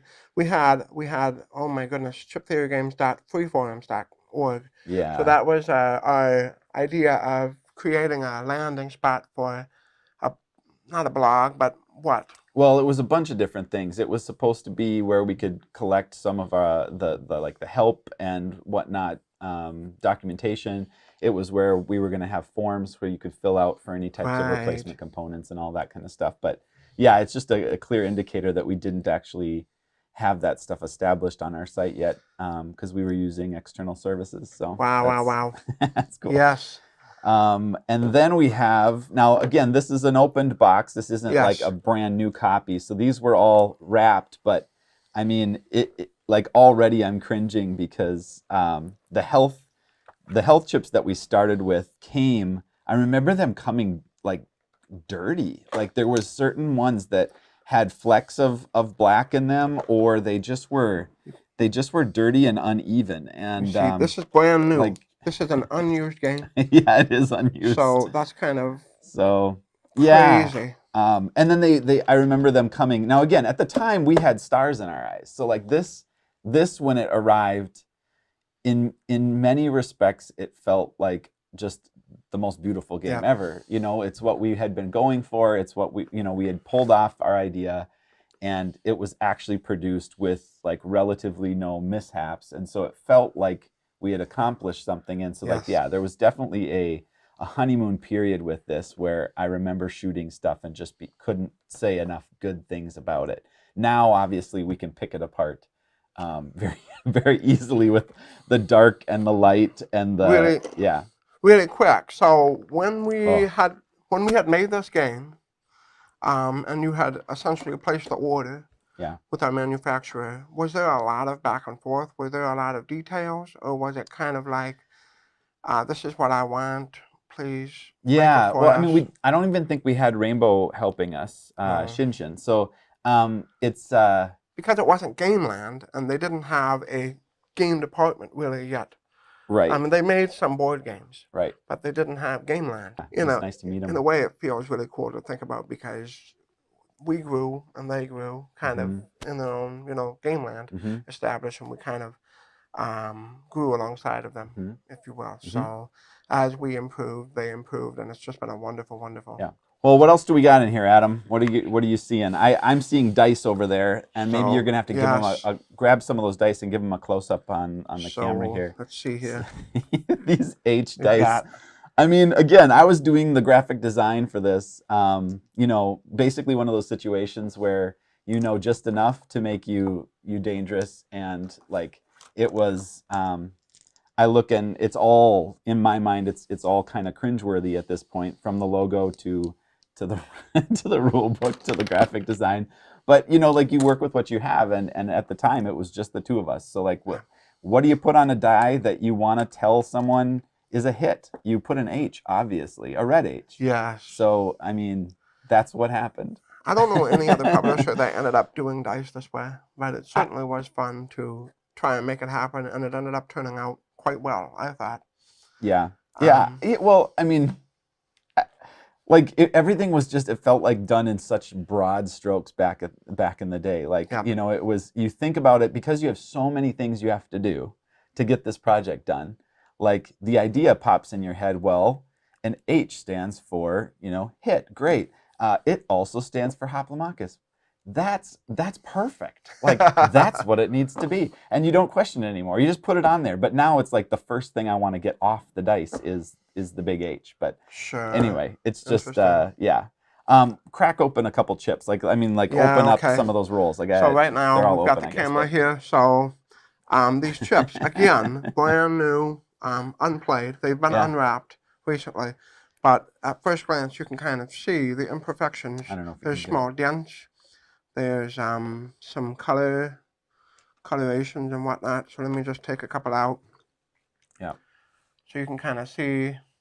Well, I remember the first thing was our purple, which we've never actually gotten fully fixed. But this blue dye, I remember the blue one being the bane of our existence. Like that thing, it always printed purple. Yep. And we tried different things, and it was beyond me to figure out, like the file shows blue, you see it as in the PDF as blue, but like whatever the CMYK makeup for that specific dye, it turns purple on the press. So that was a hard thing. You'll notice probably one of the biggest obvious visual differences you're going to see is the thick chip borders. The chip borders were much thicker than we have now. Yep. And when you look at it and you see a thick chip border and then a thick black border that is the graphic border to give them a little bit of a room for bleed, Like it takes so much. It shrinks the whole piece way down from what it used to be. So like certain people have commented on the readability, and like back then it was way harder to read everything because everything had to be so much smaller. So that was one of the big changes we made, was we shrunk both borders, the black one and the actual chip mold border. I don't know, man. Do you want to take one of the stickers off of these? Like, do you Sure, think... yeah. So I noticed, I want to just talk about this a little bit, but I noticed as we were showing these, there's actually 2 stickers on some of these. Yeah, I see it. So if I just kind of peel off. Oh, great. See? Just peel that There we one go. off. This is a box that is, Let me just show that one. Okay. So that one actually turned out in pretty good shape, but you can see. In comparison to the others, that we've had. There's definitely 2 stickers here, though. I'm trying to peel them apart. There's definitely 2. But let me try and do a white one here and just see. Yeah, the white ones, for whatever reason. You ended up... So, okay, let's rewind a little bit. These games arrived in St. Cloud, where I was living at the time, St. Cloud, Minnesota. And I was living in a small apartment, and it had a 1-car garage, and these arrived in a semi to the apartment complex. And the semi tried to back in on a steep incline into the parking lot, but then realized, as I told him, that he had to go work his way around through narrow parking lots, as small apartment complexes may often have, to the back of the apartment where the small single car garage bays were, because we were going to unload these into the bays, or the bay. And like I proceeded to like make that all happen, and like with a forklift we got them all loaded into. Did we have a forklift? No, well, like a pallet jack. Thank you. No, Okay. just a pallet jack. We didn't have a forklift. I was there. Yeah. I was for there. the unload. You were there. Yeah. And we hand unloaded this thing. We were just sweating like crazy when we were done. Again, 500 copies, and there were 4 copies, so there were 125 boxes, 40-pound boxes, or 30-something pound boxes. But like, to tell the driver, okay, I'm already sorry, but we're gonna have to break these down, and you gotta wait while we unload. Yeah, that was awkward. Anyway, but like it's just, I think it told me, when I look back at that now, you have an idea, you come up with a plan, you find a good platform, and like it's possible. Like, it's not perfect, but it's possible. And that's, it's kind of cool to look back on. But we got these boxes in, we're elated. Then day 2 and day 3 rolls around after we've opened a few of them, and we start to look a little closer, and we start to realize that there might have been some mold issues with these chips, like the plastic insert the metal insert that goes inside it, the molding, the injection molding that happens, where it forces the plastic into that mold and around that piece, that metal insert, was not connecting. Like, it was an older mold. I remember talking about that with James, and that they needed to improve that mold, and in subsequent versions they did. But this one, we had stickers that were arriving not even affixed because it was flaky and it was breaking up, and I remember we ended up calling a massive hand assembly crew, because Rainbow, and not even Rainbow, James sent us sets of new stickers. Yeah, so, yep. Yeah, tell it. You know it better than I do. Like, you ran the thing, so... So I ended up sort of taking that part of it. I don't know, I suppose for whatever reason, I ended up taking over the customer support for us. And you did all that. I mean, you did all of this, essentially. And I was kind of working with the backers, and but you did all. So there were a number of shipments that we ended up following it up with a team to kind of improve them. After they arrived. This wasn't just the first shipment, but regarding the first shipment, so stickers were off. They weren't inside the ridges. They were, unfortunately, the wrong sticker, or the chip itself was dirty, or yeah, there's just a lot of stuff going on. Some of the chips were broken. Yeah. This one is yeah.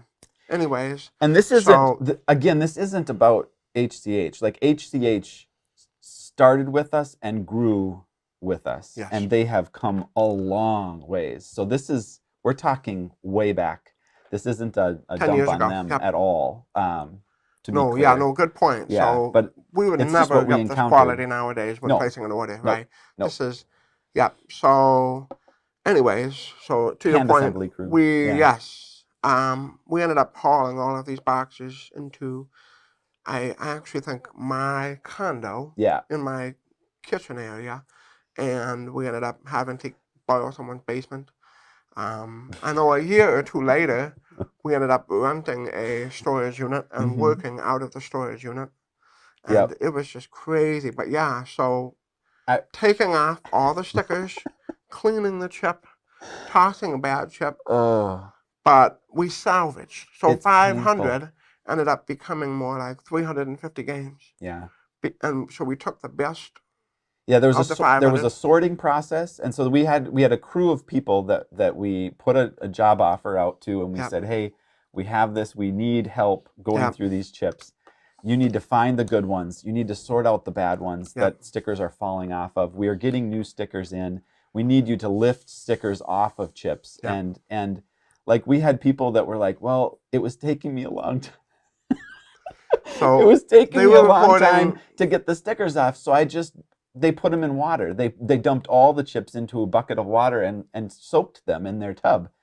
So that These are stickers that are going to go to backers, Backers, like yep. so or chips, and so they soaked them in their tub, not realizing there's a metal insert inside. so then there's So they came- oxidation. Yep. Yeah, and so they came back to us with just a pile of rusted chips, like, and it was a ruined batch. It was just, but like, oh my goodness. Yeah. Yeah. It Oh was my bad. goodness.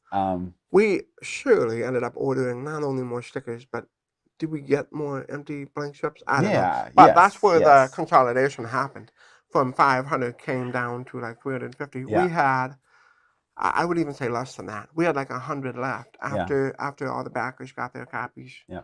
So all ready for the next Kickstarter, if there was one. We weren't talking about another Kickstarter at that time. No. But yeah, we were out of our games very Mhm. quickly. And so, yeah, it ended up taking all of the money that we ended up raising. Yeah. But we had a few bucks after funding and after getting the copies. I remember, well, Yeah. I'm going to pivot this conversation. It's a little fine. bit. It's fine. I just have like. Let's talk about this. Let's Before talk you about do, this. would you reach your hand Oh, into no. this bag? Oh, no. for Don't. me?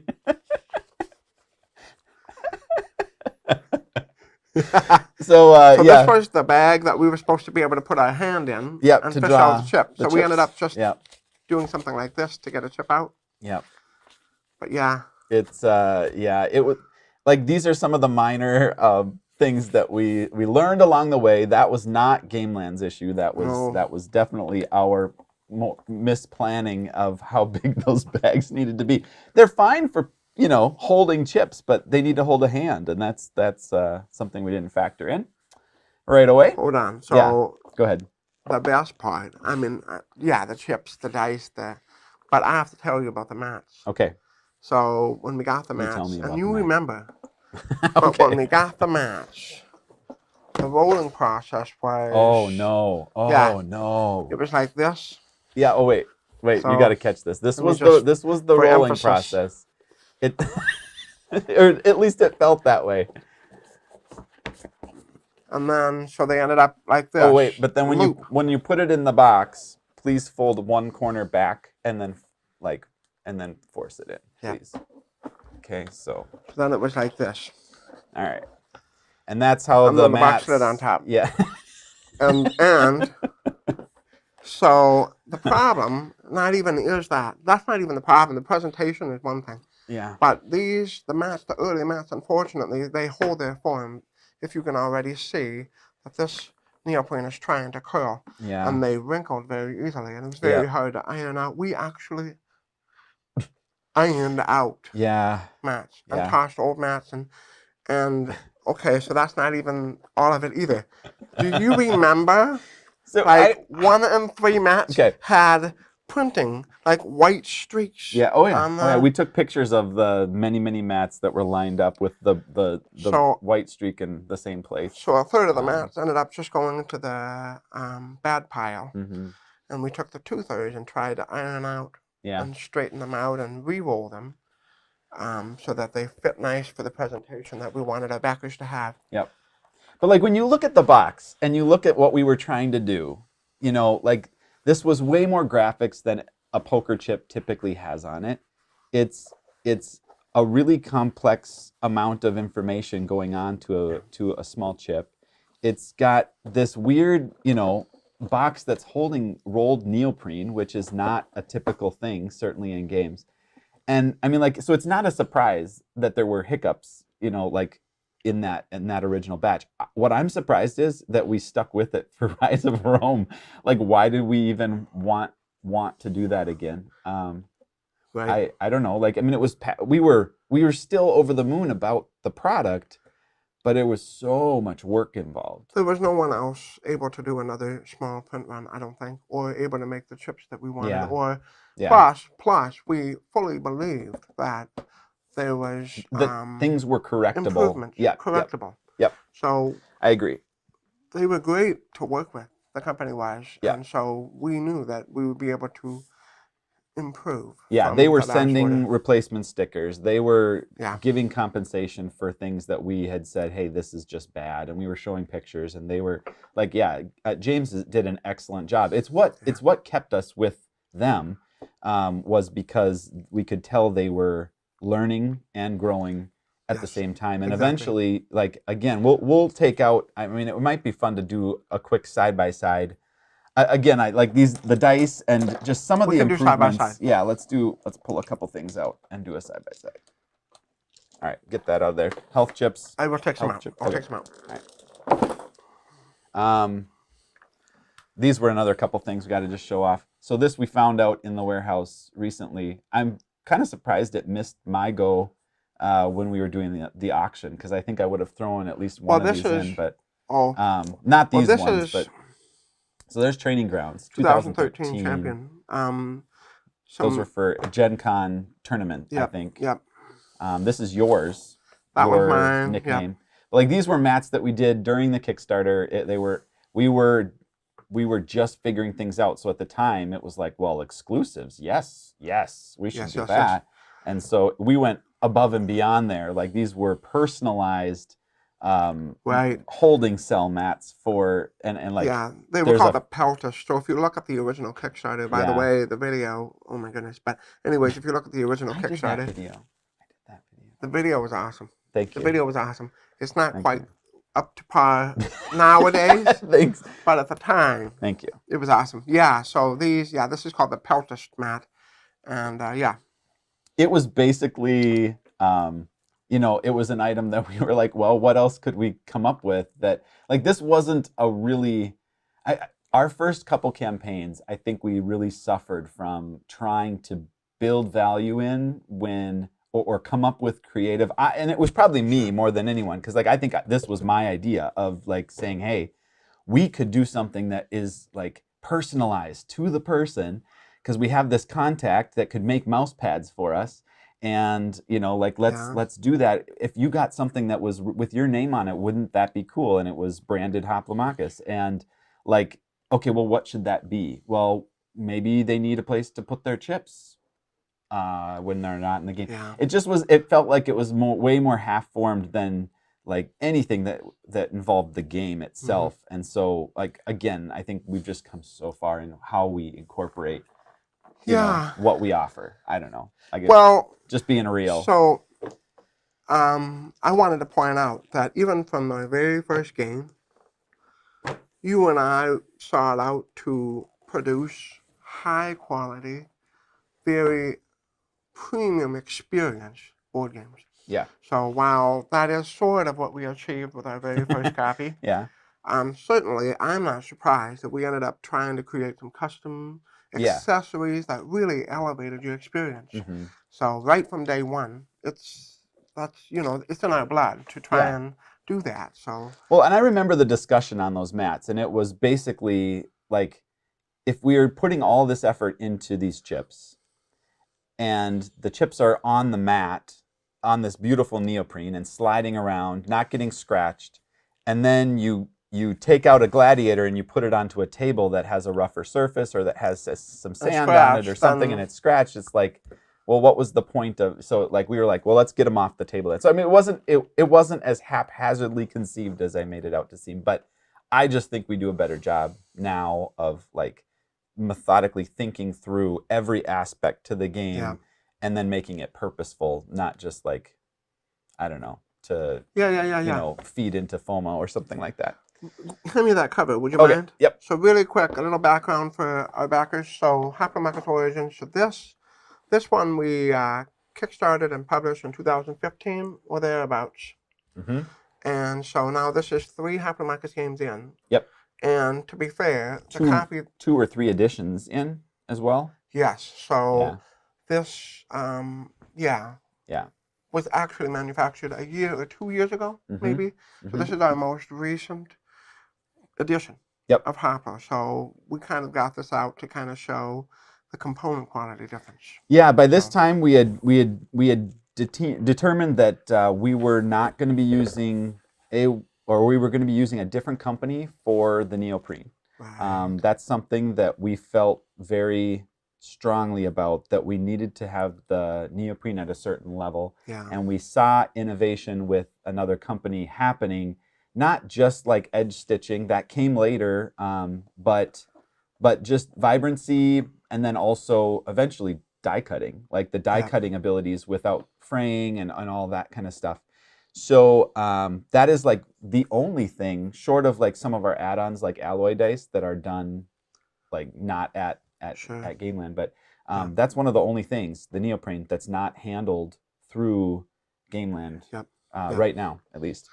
So we've got these beautiful mats. The neoprene is just excellent, and we can show some comparisons on dice here, and you can tell us if we've made any kind of improvement. So I mean, short of removing the H, which would be an improvement, and going with some type of a cool icon, you can kind of see. Now, I mean, there is definitely a different style of dice. Like the ones are more rounded. I wouldn't say that's lower quality. It's just a different style. But I mean, crispness, clarity, the choices that we're making with these, like we had a lot of dice that were muddy. They were inconsistent in color, even within. They were kind of like solid colors, but actually transparent and in certain spots, and like you could tell the consistency of the plastic wasn't even there. Yeah. So we've come a long ways. Gameland has come a long ways to give us much better quality on those. Let's do health chips. The health chips, yeah, let's take a look at those. So this one, sure. So right now at first glance I can see even, the dirtiness, the nub, so all of that. So we ended up using this chip style for a good 3 or 4 years. Yeah. And then we really went back and looked at, well, what else I don't know. You tell me.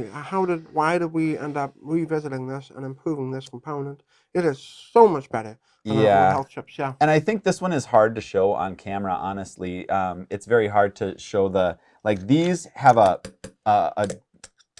these are a little bit more of a crisp sound to them. Yeah. But that just speaks to this is a plastic that's a little bit more, it's affected by, and it shows dents. It seems to soak in whatever was around it, little, if you can see. So this one has ripples, and it feels like the knob, and then it's high, and then low, and then comes back up again. Yeah. Whereas the new ones are perfectly flat.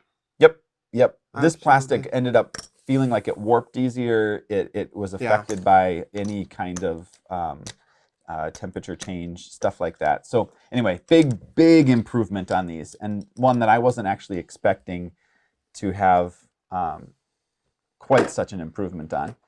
I would say, well, I mean, we went to PVC for all cards. Right. That's just we went with a bigger bag. Bags, yes. In Right. comparison, So and you now can. I've got my hand in there. Hey, you got your hand in there. This is All the right. right size. Throw a couple chips out. Yep. Like a Xanadu chip. Still a gloss finish, and we decided to stay with that for Hoplo, although with the remake, I'm not even sure that will remain, because we've just found that the matte finish is so much better with overhead lights. Like the glare, it removes all glare, and it's much easier to read.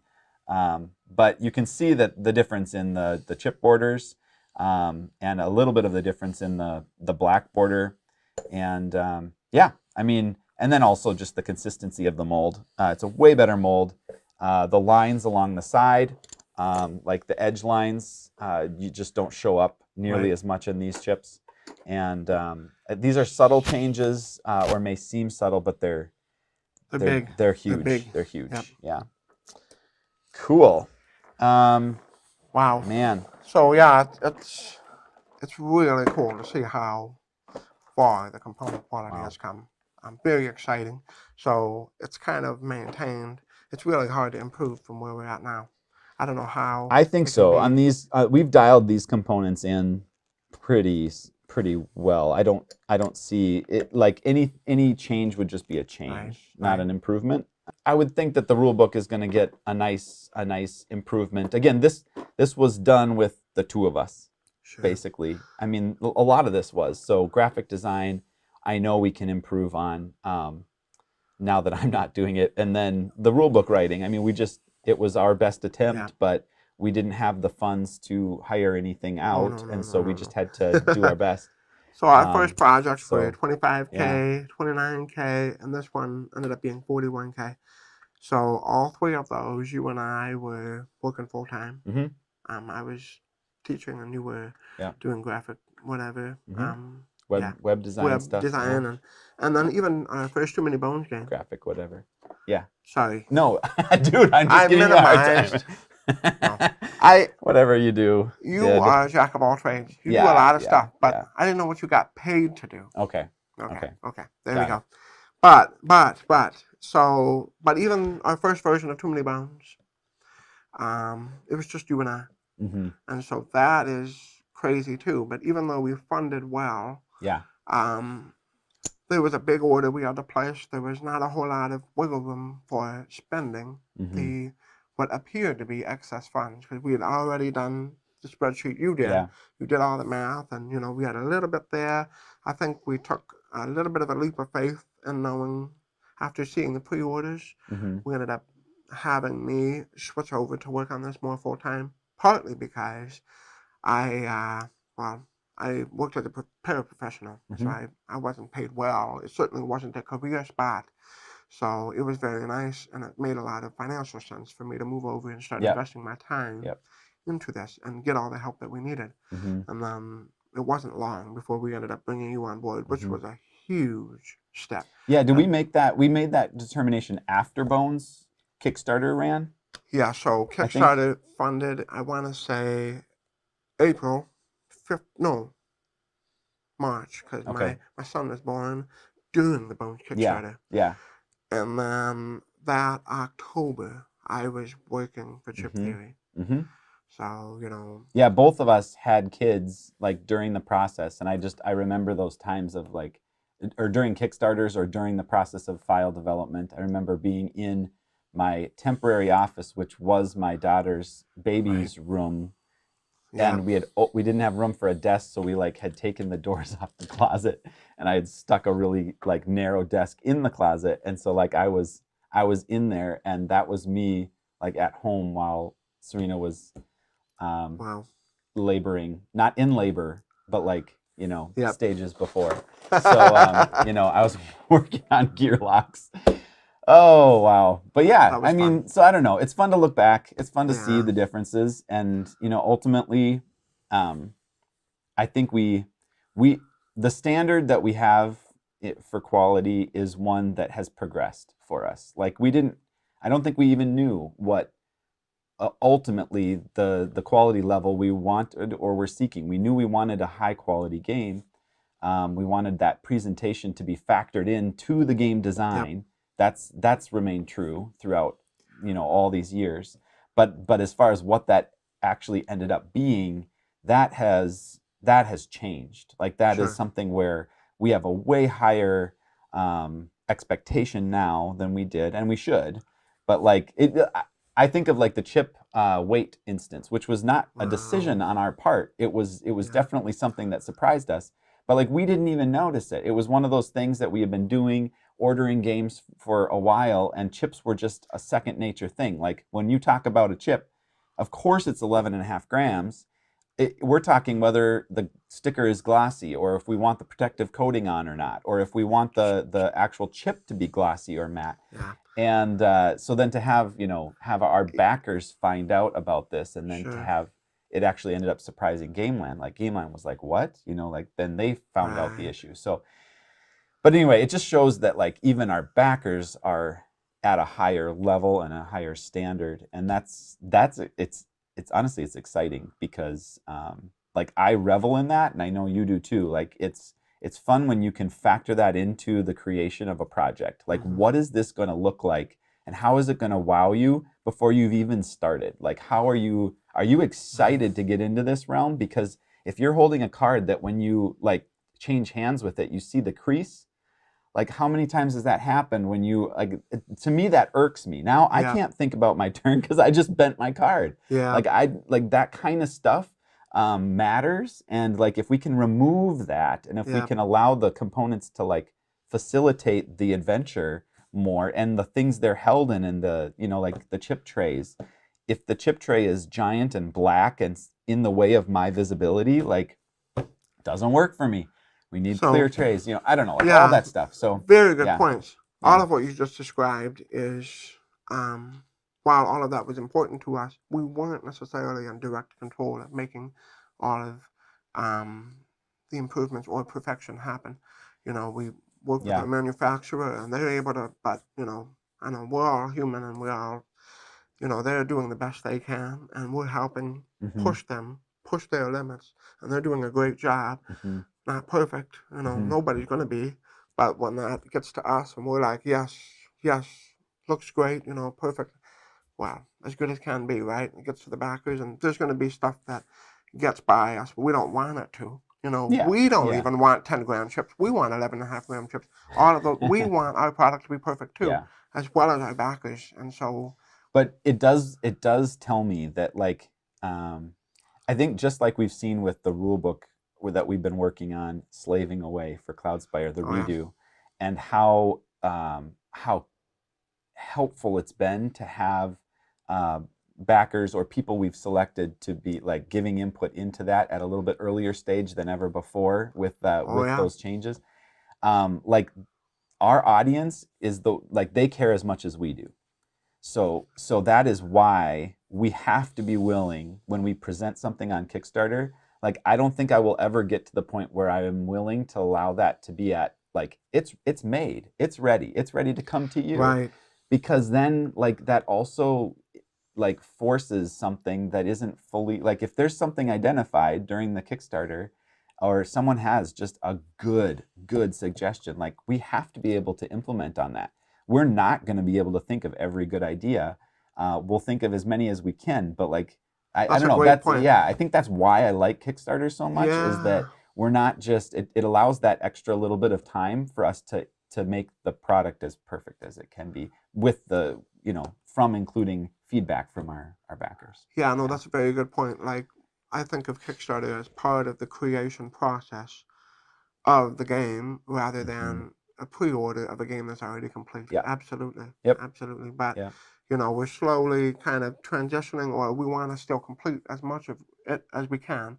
But during the Kickstarter, we will absolutely remain open and receiving to advice and ideas. Absolutely. Yep. Cool. Well, that I don't know. We could have taken this in a number of different directions. Right. We could have talked a little bit about Victorum in terms of how this could factor into those components. Maybe that's another another bit. But it was definitely fun to look back and see where we came from. So Yeah. thanks everyone for joining us, and we'll see you next time. Thank you. This is the opening thing. Okay.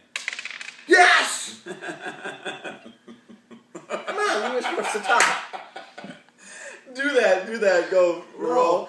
Yeah! Yeah! That's what I'm saying. Do the yeah, and then go. Do Hello, that, do everyone. that. Okay. I didn't see it. Okay, go. But you have to say hello to me. I will. Like, hello, everyone. All right, let's go. Yeah!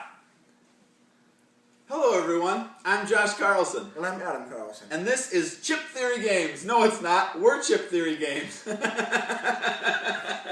Chip what game? I said, and this is Chip Theory Games. No, it's not. We're Chip Theory Games. We are. Okay, come on, roll it.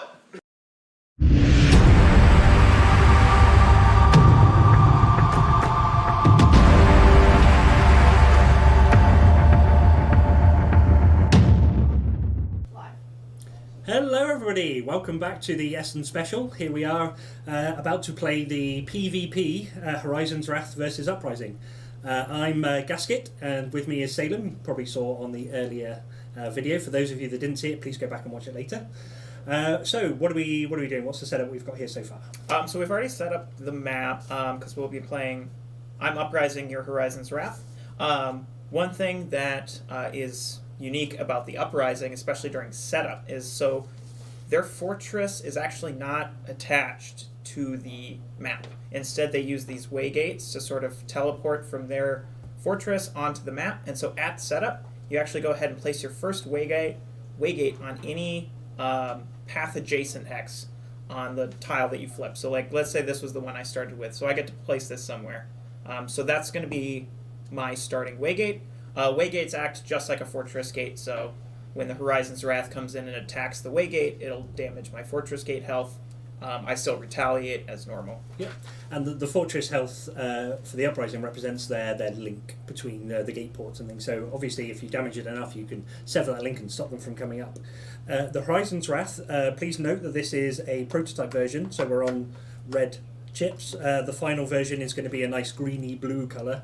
And the final version of the chips for the Uprising is going to be a bone colour, I think we said? Yes, it's like a bone white for their faction chips. However, it's also important to note that the Uprising only have a handful of chips that are their faction chips because they actually draft from the market. So when you purchase the Uprising expansion, you get a whole bunch of new market chips as well. And those you can keep using even if you're not playing as the Uprising. So it's both a new faction and just extra market chips. Right, so it adds to all of your other Cloudspire games as you go along through. So, setup, as we said, has been done.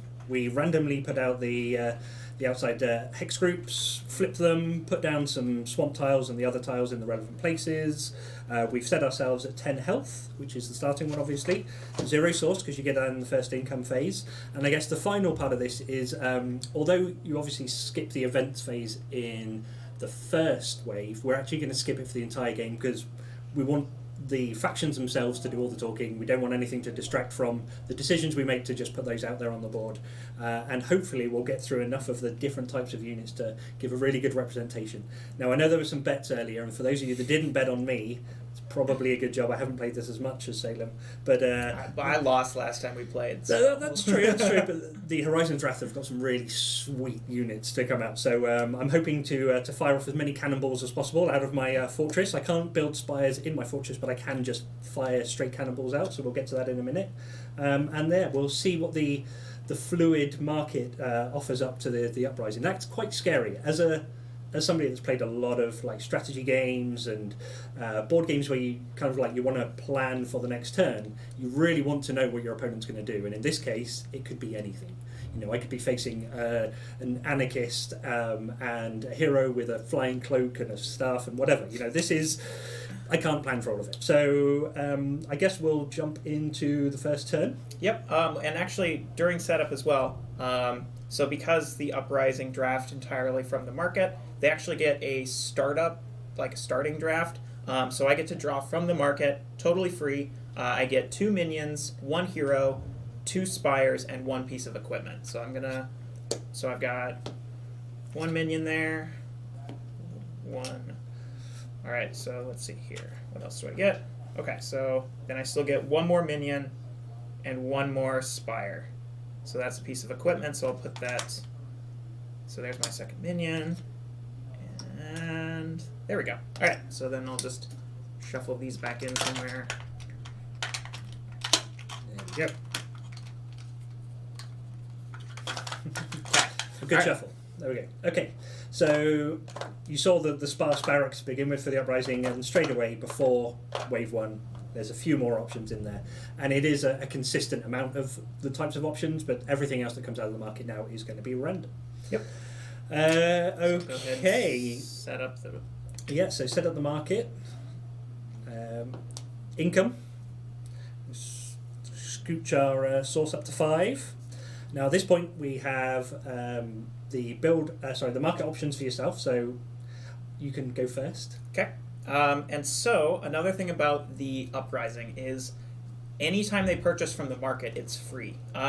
They do have to pay then when they deploy it or equip things. So I can grab anything from here for free. I don't need to pay the source cost. If I grab a hero or a minion, I'll have to essentially treat their source cost as a CP cost. And then if it's a piece of equipment or a spire, then I pay the source cost when I equip or build it. So let's see. I am going to take this Omen Rider. Right, and that refills like normal. Nice. So I get my choice of them now. There's a couple of pieces of equipment there. One is weak point, which isn't really relevant this early.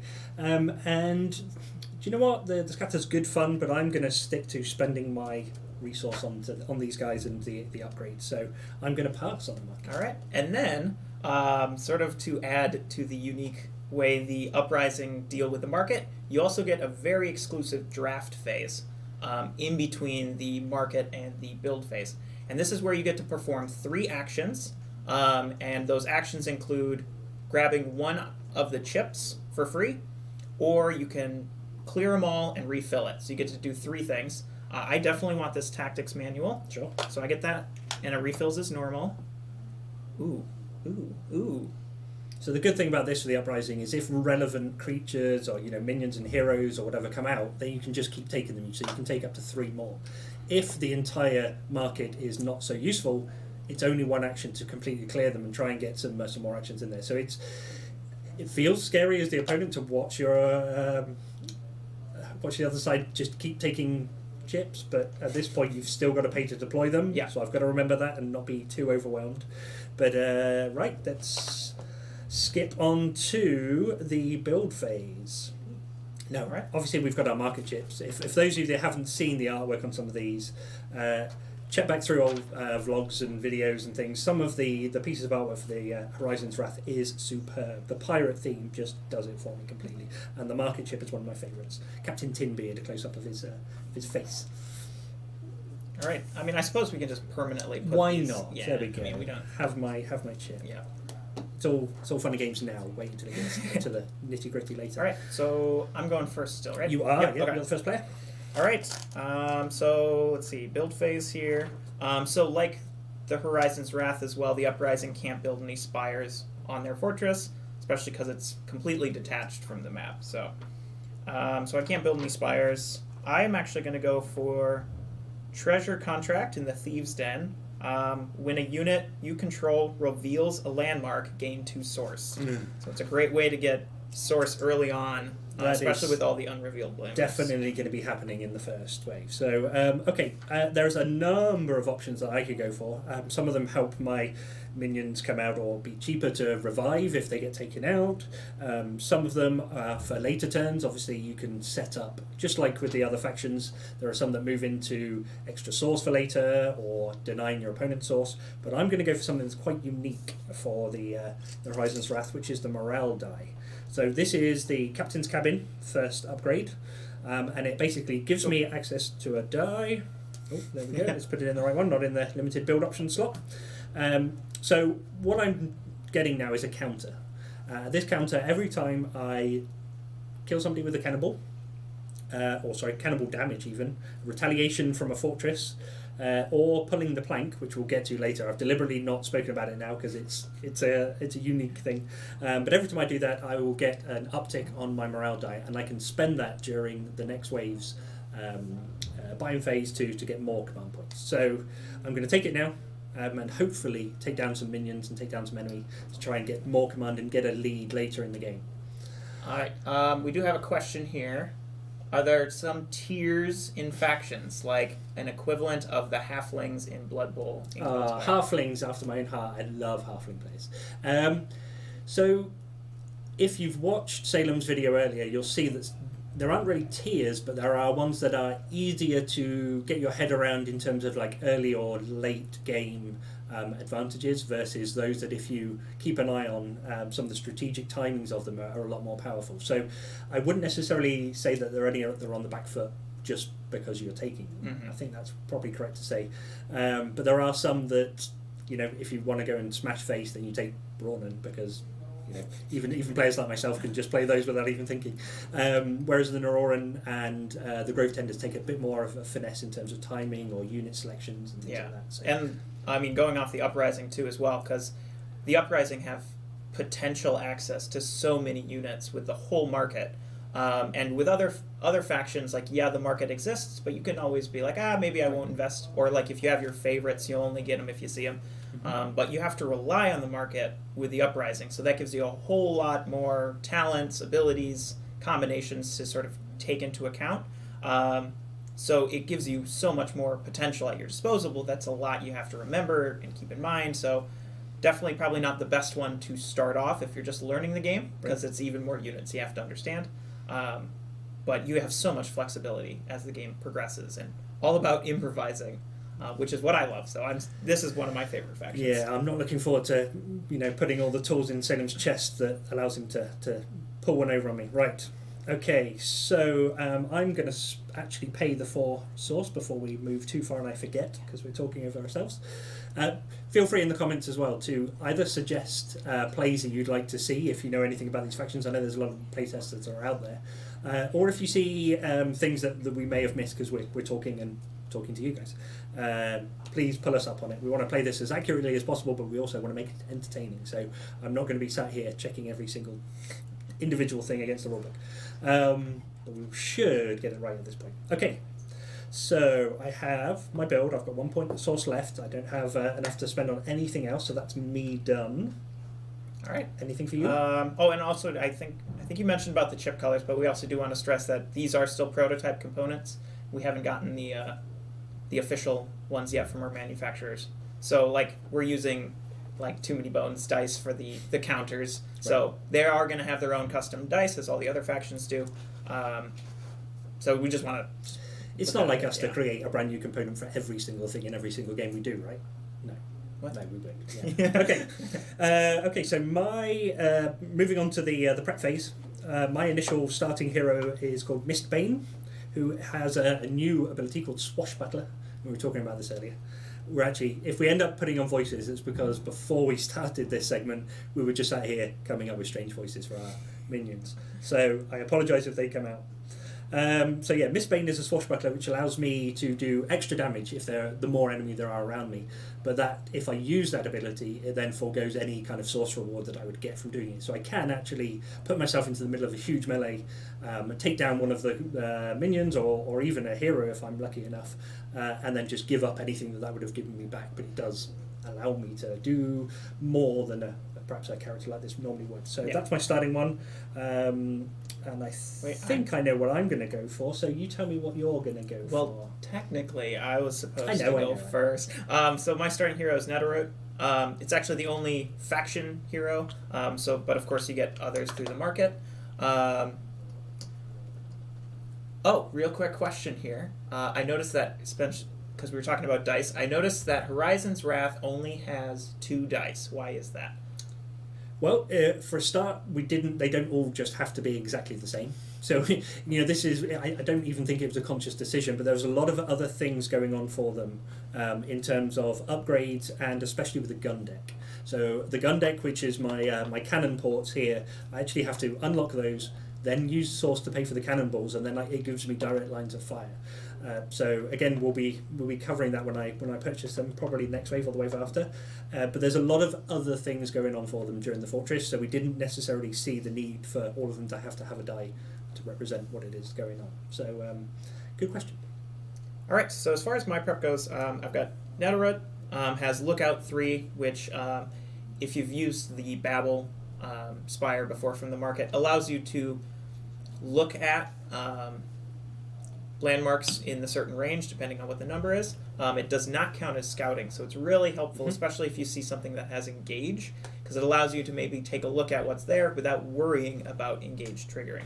So I'm going to take Netherroot, and then you also have access to 2 faction units, the Militia Defender and the Militia Ranger. So I'm going to take one of those, and then a Mountaineer for Hunter, so because hopefully can reveal a bunch of those landmarks and clear them as well. Right. And I'm not looking forward to the fallout from if I do take out one of the cutest characters in the game that you probably saw Anthony drawing earlier, but I might need to. I'm sorry. Okay, so whilst you're building up your stack, so I spoke through Miss Bane. My actual choices, I'm going to take the Buccaneer, which is a 3 CP unit. This one it's kind of an all-rounder. It's got 3 health, 2 attack, which is great for a starting minion, and a movement of 2, so it's medium paced. But it has Hunter, which for me early in the game, Hunter is a great skill to take. Talent, I should get that right before they jump on me. It's a great talent to have because the landmarks that you reveal, you want to be out doing as much damage to them as possible. So this will do 3 damage to the landmarks rather than 2. So that's my first one, that's 3 CP, and the second unit I'm going to take is the Glider. Now the Glider is a bit of an odd one early on, but I want you to actually see what it's capable of, and then you might be able to see some of the things that it can be good at later in the game or against certain opponents and things like that. So it is the fastest starting unit, I think, because the Harrier has got more movement but doesn't have flying. Yeah, because it's got 3 movement and flying and full terrain allowance, so it can really just clear across the board. Additionally, it has a new talent called Breakneck. It actually requires it to make as much distance as possible to its mark, but it also allows it to fly over other chips. Right. So normally, even flying units, if there's a wall of things in the way, you have to go around them. But with the Glider, it can't end on an occupied hex, but it can fly over an occupied hex. And that includes landmarks and spires and other units and things like that. So really great for getting past those barriers that other factions can put in place. Yeah. And then we got one real quick question about some Is tattoos. that a gun tattoo and sword on the other one? Yes, it is, Boyd. I thought you'd seen these when we were at the convention. But yeah, I worked on a couple of games in years past.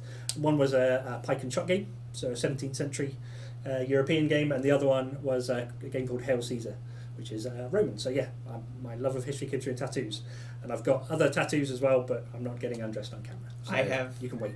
I have no interesting tattoos. I have no tattoos. I thought you were going to say you have no interest in my tattoos. That'd be what? really No, rude. I have lots of interest. How rude. Yeah, no, I'm not going to be like that.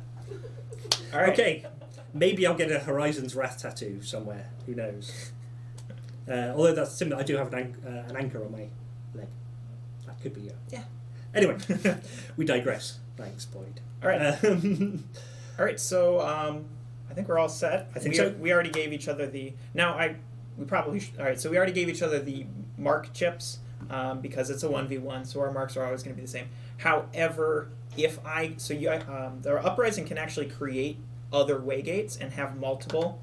So it's a little bit like the tunnel access, except for each waygate is a declarable mark because each is essentially a fortress gate. So if I create another waygate, that provides a new mark option for the Horizon's Wrath, and I can still deploy out of both. So once that happens, then you can choose your mark. But for right now, it's just the one option. Right. All right, and because that's essentially the fortress gate, that's actually where my minions stack up on. And then that way, if I have multiple, I can split it, and then the opponent is able to see how I'm splitting it before I actually start. so it's not quite as much of a surprise. Right. And any damage I do to any or either or multiple ports, it goes onto the one health tracker. Okay. Yeah. So it's not weakening it as much as giving more options for both sides to attack the Uprising's connection. Yep.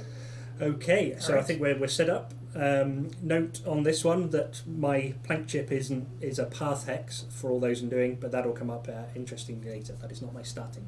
Yes. All right, so I'll go first. 2, 1, 2, 3. There. All right, so Yep. I'm going to take a look at this. Reveal that. Thorax. I was also one of the people that was highly upset when they got rid of bees. All right, so this is going to be a situation where I don't really need this right now, but I'm going to reveal it because I don't want it. I don't want it to come out later, Aha. and I also want the source. So I revealed 2 landmarks there, so I actually get 4 source. Outrageous. And then let's see. I demand a recount.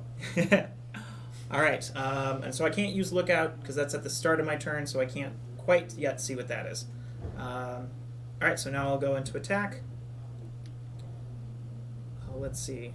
I don't think I have a way of splitting this. Interesting. Yeah, because these 2 guys are going to kill it, so I don't really have a way of splitting it to get Netarut the upgrade, but that's okay. All right, so 1, 2, and then with Hunter. So that's dead. That's 5 source. Outrageous. This is okay. I'm off to a good start. It's off to a good start. Okay, we can do this. Right then, Mistbane. So we are using the premium health this time to try and differentiate between the red chips and the actual health this time. So again, that's something for us to keep an eye on. I've got a movement of 3, and I've only got a planes movement restriction, so I'm stuck on pathways for now. 1, 2, 3. I think we're gonna go directly towards you. I'm gonna go to this one. And then the glider. So again, breakneck means I have to make as much forward momentum as I possibly can to the gate port. So I actually have to physically count the directions I go, including over things. So 1, 2, 3. It's quite obvious this time that 1, 2, 3, that's going to put me on top of something, that's going to put me on top of something, so I've only got one choice this time. I'm going to go to there. Okay, but next time I'm going to be going directly towards you. And then the Buccaneer, bringing up the rear. Wait, how did Mistbane get there? 1, 2, 3, no. Aha! See? There we go. I'm looking this up and guy. counting. 1, 2, 3. No, you're right. There we go. 1, 2, 3. Perfect. Okay, and I am going to wait right now because I don't have enough minions next to landmarks to do much damage. Yeah. He does have 2 range if you wanted to. But No, I'll leave that up to you. I'm fine. I'm fine for now. All right. I want to get out there and in your face before I start committing to fighting landmarks. That's fair. Okay. Back to me. Back to you. All right. So I am going to use lookout. And I can look at any number of landmarks within 3 hexes. So I can't do that one, but I can do this one, and I can do that one. So I'm going to take a look at these. Now this is not exploring, so if these did have engage, I would not have to trigger it. Okay. All right. So then that can help me, like, if I want to reveal them, or if I want to even maybe avoid that altogether. So I'm going to move now. I'm going to move Netarut there. Yep. 2. And then this guy does have Mountain, so he is going to cross through there. All right, so then explore. I'm going to explore the Grail Wasps, or the bees, as they used to be called. That's 2 more source, and 2 more source. So you can definitely get a Ramp up the source. which is so important too, because Everything costs. everything, yeah. All of the stuff I'm getting from the market either is going to cost CP, which I need to get advancements to get more CP, and equipment, all that stuff. So, and then I have to engage. That one does have engage. Oh yeah. So we've got a Traxxar Hellion come up in the centre aisle. He's 6K. but yeah, you've got some units there that can certainly try and take it out. Yeah. All right. So first, I'm going to attack with Netarut. Netarut has Hunter, so I am going to deal 2 damage to that. Yep. That's another 3 source. I'm gonna cap out on source here. I think you are quite comfortably. All right, so I know in my guide video I said the Brahmin have the best source production in the game. That is true still as far as self-reliant source production. Yes. But as you can see, the Uprising can get massive amounts of source. Wave Certainly 1. on wave 1, yeah. Or that's important. Or wave 2 if there's still landmarks, but like once those landmarks are cleared, that source production's gone. All right, and then here, so I've got. I'm going to attack with my Mountaineer first. Sure. So that takes the 1 retaliation. Yep. Oh, and I do 3 damage because of The Hunter. The hunter, yeah. Oh no. Oh no, you're gonna take that from me, aren't you? Maybe. That gives you a Spire too. It does. Okay. All right. Well, there's. Oh, and I can promote. Huzzah. Now, Neterut doesn't have any upgrade capacity on the basic side, so I do just flip right over to my upgraded side. All right. Okay, is that everything? Are you sure you don't want to take some more sauce? I'm good. I'm gonna leave It's got in some. his pockets. I'm gonna leave some for you. Okay, so I'm going to start with the hero being out front and in the way. It really needs to get out of the way. And I am going to go use my 3 movement, which is pretty good. I'm going to jump straight forward. I don't have to use Swashbuckler to take it out, which is really useful because I can then get the Spire. Glider, I have no choice but to go 1, 2, 3, and again, straight over the top of a landmark, the only thing in the game so far that does it, so far. And then the Buccaneer is going to come up to that. Okay, so Exploration. I'm going to take this one. Oh, and I've got some... I can never pronounce this one right. Cerveza? Because I always feel like I'm ordering a beer in Spain. Is it an IPA or is it a... What kind of beer is this? It's such an American answer.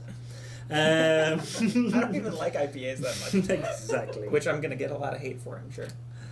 Beers are good. All my German friends out there, we know what real beer is. Okay, so on to the attack. Mistbane is going to take out the Traxxar Hellion. Ooh, well done. So I'm going to get the last hit using that. Now that is not a morale one because that is a Fortress Retaliation Cannonball or Pulling the Plank only for the morale dice, so I haven't missed that. But I am going to get a Spire. Now the only Spires I can have so far are the Gunboats and the Air Clippers, I believe. Now the Air Clippers are great for air defense, but there's no flyers against me right now. I'm going to take the Gunboat, which is an interesting one because of the position it's on right now, but I am still going to do it because it's free. Free. Okay, so the Gunboat starts with 2 attack chips and 2 range chips. So, you know, a huge amount of power for a starting one, but it does have a small arrow at the top, and I have to pick a direction, and this is the only direction it can fire. So, funnily enough, I'm going to choose that way, because I think this direction is okay for a couple of hexes and I might get one shot off on it, but for this round especially, I know the Hunter's going to be moving over the plains because it can, and so I'm probably going to be able to get a shot there, whereas the Militia Defender might be able to do some clever stuff. I'm not going to worry about it right now. So this is one of those points somebody earlier was saying about the analysis paralysis. I could sit here for 15 minutes and work out exactly where Sailing Machine is going to be next turn. I don't think that's very helpful at this point of the game, and it certainly doesn't highlight what it is. I think most of the time when people play this, they want to play it at a certain pace. So yeah, there we go. Okay, Glider does have an attack, so boop, does 1 point of damage, and the Buccaneer has 2 points of attack, and Hunter, so we'll do the final 3. 1, 2, 3. So it's another one-shot kill, and that one gives me 4 sauce. Hooray! You can do it. All right. And I believe, unless you can see I've missed anything else whilst talking about random things, it's back to you. Back to me. Perfect. All right, so I am actually going to build a Spire here. Spend some of this hard-earned source. Not really. Not hard-earned. Next wave will be a different This was story. not planned, by the way, at all. Right. We did not know what that was. So can I have 2 range chips and an attack chip? And build a slingshot. You may go weak. Put it there. Yep. All right, so that's one of my limited build actions. So slingshot is a good one. It's got air defense, so he knows the glider is coming up this way, and obviously you have to have air defense to take out flying units. So it's a really good wave 1 defender, but also just a nice cheap option to use some of your source right now. Yep. All right, and then I'm also going to use. So I have Lookout 5, which means I can even look at what that is. So I'm going to take a look at all of these. Outrageous. Yes. Unfortunately, I don't have Hunter anymore, though. So I can't be as... Ooh. I like that. All right. Okay, so... No more easy sources. Right? Movement here. So Mountaineer does have Mountain. Yep. Which means it can go over plains, forest, and mountain. Yeah, as well as which the I am buffet. actually going to do a clever move here. Nice. All right. And then Militia Defender. Let's see, I'm 1, 2, 3, 4, 5 away from the choke. If I go there, 1, 2, 3, 4, 5. So that is a lateral move, right? I counted. Correct. Yeah. Okay. Yep. So I have to make progress, which means I have to end there. All right, which is good because maybe I can take out that Mistbane. All right, Netarut. So I see why you put that there, but I'm going to have to punish. Right. I've got ways of moving it. It's fine. Yeah. Just not right now. All right. So I'm going to take a look at this. Ooh. Ooh, a relentless Viper unit, which you can one-shot. I can one-shot. We didn't grab relic cards. We didn't grab that cards. That's fine. Okay. So what are we going to... do I still not... Does that mean I don't get a relic if I kill it? All right. Well, I get 2 source for revealing it. We can burn that bridge when we get to it because I am actually going to go for Mistbane. I want to take out Mistbane here. Okay.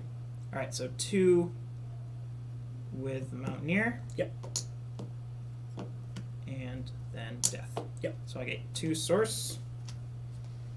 Mistbane. And then I'm Gets going to to use flank. Netarut to take out one of those. Yep. Okay. Right. Okay, next up, back to me. So my leading minion is this one. So I am 1, 2, 3, 4, 5 away. So as long as 1, 2, 3 is the same as 1, 2, 3. So I could go there, but then I get taken out by the Militia Defender. Not sure I want to do that as a deliberate move. But I think I can. Well, I have to take 1 hit from that anyway. I'll one shot. If I don't kill you, the Source Geyser will heal you, though. Right, exactly. Well, that's there. That's the hope. So 1, 2 to there. And we've got some Hunter on Hunter fisticuffs. So that's the only one now. So I'm going to do 2 points of damage to that one. Right. I'll roll this first. Oh yes, of course. Yes, fire first. Just the 1. Okay, so you'll get that back. All right, and then you do kill my Mountaineer. Yep. You get 1 source. And these do not go back to my barracks. They are discarded like all win markets die. Yep. So I'll just put that off. Throw it into the distance. Throw it in the bin. You can't use that ship anymore. It's the legacy version of Cloudspire. Genius. Why did we not think about that? Toss it in the trash. Okay, so that was my Buccaneer. Oh, did you get your source? Yep. Okay. My whole single point. Thank you for your generosity. Of course. I want to share the source with you. Right. Okay. I think on to your next move. All right.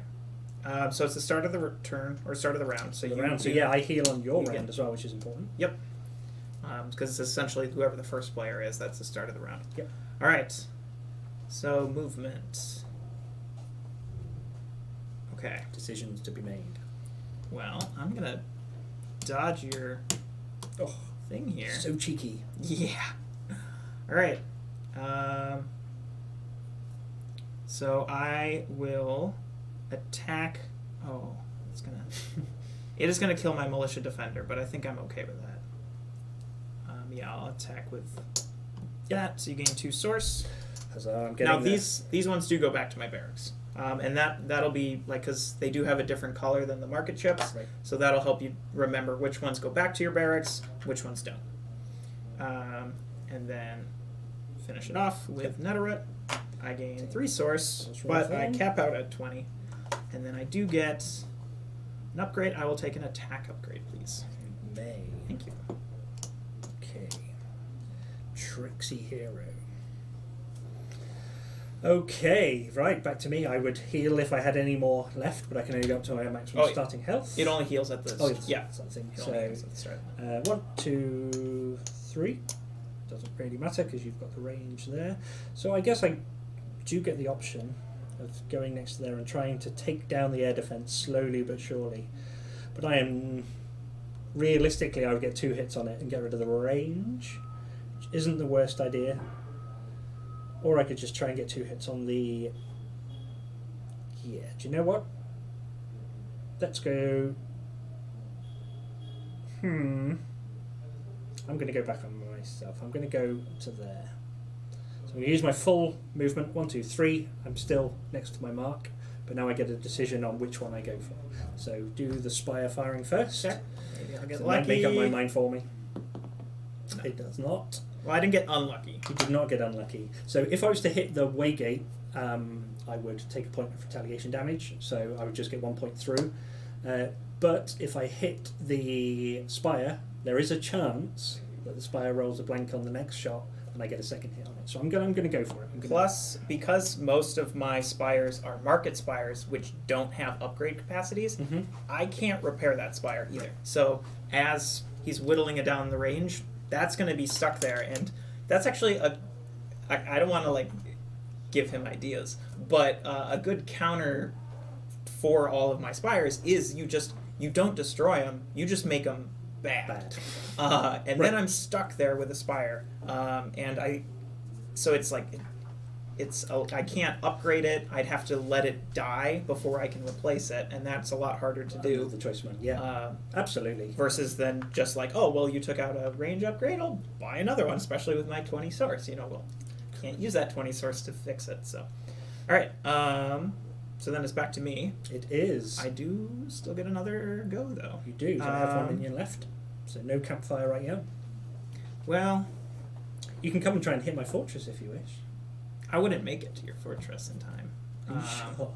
And I don't really need to reveal that because I'm at max source. So I'm just gonna do damage to this. Yep. So it takes out a range. Yeah. I can add back to mine, so I'm okay with that. I think forcing Salem into some weird, strange positions to get around the gunboat is already, proving its worth. I know it was a free one, so its cost was 0. But there we go. Back round to my, I'm guessing, the last one. If you would like to try and take out the glider. Yay! Oh, it does so. I got a whopping 2 source. Crash and burn. Which I can't. I mean, I could have. I thought about building a spire there just to use some of my source, but I don't want to not use the space. I'd much prefer if I could get to there, but I don't have the influence yet. Right. So I'll keep the 20 source max and just. No, that sounds really good. Okay, so end of wave. You go into campfire mode, so you're stopped where you are. Everything else is as it is. The source geyser goes away. That is now, and that's important that it goes away at the end of the wave because it wasn't a valid build option during the wave. And now we go on to straight into the next wave. So again, we're going to skip the events phase. Yep, just so we can focus on the uniqueness of these factions. The first player marker would come across to me. Yep. And then we do income. Income, yep. So, woo! Ha ha ha! See, so really interesting point right now. I'm on 15 source, which is a great amount of source. I picked up 8 through the wave from various kills. I've just picked up 7 from the start of wave 2 income. So I'm now only 5 source behind you. So even though Salem was able to pick up all that source early, there was no real way to spend it. And like you said, it would have been kind of a wasted build maybe using one of those. So don't feel like everything is one-sided straight away. It's kind of one of those moments where you have to go through, what is it going to be at the start of the next wave, and the next wave, and the next wave. So use your source wisely. Yes. Okay, Go to so market. Okay, and sort of as if you watched the last Cloudspire Let's Play, we used one of the new rules that we're implementing with the market, which is it actually refreshes at the start of each new market phase. So these all clear out, and we get 3 new things. And that way, it's really nice because then you're not stuck with something in the market like if nobody really wants something, if something's not applicable to the type of game, it's not just going to sit there taking up space. It actually clears it out. And on the flip side, if you see something you want, you have to get it. Yeah, I love that part of it. So when that change was proposed, and we realised that there are usually some good units, but especially in Wave 1, there are very few units that you want to have instead of other buildings in your fortress. But if there's a good enough unit there, I mean, Londil, I pretty much buy it every time I see it. I love that unit. But there are people, everybody has favourites, so if you want it, you have to buy it then, or you know you're going to lose it for the rest of the game. And that is a huge difference. So, yeah, buy it or lose it. Okay, so let's go on to the build phase. The first thing I'm going to do is put my money... Did you want to buy anything in the market? Oh, sorry, yeah. Because I definitely do. Good point, sorry. We spoke about it for so long that I flipped it. Again, that's one of the things. So we have flying. Reap is standing next to a source well and just taking some free source, isn't it? I kind of like that. Do I want to put that on a hero and go for the Reap, or do I want to stop you from being able to do that, I think is the question. Not that you might be able to use it all anyway. I am going to buy the makeshift wings. So I'm going to use 3 source, pick up the makeshift wings. I think I've got some terrain around that hampers me a little bit with some of my better heroes. So and that's not so bad too, because I mean you have the gunners. So like if I were to get it, I wouldn't be super safe anyway because those gunners have. I've got some good range. artifacts. Yeah. Yeah. All right. If you want to replace that one. Yep. So now I get my market phase. Yep. And then I'll get my draft phase. I'm going to take the emissary for my market purchase. And then, So now this is the draft portion. If you remember last time, Zen gets 3 options. Take an item and then replace that single one, or wipe out all 3 and put it on there. all right. I'm actually going to wipe out all 3 for my first. Okay. Okay, so I have 2 more. Ooh. No. Oh no, Londil. Yes. That's now I have 1 more. Don't betray me. I'll take the Fallen Taproot. Okay, perfect. All right. Okay. So now build phase. Yes, now the build phase. So cannonballs. For me to start firing from my fortress, I have to pay for either the inner or the outer cannonballs. And the way these work, for 2 source, I can fire 1 attack die, the Spire attack die that we normally use, and it will go in a straight line and it will hit the first unit that is in front of it. So the inner ones would be here and the outer ones would be here, and you ignore sky and things like that and landmarks. So the inner ones have given me got a really good channel right now, so I'm probably going to pay for those. So I am going to go for core cannons, which is 4 source, so down to there. And I'll take my upgrade. We'll put it on the core cannons mark. All right. Okay, over to you. Okay, so I'm going to buy the Almlu infrastructure, and it gives me +2 CP during the prep phase. So that's 5. 5.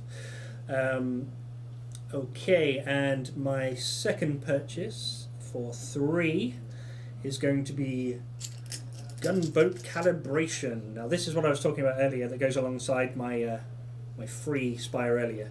Gunboat calibration at the end of your turn during the onslaught phase. You may change the direction arrow on any of my gunboat spires. So this is going to be really important if I want to not just get run around. So although they are very static and very easy to work around, there are upgrades that allow you to use that to your benefit. And just a real quick point, in case anyone just noticed. So you'll notice that he skipped a advancement. So there actually are new advancements for both the Horizon's Wrath and Uprising that are all level 1 advancements with just different letters, so 1A, 1B, 1C. So you can actually purchase those in any order. You don't need to get them sequentially. I have sort of like these operations that I can purchase, which give me like objectives to get rewards. I can do those in any order. Same with the cannons. Great point. All right. So now my go. I am going to give myself I'm going to give myself the hunting contract. 1, 2, 3. So while there are not that many landmarks still left on the board, I want to give, and this will actually give even upgraded Netarut Hunter, because this gives all of my units the talent Hunter. Okay. And I primarily am getting it so I can have Netarut have Hunter again. Right. I could build a Waygate to have him flip back over, but I want that attack upgrade still, Sure. plus Hunter, so I'm going to get that.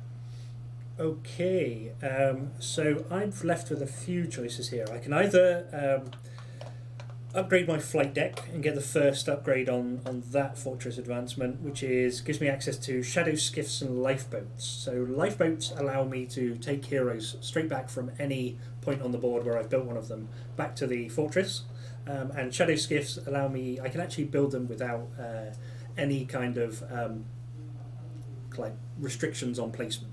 So I don't have to have influence on a specific point. Do you want to answer that one? Do the co-op scenarios for the Uprising use their co-op advancements? I think I might be a little bit confused by the question. Do you? Yeah. Mark, you might want to re-explain, because you probably know more than most in the world about the question you're asking. We'll carry on whilst we'll get another question from you. Okay, so yeah, the Shadow Skiff allows me to build in places, and then I can swap the spires when I do it. And I think that's a good upgrade, but not for this turn. I do believe I am going to spend mine on the gunboat. So I'm going to take a... it's the third one, so that's 3 source. And then the defensive one, which is only over 2 source, so that's going to be 5. Put that there because I can have up to 5 advancements on that, but I don't have enough source to spend it on it all. Okay, so that is me spent. All right. I am going to... all right. I'm not going to use it this turn, but I don't want to overproduce my source and lose so much. So I'm going to buy the advanced team for 5. 1, 2, 3, 4, 5. This is actually one of my personal favorite advancements. And why I love the Uprising so much, it actually allows me to have 3 heroes deployed versus 2. I'm not going to deploy... well, maybe I could. I'm probably not going to deploy 2 heroes this way, though. You never know. But down the line, I definitely want to use that. Okay. All right, and then was there anything else you wanted to do? I don't think there's anything else I can do. All right. I am going to... I think I still want to do something. But exactly what I want to do. Oh, I see. So the question is about the covert op ones. Do they work? Do the co-op, the covert op advancements work in? Oh, the covert ops. Yeah. Oh, okay. 2 types of co-op. No wonder there's a confusion. Yeah, okay. Do the covert op? Do the co-op scenarios for the Uprising use their? Oh, it was a pun joke. Okay. Okay, I see. All right. No wonder. So We got successfully confused. Well yes. done. Yeah, I as far as the co-op scenarios go, I did play through them. I'm trying to remember, like, what because we always like to highlight certain things, but I think that kind of information would be fresher in Gilly's mind. Right. But it was a clever pun joke that definitely confused us. All right. Okay. What was I going to do? I was going to do... oh, yeah, I'll spend 3 more source. 1, You 2, almost 3. distracted him. It almost worked. To get Waygate defenses, this allows me to construct spires on any non-path hex adjacent to a Waygate. So it's not really going to matter much because my Waygate's right here, but I do plan on building a Waygate in the near future. Right. So I want to be able to do that, especially if I find myself with a lot more source than I can use. Then that opens up my possibilities of spires. All right.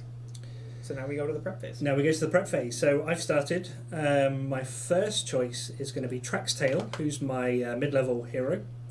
Traxtail's a 4 CP unit, or 4 CP hero, I should say, that's got 4 health, 2 attack, 3 movement, and Swashbuckler, which is the ability to attack with a higher when there are more enemy around you.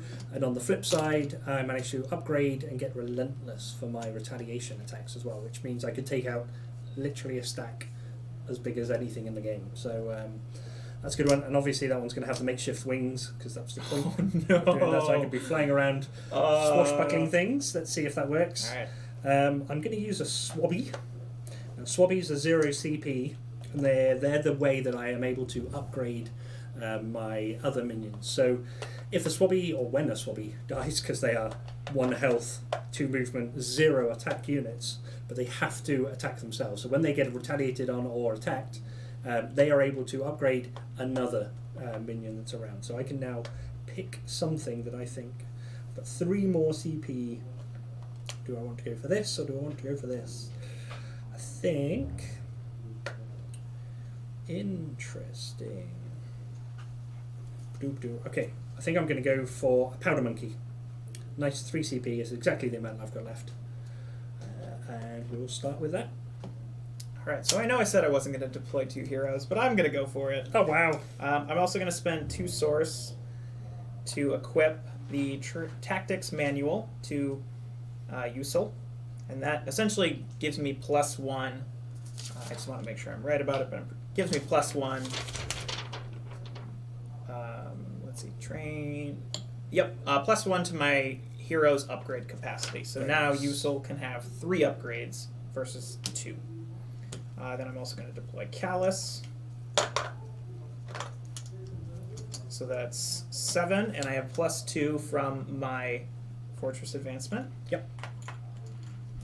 And I'm going to deploy the Fallen Taproot. There we go. Okay. So, I think we have everything out. Marks are going to be the same because there's only 1 option this time. Yep. And we'll see how well my tiny stack does against the giant stack with the hero left out. So this is the difference in the first wave. I wasn't able to keep and your starting hero is one of the best in the games, I think, and deliberately so. So there we go. Okay, so on me. Yep. So let's start with Traxtail. Traxtail's going to go to here, I think. I think I'm going to be... Are you going too far? No, flying. Oh, so the flying doesn't actually. It just gives you. It just gives you the talent flying. The talent flying is it not? It does doesn't not give you the thing anymore. yeah. That is that. I think that's Yes. changed. 1, 2, 3. Okay. Where is it? Yeah, it just gives you the talent flying. Doesn't increase your terrain allowance. Perfect. Because there's also like a new unit in the Uprising which has flying but only forest Gotcha. allowance. So like she deliberately cannot go over mountains or water. Good catch. Thank you. Yep. Okay. All right. Over to you. My turn. Okay.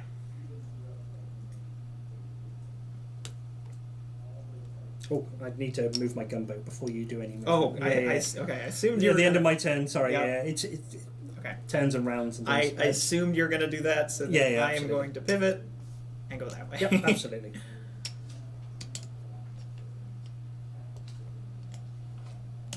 Okay.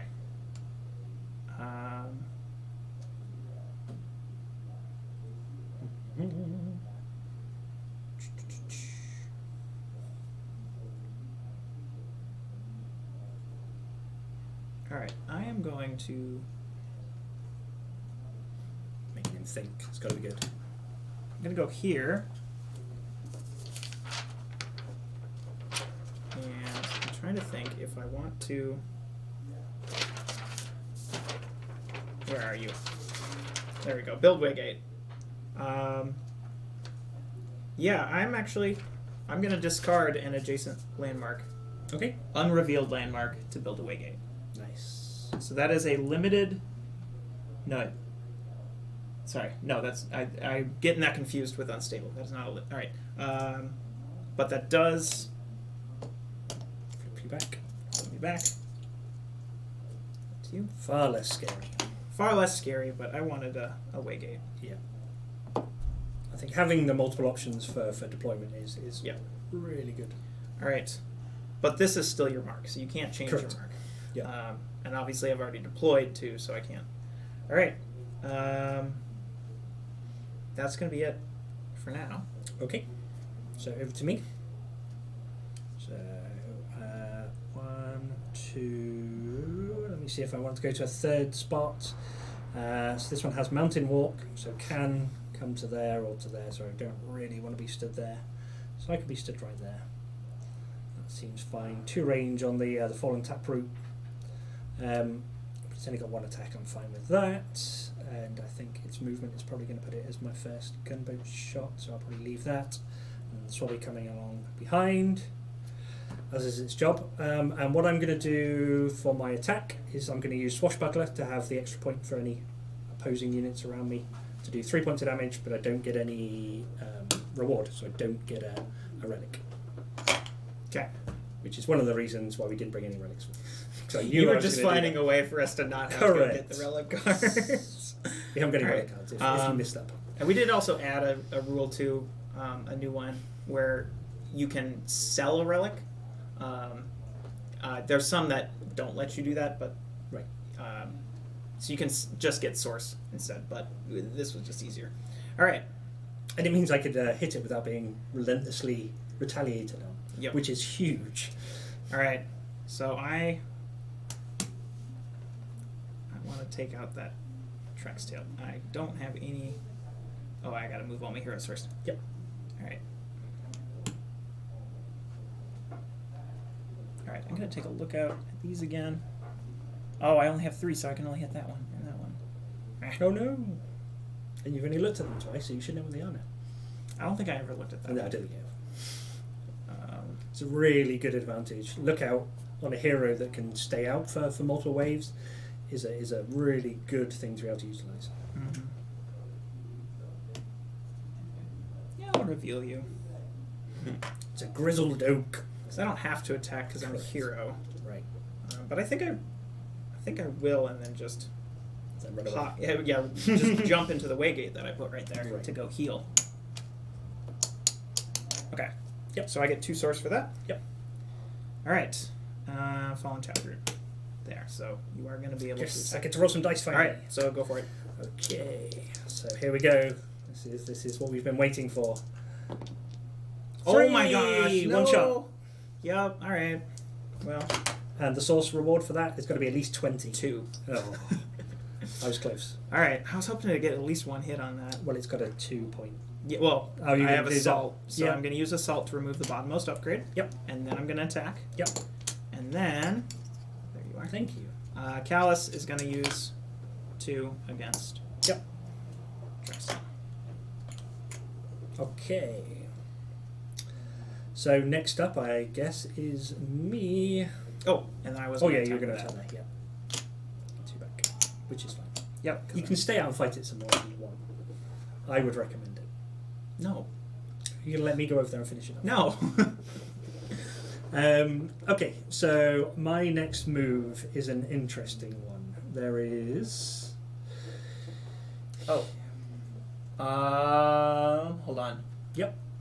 Do we lose? All right. This is. I might have messed this up. Sure. go When on. I flipped back over, I don't lose my excess health. Okay. Yeah. Thank you, Mark, for calling that out. Yeah. So, because I was at 4, Right. but you don't lose extra health. You just lose You upgrades. just use upgrades and things That's not considered an upgrade. Yeah. Yeah. Good Yes. spot, Mark. That's exactly Good spot. why you're here. Yeah. Okay, so we're finished on that one. Yes. You know what we're doing there. It's exactly the kind of thing that's easy to miss when you're trying to over-explain everything else. I was trying to give him an advantage. Is what I was. You're going to jump into the portal anyway. Yeah. You still can't hit it. So I know that I need to take out that bad boy. So It's okay. I really want to deploy Londil, so like if you kill Callus, it's not the end of the world. with your 3 heroes, but no, that's a really great question. Which way around there do I go? Here you can chase me anyway. You can do.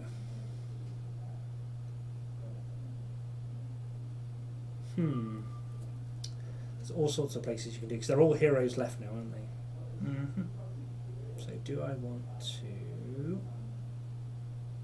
Okay, now what's the one on there? What's the... Don't think I'm going to get another shot with that gunboat. I don't think I'm going to get much more there. So I'm just going to let the swabby loose. So I'm going to perhaps try and force you to come towards me, but I'm going to actually go over there towards those landmarks and I'm going to try and open up some more of the landmarks that I don't have access to at this point. Double check the price on my... Not that I'm thinking about building these. Right. There we go. Okay, and then the swabby 1, 2, can't do anything else. Over to you. Do I want to move the gunboat? Yeah, I might as well, just in case you... You're going to stay where you are with that one anyway, but that's fine. I'm going to do that. Where am I going to stay where I am? Maybe you are. Alright, well, you go heal. So, unfortunately, actually... Yes, I tempted him into staying out. Yeah. Well, now that he's got that extra health, and I'm not going to heal back to 4, because his max is now 3 again. But I'm not going to attack the rogue Grizzled Oak. That would be silly. Oh! I know what I'm going to do first.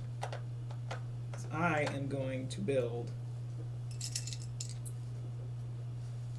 Yeah, I have a attack and fortification. You may. I'm going to build this, because I'm out here, so I can build here. Yep. There we go. Alright. So, I'm going to move Callus there. Yep. Usul there.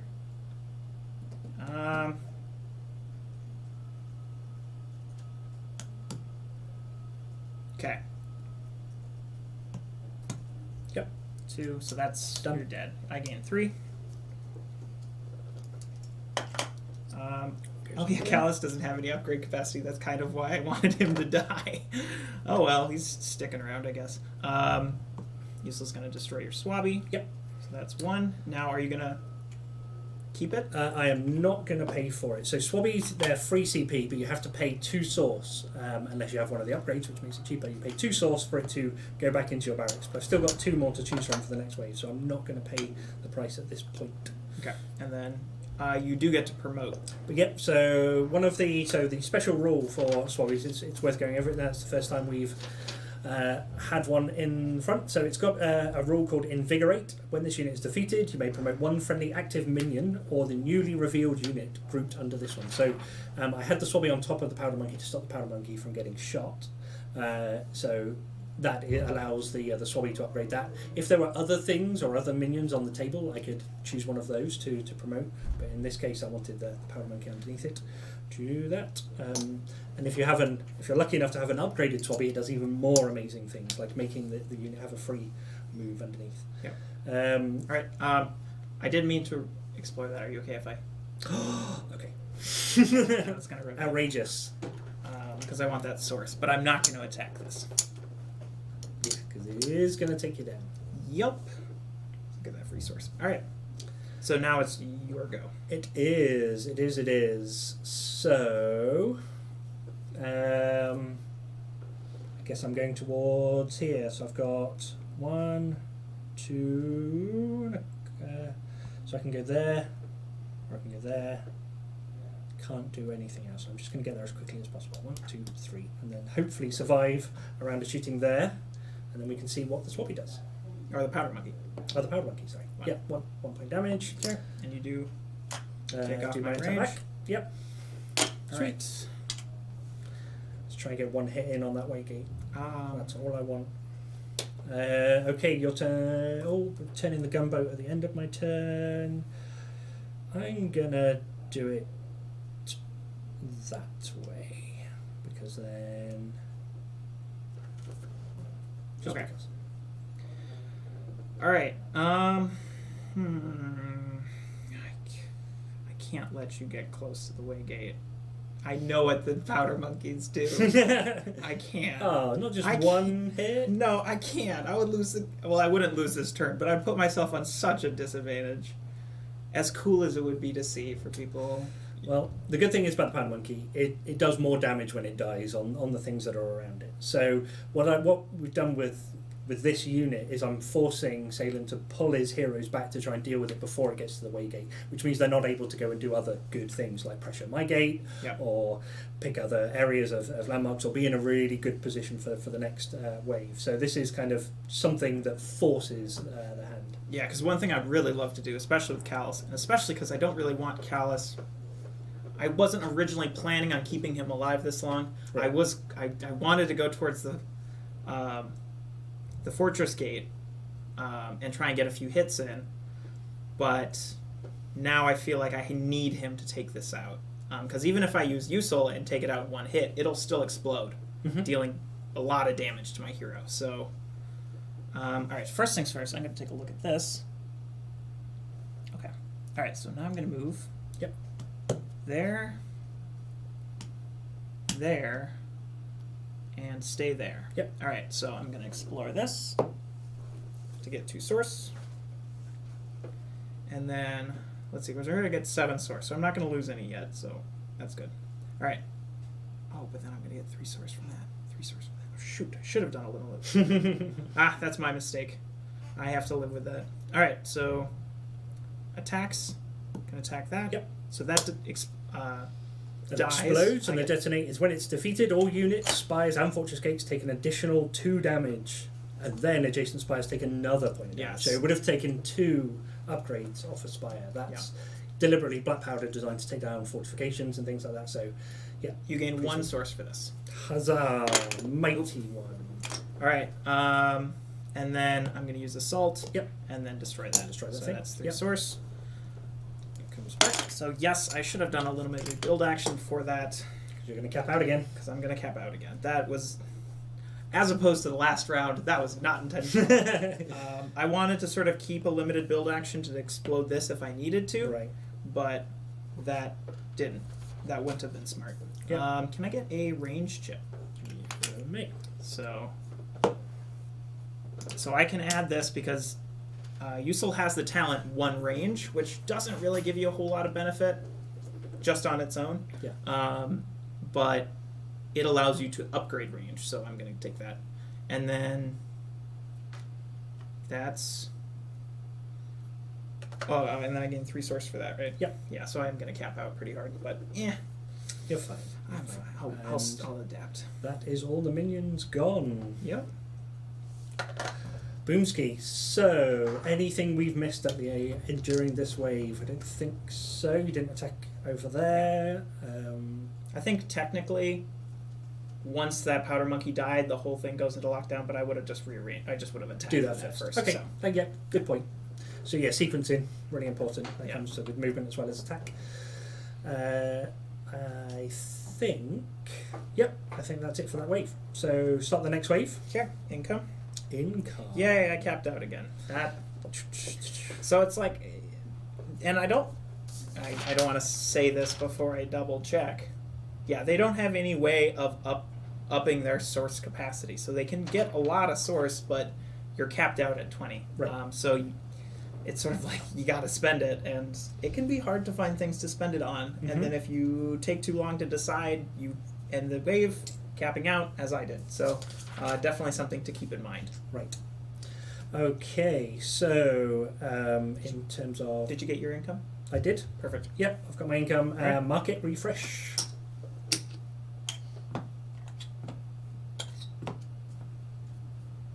Oh, that's the thing. Okay. So it's a bit of sparring right now. I feel like you're slightly ahead because you have your heroes on the board, but I'm happy with the upgrades that I've got so far. I'm going to purchase a couple of cannonballs this time to make sure my defences are ready for if you do want to come towards me. But I'm coming up towards the units that I know are going to do some damage now. So, and I think you're still reliant on your market draws and things to push that through. So we'll see. We'll see. I think I guess I can give that back to you because you'll actually have choices. I this do time. have a choice. Huzzah. All right. So I'll go first for the market. Those are both really expensive, but they're good, and it's not like I haven't had the source for it. So I'm gonna take the Glade of Blades. All right. Nice. Did you want anything from the market? First thing I'm going to do is purchase 2 cannonballs. Wait. Oh, that's in the build phase then. Is that in the build build phase or the thing. As a build option during the build phase, you may spend source. It is in the build phase. Look at this. We're not in the market phase. Sorry, I keep glazing over the market because I'm dominated in it so much. Yeah. I will not let you skip the market because I need it. Nope, I'm good. All right. Thank you. Okay. It's very kind of you. It's not a free market today. It's a very one-sided market today. Do I want any of those? I'm going to take the Renegade for fun. Ooh, yes. All right. And What was the yes for? Let's tell the right, viewers. yeah, haha. All right, so I got one of our new spires, which is the modified prism. It's got multi-target, which allows you to multi-target. When the spire fires, it rolls its spire attack dice once and applies the damage to all current players' units within its range. There we go. All right. Very useful for. And then I'm going to use my last free action to get the twin barrel bunker, Yep. which has repeater, which is essentially if you don't kill your target in the first roll, get to roll again. Yep. Okay, so that's all I can do. Yep. Okay, so build. Yep. Build phase. It's your first player this round. This Correct. wave 3. Yep. So first things I'm going to do is I'm going to build one of these spires. Well, I may shock you, but I'm going to buy 2 cannonballs. Just repeating myself. Not another 2, just the 2 that I was wanting to buy 60 seconds ago. All right. So 2 sauce each to a maximum of 5 cannonballs. I've got 2 now, but that's fine. May I think. have 2 ranged ships and a upgrade ship, or an attack upgrade ship? That's so many. Yeah. All right, so I'm going to build that there. And then I will build 4. Can I have one of the sorry, I was gonna say one of the 2, but there's no. I don't need that one. Sorry, I'm confusing. Use your words. No. All right. Did you want to buy anything more? I probably should. Okay. I think I am going to purchase stowaways. So my swabbies, now that I'm going to start using them properly. My stowaways are in the hold. I'll pay for the hold, number 1.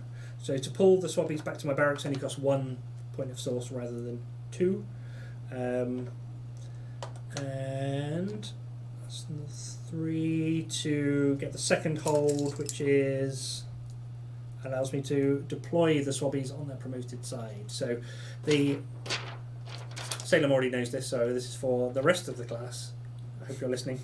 Their upgraded side talent is emboldened. If this unit is defeated while grouped, the newly revealed unit may now immediately move and attack. Huge bonus, so it gets them the hell out of dodge. And it does not count as the new units revealed move for the turn, so they can still do stuff. So that is a nice little surprise trap for whatever's under there. All right.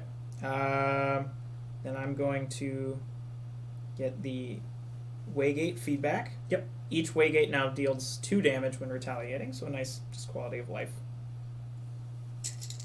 thing. And just a way to make sure I spend all this source. Right. And then I will get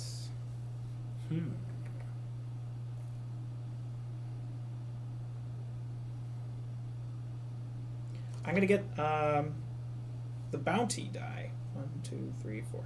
Right. So the bounty die allows me to, the reward die, it's called bounty, is the Fortress Advancement. The reward die is once per wave at the end of your turn during the onslaught phase. You may roll this die and place it on an active unit. If your faction defeats this unit, gain the reward shown on the die in addition to the reward of the defeated unit. This is really good in a 1v1 because then it's like it almost guarantees you get it unless you deliberately sacrifice it to a landmark minion or something. And I can do it at the end of on a turn during the onslaught phase. So it's not like at the start So, which is especially good because then if it's like if I don't want to put it on a swabby that you could easily have killed by a landmark minion, I can wait until something a bit more, a bit easier to confirm a kill on. Right. But there's not a whole lot of landmarks left. I wonder why. So maybe I could do it on a swabby just to ensure it's an easy kill. So I'm gonna just use one of these D6s for now. I have like the guide. So a 1 equals this, a 2 equals this, yada yada. All right. That's all my building. Okay. So, I don't have much left. Do I? Will I? Won't I? I think. So we have 9 CP, right? Yeah. Yeah. So I have 11. I am. Now that I know what my plan is for the turn, I think I'm going to get 1 more cannonball to leave me with just enough sauce to be able to do saving of swabbies and things there, and have 3. I think that's going to be my defense this round is going to be some cannonball shots and then upping my morale for the last wave. You haven't been coming close enough for me to be able to use the morale dice all day. You've just been hiding. So what Salem's done with this one is gone for the all hero, all spire route and not given me access to any source. So it's completely starved me of source in the first round. So let's see if it pays off in the next couple of rounds or whether or not the heroes are still there. So, did you say 9? 9. I have 11 because my +2. Yep. So I've gone for a gunner and a corsair.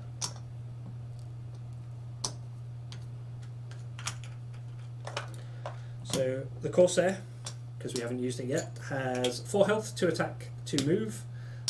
Has a skill called Riposte, which means instead of retaliating, can heal up the amount that it's just taking damage. And the gunner has air defense. It's only a 2 health unit, so it's pretty squishy, but it's going to hide under a swabby, so that's pretty good. 2 attack, 2 move, air defense, and a range of 2, so really good at taking down units from further away. And its flip side is range 3. So because I'm under a swabby, I know that my swabby, if I wanted to, is going to upgrade the unit that it's grouped with. So I'm actually going to be looking at the upgraded side, not the basic side, for what is almost guaranteed to come out. All right. And I haven't been thinking about this because it's a 1v1, and I always don't. I fail to think about mark placement. You will need to declare a mark this time. Right. Does that happen before or after minion selection? That is a great question. If Shannon is in chat, she can tell us. Before. That's what I thought. Thank you, Okay. Shannon. I'm going to go for this one. Okay. It's not now. The only reason I wanted to focus on that is not because I want to change my minion selection, but where I'm going to put them. Right. Exactly. Um, So do you want to go head to head for those, or do you actually want to go for or a bit of both? Okay. So, I believe. Which ones of these do I want to go first? Yeah, of course, Mark answering these rules questions. Good on you, Mark. Thank you, Mark. Thank you. Okay. All right. Let's do it. Okay. All right. So I'll go first. Oh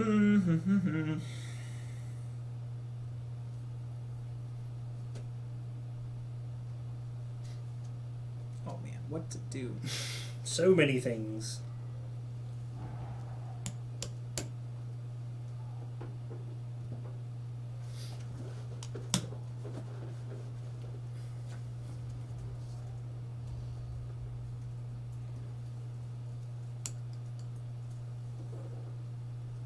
Okay, now minions. Yep.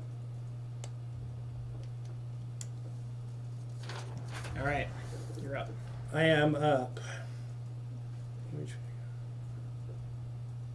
Oh, Wondering how many cannonballs I Yeah, can fire. no, I and just- go for each cannonball you wish to fire decreases. Blah, blah, blah. Okay.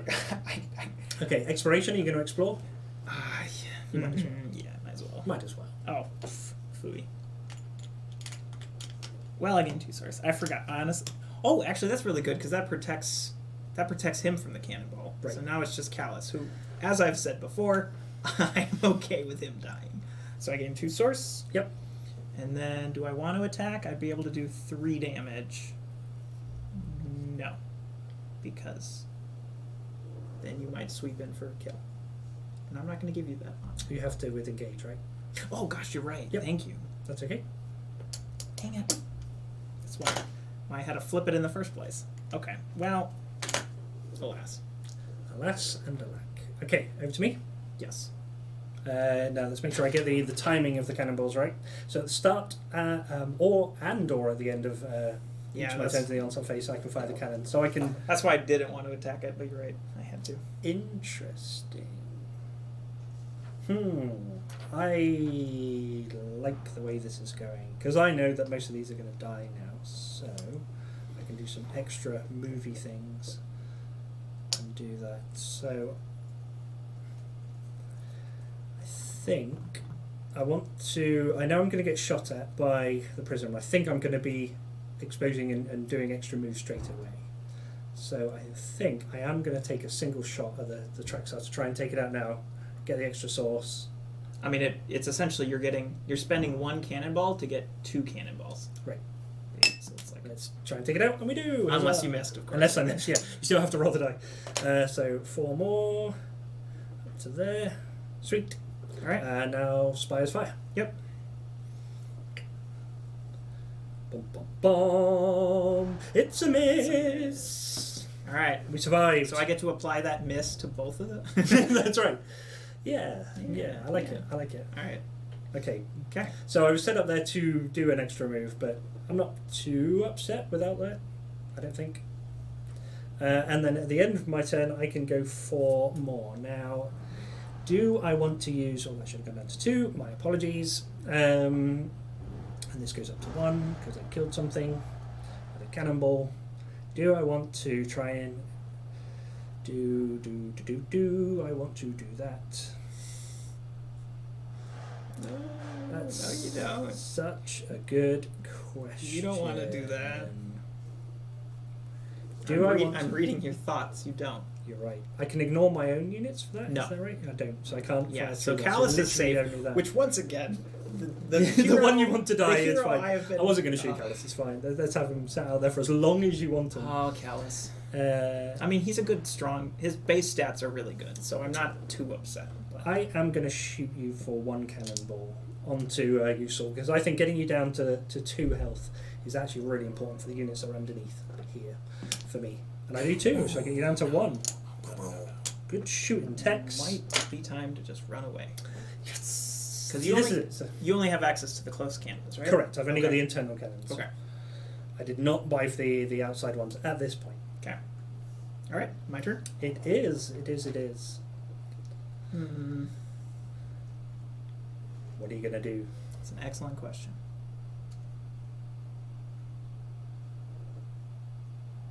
Okay.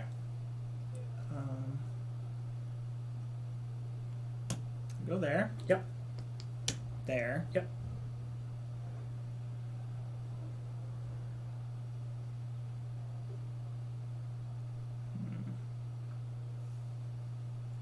I want you.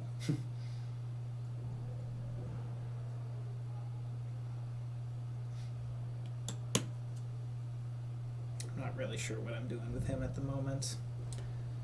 I think one of... Or wait, I was here, right? Yeah, one of the things that the Spires and the Cannons tend to do is force... So even though I'm facing up against 3 heroes and a whole bunch of other Spires, the...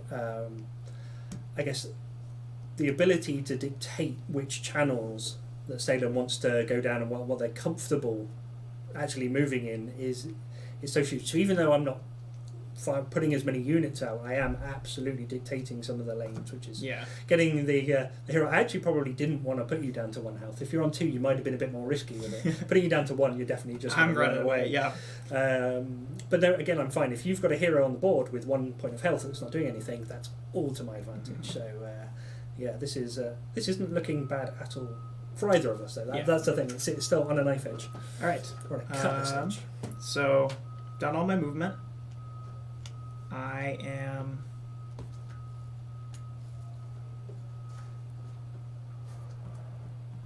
I'm going to... Alright, let's see, attacks. Yes. Not going to attack. Are you sure? Not gonna attack. Okay.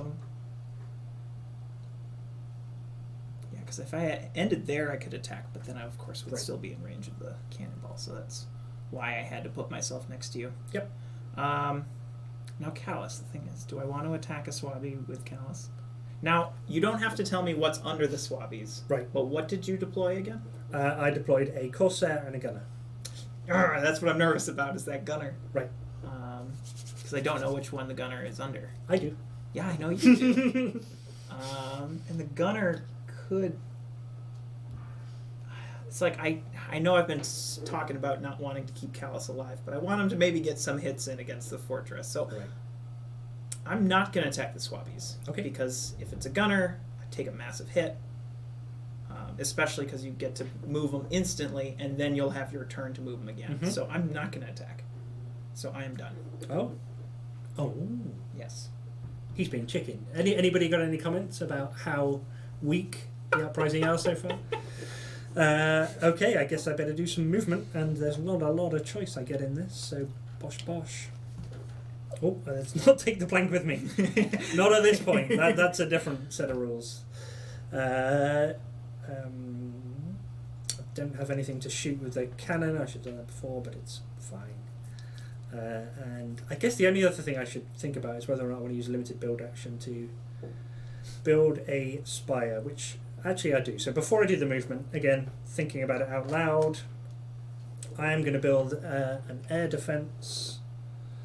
I do just want to comment, Mark, Yes. pointing out, doesn't have to tell me what he deployed after the prep phase. Correct. That could, yeah, that very well could be true. I should have paid attention better. If it's not allowed, we'll have to, because that is something that we're tweaking with the rulebook. So my brain, of course, and it's the one downside of being along the development cycle from the from early editions on to a full rework, or not full rework, but a revised changes. It's easy to get the versions mixed up. Right. We're gonna chalk this up to him being nice. So. Okay, so But yes, you might be right on that. So just to everyone watching, you do have to declare what you're deploying at the start of the prep phase. Right. Don't have to declare the order. And then I would just need to double check on the wording as to if I can ask later on. But yeah, I mean, I would have told you if you'd asked, but 'cause he's, I think he was quite excited about the fact he didn't know which one it was. So 2 limited build options here. One to build, the next one to do the upgrade. Okay.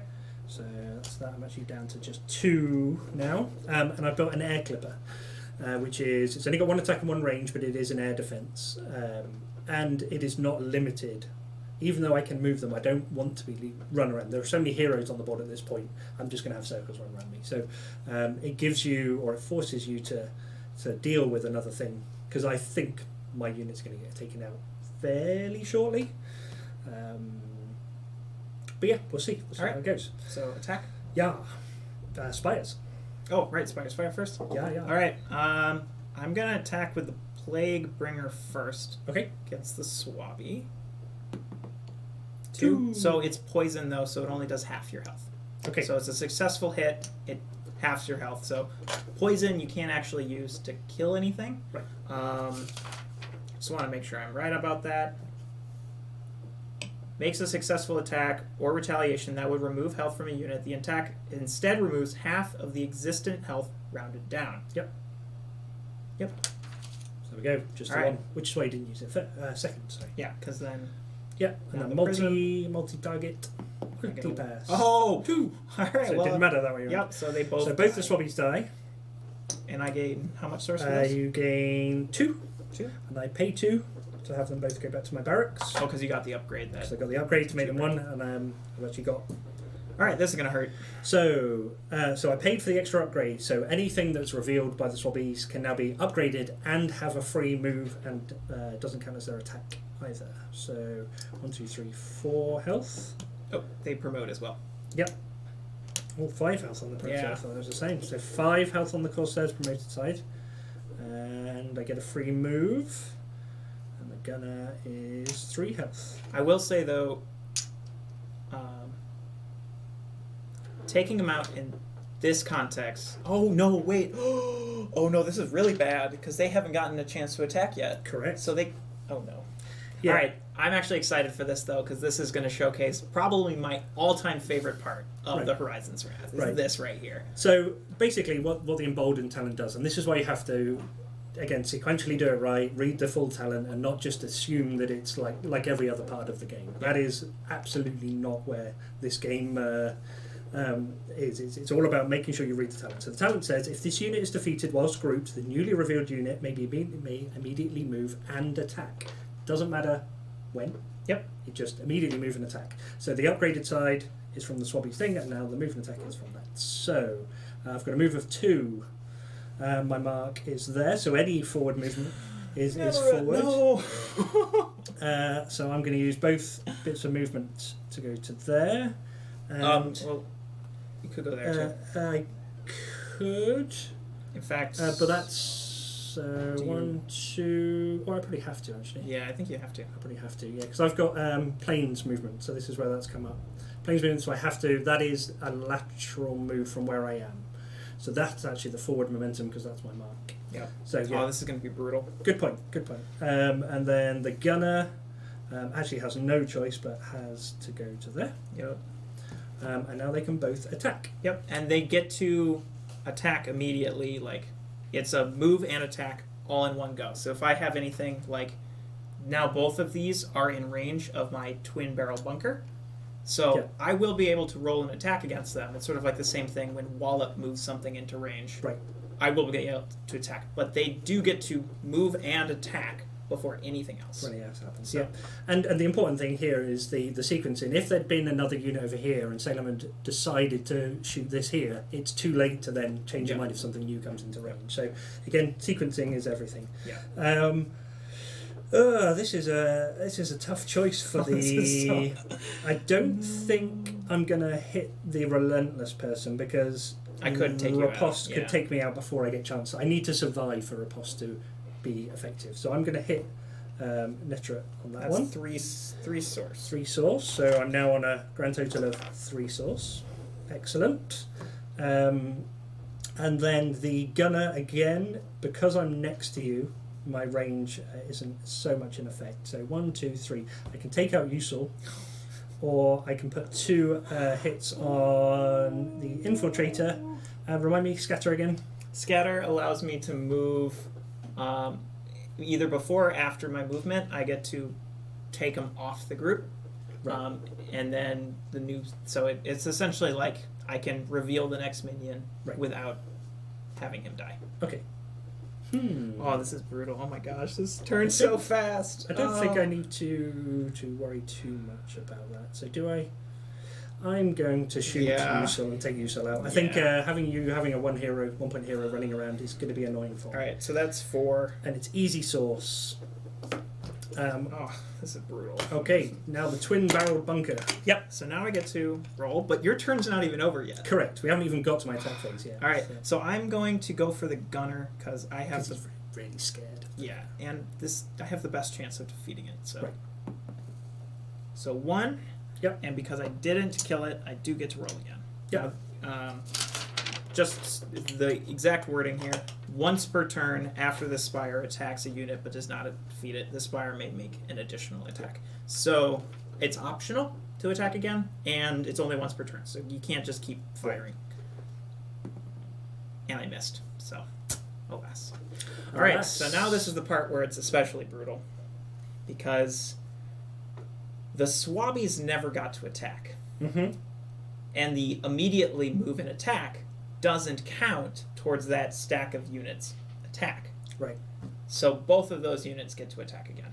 Correct. And it's whether or not I want to take on the Omen Rider and risk the wrath of the relentless, but I need to take down the stack of 5 because if it gets to the thing relentless on a fortress gate, remind me. So relentless, it doesn't have it because it doesn't have its own attack stat. This is what we had to define.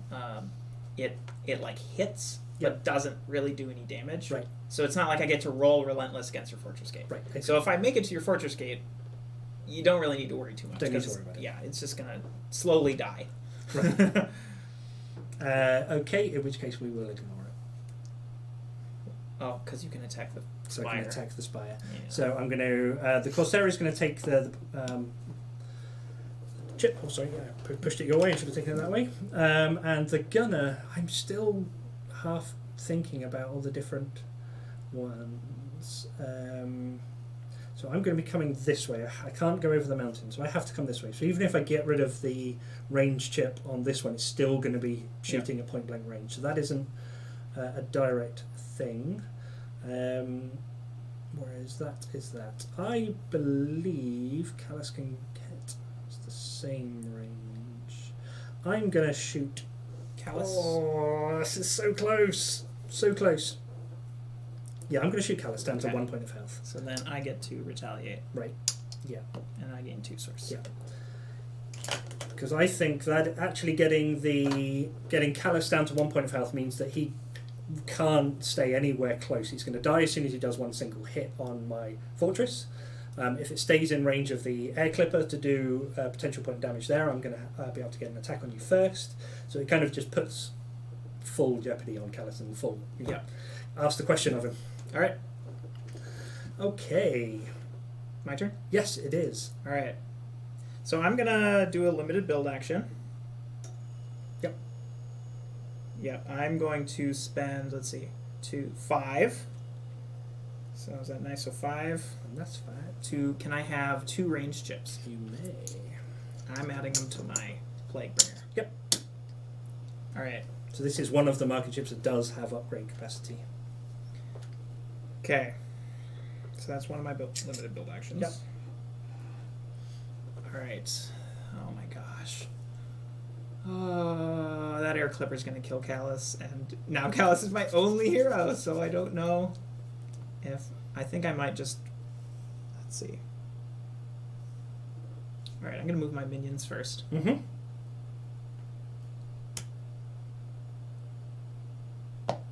So I'm going to do that before my movement. Yep. And reveals the Renegade, which is a Fallen Heirs unit. Okay, so now I get to move.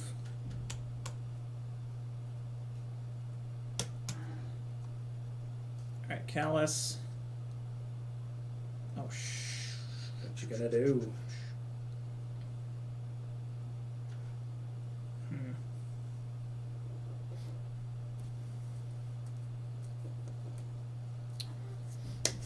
We've got them on the ropes. Come on. Yeah.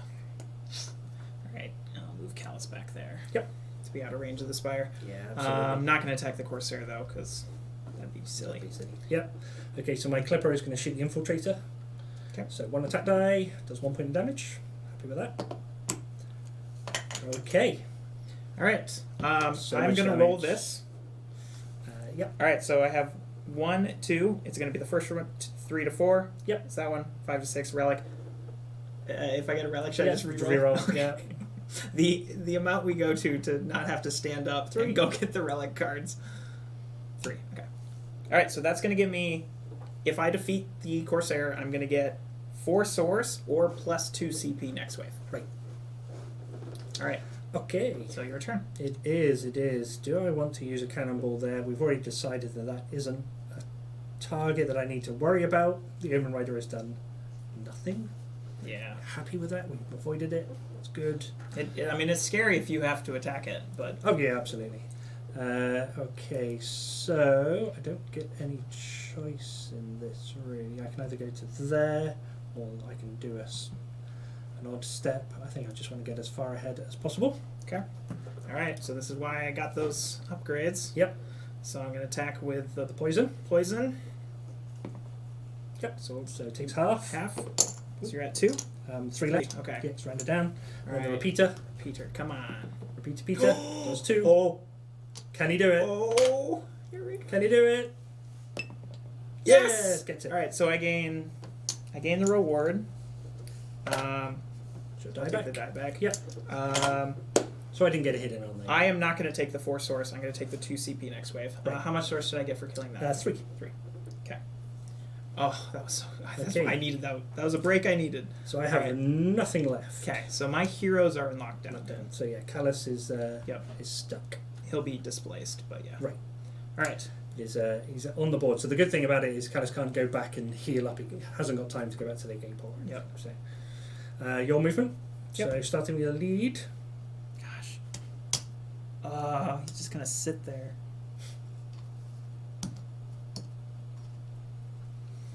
Okay. Okay.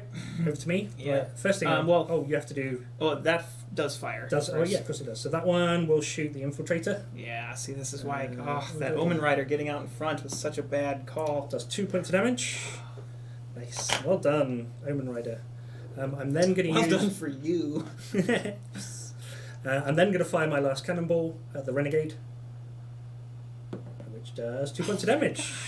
There are 2s on these dice, people. Yeah. Use them wisely. And then your attacks on me. Oh, that should have been done on my turn, but we'll ignore that. So then, yeah. So 1 there. And we added that to, because otherwise, then if you ever had something with no attack stat, it would just sit there. At Yeah, the not fortress attacking gate. each other. Yeah. So my turn I use the cannon. Let's pretend I did it in sequence, and you move up to there. My air clipper shoots the Renegade. What a waste. Oh my gosh. Does 1 point of damage, and then you take 1 there, and then your next phase I do another shot. Yeah. Another point of I mean, damage. we can just They can just take they'll one at this point. just all that. Okay. Unless you wanted to pull the plank at some point. Not yet. So I get 4 souls for killing those 2. So we got out of that one okay, I think. How quickly the tide turns. It looked pretty overwhelming, but I think the choice of the 2 chunky units rather than spread my CP cost across a number of utility units. I wanted to go for 2 chunky units that I didn't expect them to do quite as much as they did, but I did expect them to survive the first hit, be able to run out, actually do some damage on a couple of things, and then get taken out, which is kind of what happened, but they did a lot more bottlenecking and a lot more damage than I first thought. I mean, these 2 item things here are annoying, but they're not so annoying that I can't work around them. Yeah. So, yeah, I think we got out of it okay. We've got 11 source before the next Final wave. income, and we've got some more cannonballs to buy and some planks to pull and some victories to work out. I think this Yeah. is literally anybody's game. Oh There's my no God. damage on the fortresses. at this Oh, point. that was gonna be my wave, and then just it all fell apart so So, fast. so you had so much on the board, and you're now left with Callus on 1 health. Did anything make it back to heal? It didn't, did it? No. No. Okay. Well, you've got as much as me. I honestly, in retrospect, I probably should have used the multi-target first, and not try and kill the swabbies. But Sure. No, I understand that. I Yeah, understand that. mistakes mistakes were made, but that's the name Sure. of the game. Yeah, exactly. No, I think it's hilarious that this. It's like position- baseball. If everyone played on their perfect game all the time, it would be the most uninteresting sport of all time. Yeah. But when those mistakes happen, Exactly. So this is more like cricket, the best game in the world. Quick, shut off chat. Stop them from saying anything. Cricket is definitely the best game. Okay, wave 4. Skipping the event phase. Onto income. So we are now up to 11. 11. Wow, so I cap out as well. I do not cap out actually. Wow, there we go. That is a turn what is tided. I am at 18. Okay, so it's not All that far right. different. So clear market, Clear the market. and you go first. I do. Is there anything useful this time? Oh, should I get a combatant with fair fight and then have him lead the pack? That's right. Again. And get to the fortress gate and stay there. I'm gonna learn my lesson. Right, 4. I'm tempted to get the fair fight, I must admit. And then the mechanical altitude, I've got nowhere to put it right now. I haven't concentrated on putting the... because I couldn't get a foothold with this one being out of the way with the spires, I kind of like left you to it and let you spend as much source as you wanted on the spires. There's only so much they can do. Yeah. I do believe I am going to take the combatant for 4 source, please. Ooh. All right. Mainly because it's got a giant health stack. So All right. So I'm gonna do my free purchase. Yep. Or my purchase, Your purchase. and then I'm gonna do my draft And then phase. your 3 draft actions. Yep, Gilly agrees cricket is the best. Well done, Gilly. And just like last week when he said he was the funniest, he is the best at making jokes.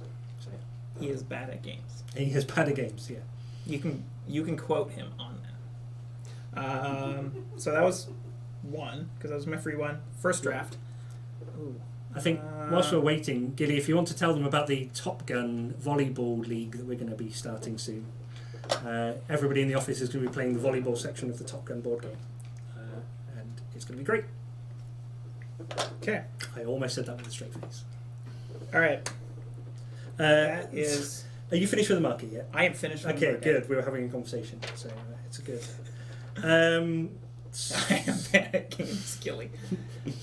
Not a single Earthscape has been purchased on this game. Insane. Yes. So it's a good It point. happens. You know, the Earth. It does happen. I think if the combatant wasn't so useful for me in that phase, I probably would have gone for it. I wasn't so fussed in the last ones. I'm quite happy to have a bottleneck for you coming through with the cannon run on there, and with me having two choices for the rift gates to go for, I kind of don't really need to worry about that. But yeah, it's a good point. I think Earth gates can change the dynamic of where things are. And that was actually something too, because as we were setting this up, we were like, ooh, what things do we want to like highlight? What things do we want to focus on? And while it's not happening this game, I do want to mention like Earthscapes and the Horizon's Wrath can be a really good combo, because with the strategic maneuver and you're able to change, if you can get an Earthscape set up in a spot, it can open up new places to maneuver to. It can make a good place to build a gunboat or cut off the path to force someone down a gunboat path. Yep, absolutely. So if you're able to get a unit that can do any damage onto the plank, yes, we will showcase yeah, that. I have not been able to get to the plank, so That was a dig if you didn't. Yeah. That. I mean, well, Okay. the Omen Rider made it to the plank. Thank That you is very true. much. That is true. So other purchases. I'm going to purchase some more cannonballs. Funnily enough, so I think Shocked Pikachu face. Shocked Pikachu face. Go. I'm gonna start with. I think 3 cannonballs is a nice place to start. That gives me 10 left. 10 source. I can always come back to it with some other ones. You carry on. All right.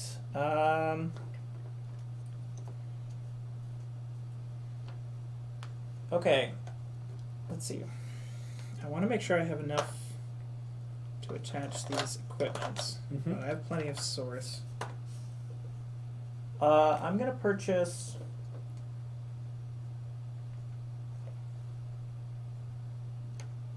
Did I get Conquest Protocols? I haven't gotten Conquest Protocols. I'm gonna get. Okay. Oh wait, no, that doesn't make any sense for me to get, because I'm not going to be able to afford both of those. At the very least, there's no reason for me to put both on the same person. Right. So I'm not going to get Conquest Protocols. Okay. What are you at? You're at 1, 2, 3, 4, 5. 5 what? Advancements. Oh, okay. I'm going to get the signing bonus die, not because I can really use it, but I do want that extra. It's a pretty cheap advancement, so it gives me the Fortress Power point. Right. So. Okay, and I'm going to go for the launch bays, going up through them. If you want to buy some more, I'm going to buy up through the launch bay things. So, Oh, it's the center aisle's birthday. It's Mark's birthday. Happy Happy birthday! It sounded like we were starting to sing, and then just happy birthday to you. oh yeah, it's up on there too. Wish the center aisle a happy birthday. Happy birthday. Happy birthday. I have to have a drink if I'm saying happy birthday to somebody. Happy birthday. There's Excuse nothing me. in here anymore. Excuse me, please may I have a cold soda from that fridge because I'm melting under these lights. Ooh, I will take one as well. So I had a choice of whether to keep this Is there a cool bubbly? Origins Games Fair I don't care what hoodie flavor. on or wear my CTG thick shirt, and I end up wearing both. Thank you. And now I'm very, very hot. Anything but Coke. Thank you. I am very much enjoying this, but it is. To Mark. very hot. To Mark. Happy birthday, Mark. Happy birthday. To anyone who doesn't know Mark, or at least know of his presence. Everybody knows Yeah, I Mark. feel like everyone should at this point. If you're this far into the video and you don't know who Mark is, the center aisle, he has been such an avid Cloudspire player and has come back with such remarkable strategies, feedbacks. Right. I know he's got quite a few guides on the base factions on BGG, so if you'd like to check those out, yeah, he's great. He's got so much. It is amazing. So Gilly had the conversation earlier about how good our community is. So we have our worldwide community, and then we have kind of like an inner circle for those that want to be, and this is available to anybody, but those that want to really just hang out and be part of the Chip Theory fan base and community really add a lot, and we do listen. And I think one of the big things leveled at most games companies is you have a design team, and if they don't see something, they can spend 1,000 times looking at the same rules. If they don't see something, that's it just doesn't get seen. So you try and include as many layers of testing and feedback and things like that. So you have people like Salem, who kind of is not the initial designer, but is absolutely the person that plays the initial concepts the most of anybody in the whole world. And then you go to the next level, but then you have people like Mark, who's just like stood up and gone, I understand this game, I understand what makes it good, and I also understand the weaknesses, and here's some feedback, take and do what you want with it. But without people like that doing that, then I think the games themselves would be less than they are. So happy birthday. Happy birthday. Also, to go off his most recent question, it was snowing this morning. Twice, yeah. But it's above freezing, so it like melts before it even touches the ground. Yeah. So you got the pretty aesthetic. It's dry outside right now. It's dry outside right now. Yeah, the sun is shining right now, so that's Minnesotan weather for you. I don't understand. I'm British. We have like rain and a bit less rain. That's it. Was it Rain Tea? Rain Tea, yes. Yeah. That's a brand. Can't say that. We're not licensed. Oops. It's not. Okay. What were we doing? Phase. Build phase. Hooray! I've done my build phase. Okay. I've built through the launch bay, and I'm now allowed to have gliders that carry things. Okay. Cool. All right. So you should know. I'm glad you told me. I am going to purchase Trade Secrets for 4. And Trade Secrets allows me to return one of my spires to my barracks and gain source equal to half of its source cost rounded up. So when we were talking about, I'm not planning on using this a whole lot. It might come up, and especially if I need some quick source real fast, I could sell one of these. Right. But what's also really nice is when we were mentioning about the one counter is to make uprising spires weak but don't destroy them. This is a way where you can be like, okay, well, I want that space opened up, or I'm at my spire capacity, I need to get rid of a spire. This would let you do that. So there are some ways to sort of fight back at that. But on its own, it's not going to get you more source, because you will spend more source than you gain, but it's a nice way to... I'm over explaining. Anyway. It's fine. That's what we're here for. Okay. You said you're all done. I'm done. I have 8 upgrades, you have 9, so you have the one upgrade advantage. I'm assuming somebody is going to land a blow on a fortress in this wave. That's the hope. So that's the hope. And another thing to keep in mind too is I have these 3 covert ops. These get removed if you complete the operation or at the end of the wave. So you cannot use them. They will never be there to count for fortress. Sure. So I'm like, even though one is just 2, I'm not going to purchase it because it won't help me with the end game victories. All right. This is going to be. I do have enough source to purchase one more. I'm going to get the Loyalist Initiative.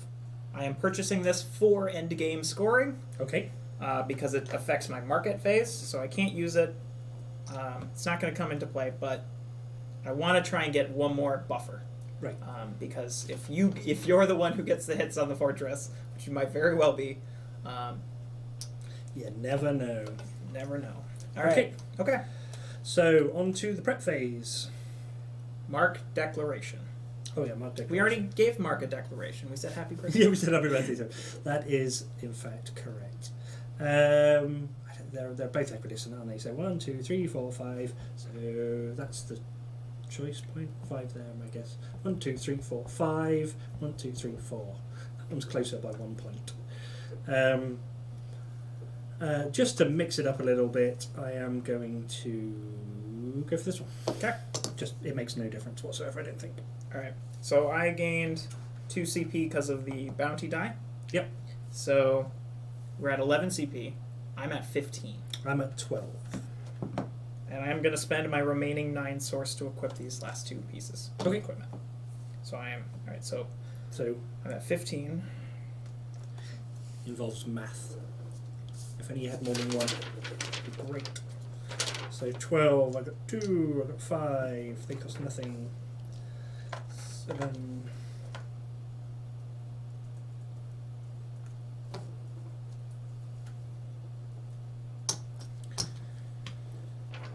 Okay, Swabbies, do your thing. I was very tempted to go for Captain Tinbeard this wave, but he'd be slogging his way through these 2 spires and then doing not a lot else. So That's why I thought you were going to strategic maneuver last wave just to get away from those spires. I was thinking about it, but I want to save it for that when you actually come on to hit the fortress to get away.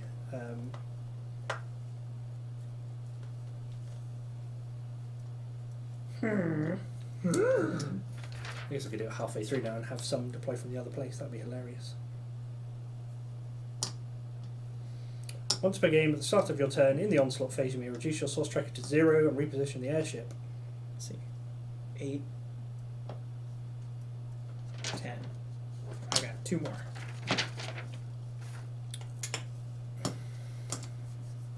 Alright. So I could actually do it before I start deploying this So round. I've got Londil, Yep. Ladnil, No. which is I got both. No, I got both You Londil got both and dills. Ladnil. Yeah, I've got okay. both dills, or it's technically a dill and a denil. So Okay, that's fine. and then a militia defender, Zerker rebel, and portal hopper. Okay.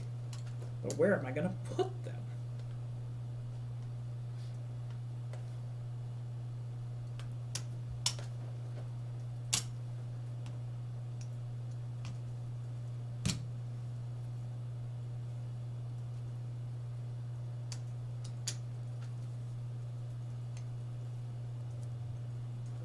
That's a stack.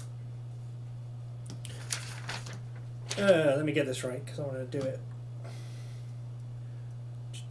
So, strategic maneuver says once per game at the start of your turn in the onslaught phase, you may reduce your source tracker to 0 to reposition the airship. If the plank ship is in play, pull the plank, stand around. And then detach your fortress from play and reattach it to the island that your plank hex. So I'm guessing I can do that before I start moving on the first turn anyway. So I could actually do it before I start deploying. Do what? Move that. Oh yeah. So I wanted to funnel you down into there, but it might be more interesting. Although then I still have to fight the relentless wolves. That's a good question. Okay, let's let chat decide. Uh-oh. Okay, I was thinking about asking what for chat things through the. Are you checking your hair? Sorry, I know there's a delay, but like I'm I'm looking at so my hair, how my confused. hair looked like 30 seconds ago, and it's terrible. That's great. So, okay, chat. I can use so something that is integral to the strategy for the Horizon's Wrath is their plank.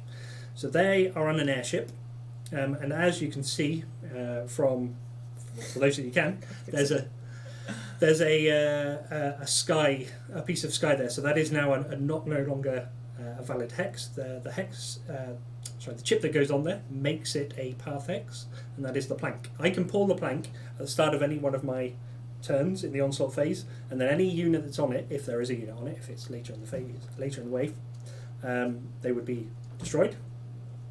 But then I can reposition my airship to an adjacent, or the same, or the adjacent hex group, and reattach as long as it's in a valid position again. So if I wanted, I could come across here and come around this way, but that seems a bit pointless because I'm going up against exactly the same spires, or I can come across over here. So the question is, do I pull the plank and reposition right now before I deploy? You have 10 seconds in chat. I'll take first 2 out of 3 answers. Come on, Mark, give me an answer. Mark is already telling you should have bought outside cannons, and then you'd be able to shoot my gate. Oh, that's true. I don't want to win through I guess it's a valid strategy, but I'd rather have my units do the talking. I'm actually quite scared though. It's like, Have we had any answers? Come on, somebody's got to have an idea. The flanking. nah, they're leaving it up to you. Outrageous. Would have just gotten Oh, they would have. Oh, they got it. Okay. delay. Now they're starting I to come. have no opinion here. Grrr. Thanks, Mark. Okay, so there's one. Next one. We've got to wait for ages for the thing. The delay is killing us here, but we are waiting for you. I've got all the time in the world. Do you now? They're leaving it up to That's you. outrageous. It's Yep. like 3 people in the gerbil and they don't know how to type. Right, I'm going to roll a die. On a 1, I'm going to redeploy. 1, redeploy. You wanted to redeploy. Exactly, 4 out Yeah. of 6. You were just looking for somebody to talk you out of it. Alright, I know. Okay. Okay, I said I wasn't going to All make right, you got Shannon saying do the thing. Do the thing! Okay, redeploy. I mean, we can't have the Horizon's Wrath in a game and not feature that. Right, exactly. Not saying you should do it every game, but it's like if we wanted to show how these work, that's such a cool thing. It is. Okay, so 1, 2, 1, 2, 3, 4. 1, 2, 3, 4. So I'm thinking about where my glider is going to be. Yep. So 1, 2, 3, 2, 2. So it's going to have to be one of those 2. So it's whether or not I fire one of the cannons at that to try and take it down before I get there. What did I put underneath? That's not going to reach it this time. It's okay, it's a fair fight, and that's on the thing. So I'm probably going to get taken out of the glider anyway. Okay, so that was the downside of redeploying, is my glider is not going to actually get to show anything. Maybe. Okay, so I'm still going to hold on to that. Okay, so actual movement. I haven't forgotten something else, have I? Okay, so movement of 4, breakneck speed. 1, 2. Where's the other grift walk? 3. Dang it! I was hoping you weren't going to 4. see that. I only read it when I actually stepped onto it. 1, 2, 3, rift walk. 4. 4. That's not go to the Grizzled Ape just there. No, you have Oh no, I have to go to there, yeah. don't I? Okay, so that's fine. But you can attack my fortress gate. Uh, Oh wait, no, you don't have I range. don't have range. Yeah, yes. Oh, yes, you're right. Glider doesn't have range on its upgraded side, But it's that's got fine. transport, which there's something under there that's really scary. 1, 2. Buckle my shoe. 3, 4, 3, 4. Okay. All right, Yes, my turn. I believe it is. Okay. So I can still choose to go the long way around or the Oh, short. he does have to. Yes. Yep. So yeah, I go down to there. Oh, I feel the powder monkey. Takes a point there. Okay. okay. Oh boy. Oh boy. But yeah, for the record, Mark, I think you're probably right with the outside cannons. I was looking at moving, and where I moved to, the outside cannons weren't going to be ideal. But staying there and firing the flank cannons might have been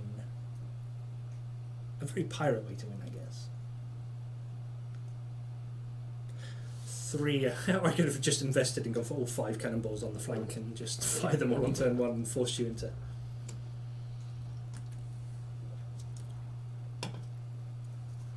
So already I can see this game, the repeat play value on the same factions, let alone other factions at the same time, is huge. Oh, okay. So you're not, because you're on here. Mm-hmm. You have to I move have to to the go to close. Well, no, next Well, turn. next turn, yeah. But you'll have to move to the closest path hex. Yes. Leading to your To mark. the mark, which Which, is if I straightforward. block that one, that means this one, right? Right. Yep. Okay. Then that's what I'm gonna do. What should I do with Ladnil or Ladnil?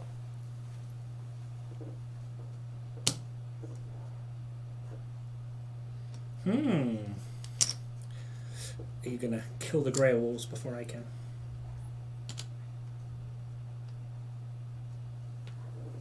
Okay. No, I'm not going to try and kill the grey wolves. Oh. Sad panda. Okay, so spires. Nope. Are you gonna move Callus? Oh, Ooh, actually, yes, I am gonna. I forget. All my things have Hunter. Right. So, I'm gonna move. Yep. There, to deal 3 damage with Hunter, and then 2 damage with Ladnil. Way 2. Because all my units have Hunter. Oh, okay. Yeah. Oh, because It's been so long since it's yeah. been relevant, I almost forgot about it. But that advancement. Okay, so, so- I'm not gonna. I'll just not take the relic. Right. 2 souls. 2 source. That's fine. All right. And then I get an upgrade for Londil. I will take an attack upgrade. Yeah. Okay. All right. It is your turn. It is. So that is just a placement. That's not part of his move, is it? I think it is. Is it? Yeah, I think it. Or wait. Oh shoot. That's a good question. Must go on to the nearest one. There we go. There's one for either Mark or Shannon. Yeah. When you have to go back onto a valid hex, We definitely define it. It just doesn't happen that often, so Right. it's never something I'm constantly thinking about.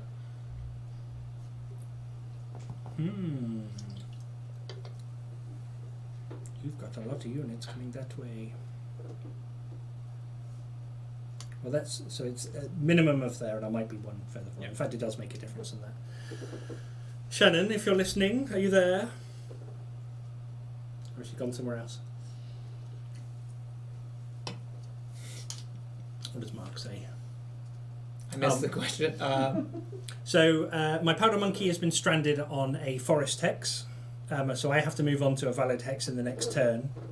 Am I placed and then do my movement, or does the first point of movement do taken into account? I think it might just be two? placement, because like if you ever get caught off in a totally isolated area, Right. you do get a full Get a full thing.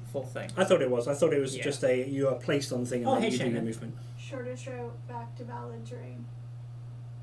So it is movement though. Yeah. You spend the Counts. movement. Oh, Shadows are back to valid terrain. Okay, Okay. so then there. Thank you, Shannon. So that goes to there. And then swabbies and stuffs. So that's a path hex right now, isn't it? So do you have to either go onto it or No, there. Gate ports are optional. Yeah. Do I want to be there? Or do I want to be over there coming at you from that direction? I think... Oh, so I can do it at the end of my turn. That is fine. Okay, no, I'll go to there, because I want to do some shootings with the cannons. Okay. Okay. My turn. Yep, do you want to do the spire? Yep. And it does one, and then another... Oh. Sweet. Okay. Cannonballs. So I'm going to do one there. Yep. And Callus. Yep. Kills it. And this is an armoured anti-Brawnen. So armoured means it ignores the first point of damage when attacked. Is that right? Yep. So you'd have to roll a 2 to do any damage I have against to roll it. 2 to do any damage, and that seems a bit of a waste of sauce. Okay, I think that's it. All right. Okay.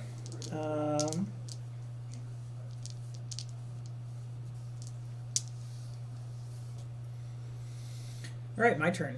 Yep. I am really feeling the heat. I am melting. Gonna go there. Yep. Move my other hero there. Yep. Now my minions. Sweet.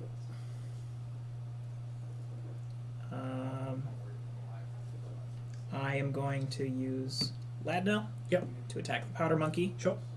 And then it explodes. Explodes, dealing 2 damage to all units. Yep. 2 damage adjacent to this unit. So, So- that one and you. Okay. You get 3 source. I get 3 source. 1, 2, 3. I am going to take.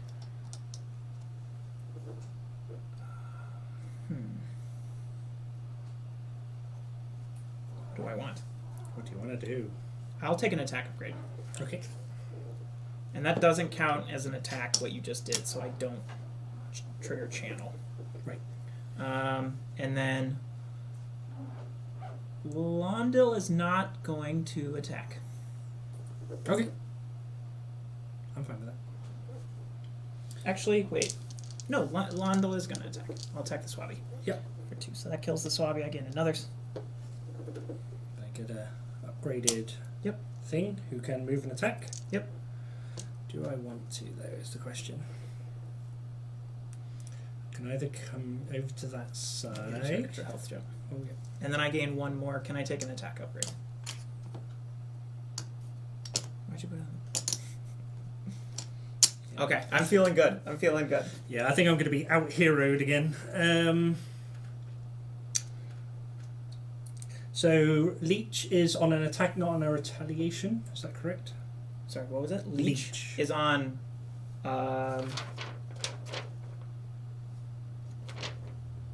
Both, either It's on. attack or retaliates. So you're just going to heal back up anyway.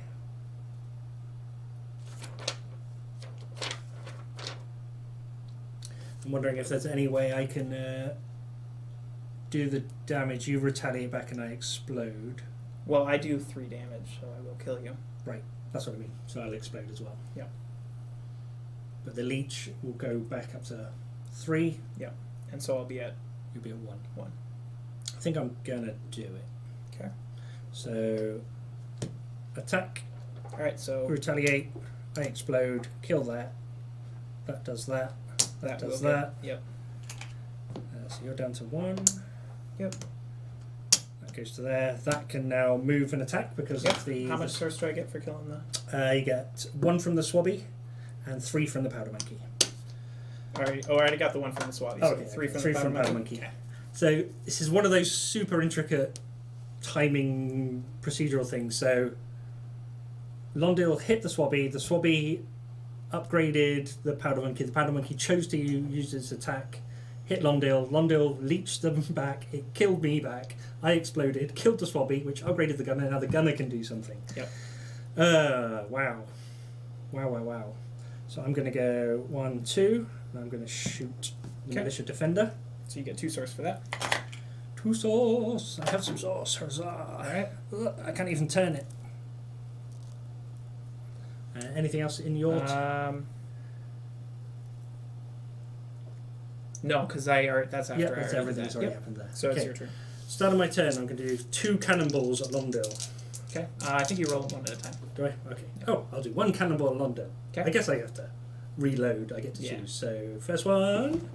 1. Get it. Alright, I'm going to use hidden armor. Yep. Second one. Come on. Yes, I got him. Okay, so it's not going to be just down to 1 hero doing the damage. The actual unit's going to have to do it. 3 source from that one. Yep. 7. So that's at the start of my turn. The question is, do I want to build a... Londil did not retaliate twice. Londil attacked, and then that triggered his attack, move and attack. Yep. And then that's when I got to retaliate against. So I retaliated against your bonus move and attack, but that was technically on my turn. Right. Yeah, so it was 1 normal attack and 1 retaliation. That Yep. was it. Yep. But yeah, that's a good way of getting round heroes as well. It's just gang up on them. Yep.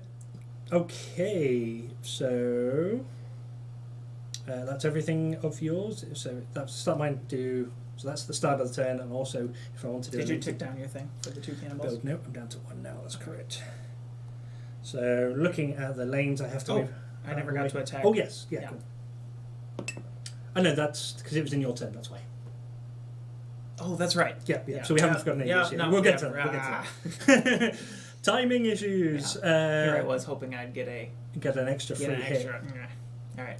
Okay, so the question is, do I want to build... I can now build any of these. I don't really want to build one of those. I don't need to build one of those. So whether or not I want to build one of these air defences to try and stop. So I'm going to go for paying for the extra upgrade on the air clipper. It has to be that way around. So put that there. 7, which is all of that. Pop. And that'll try and help me survive a little bit more. Sadly, I don't have rays, or I could shoot the wagon. That would be pretty good. Yeah. Okay, so that's the start of my turn. Yep. Now the rest of my turn. 1, 2. Now again, I'm there. So is that a lateral move? If I finish there, not that it matters. No, you'd be farther away. Yeah, I'd be further away by 1 because of the going around. Okay, and then this one, no choice really. Okay. All right. I was hoping that I would actually get to fight. So I'll use Plaguebringer against the gunner. Does one? Yep. So it does half. Yeah, 1.5. Rounded. It's rounded. Was it rounded down or rounded up? It's a good question. Rounded down. So yeah, just 1. That's why you can never kill a 1 health. But then I'll use my multi-target. Yep. Nope. Miss. All right, then my twin bunker barrel. Yeah. 1. That's 1. That's 2. the extra one. Yeah, 2, what so do I you get? 2 more souls. 2 more source. All right. Okay, so my turn. Yep. Because combatant can't attack. Yep, correct. So, you get to heal because of healing. Okay.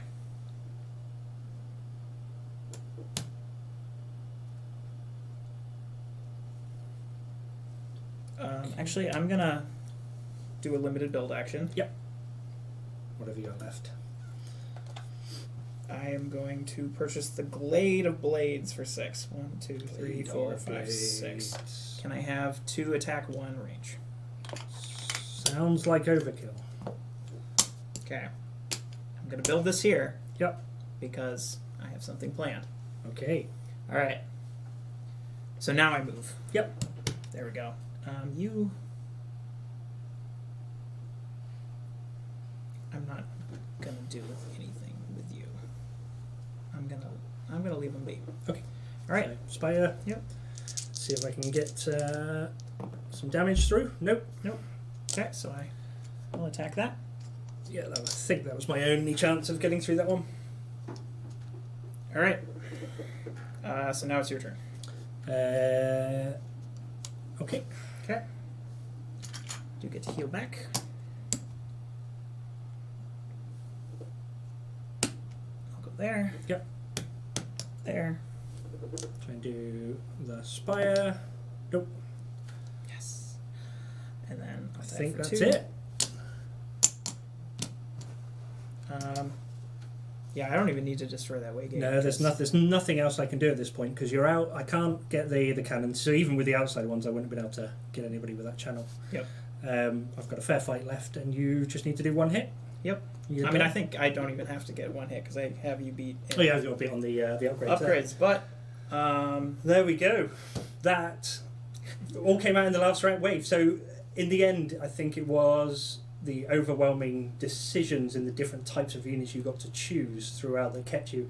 I came back because I think we were on super equal footing for that last one. yeah. If anything, I think the only way I was going to win on that last one was to do Mark's suggestion, which was get the flank cannons and just hope that there's an open route there to the Waygate and try and get more damage on you than you could then get on me. Yeah. I mean, which isn't easy. it would have forced me to destroy that Waygate because one thing I was planning on doing, and this is why I built this over here, didn't end up to be needed, but what I was planning to do is if the minions got through, I was going to destroy that because you can use Unstable Waygate to destroy it, and then he would have to redeclare this as his new mark. And then come out the other ones. And so if you had built those flank cannons, you probably would have gotten a hit on. Yeah. And then it would have forced my hand to unstable the Waygate. Right.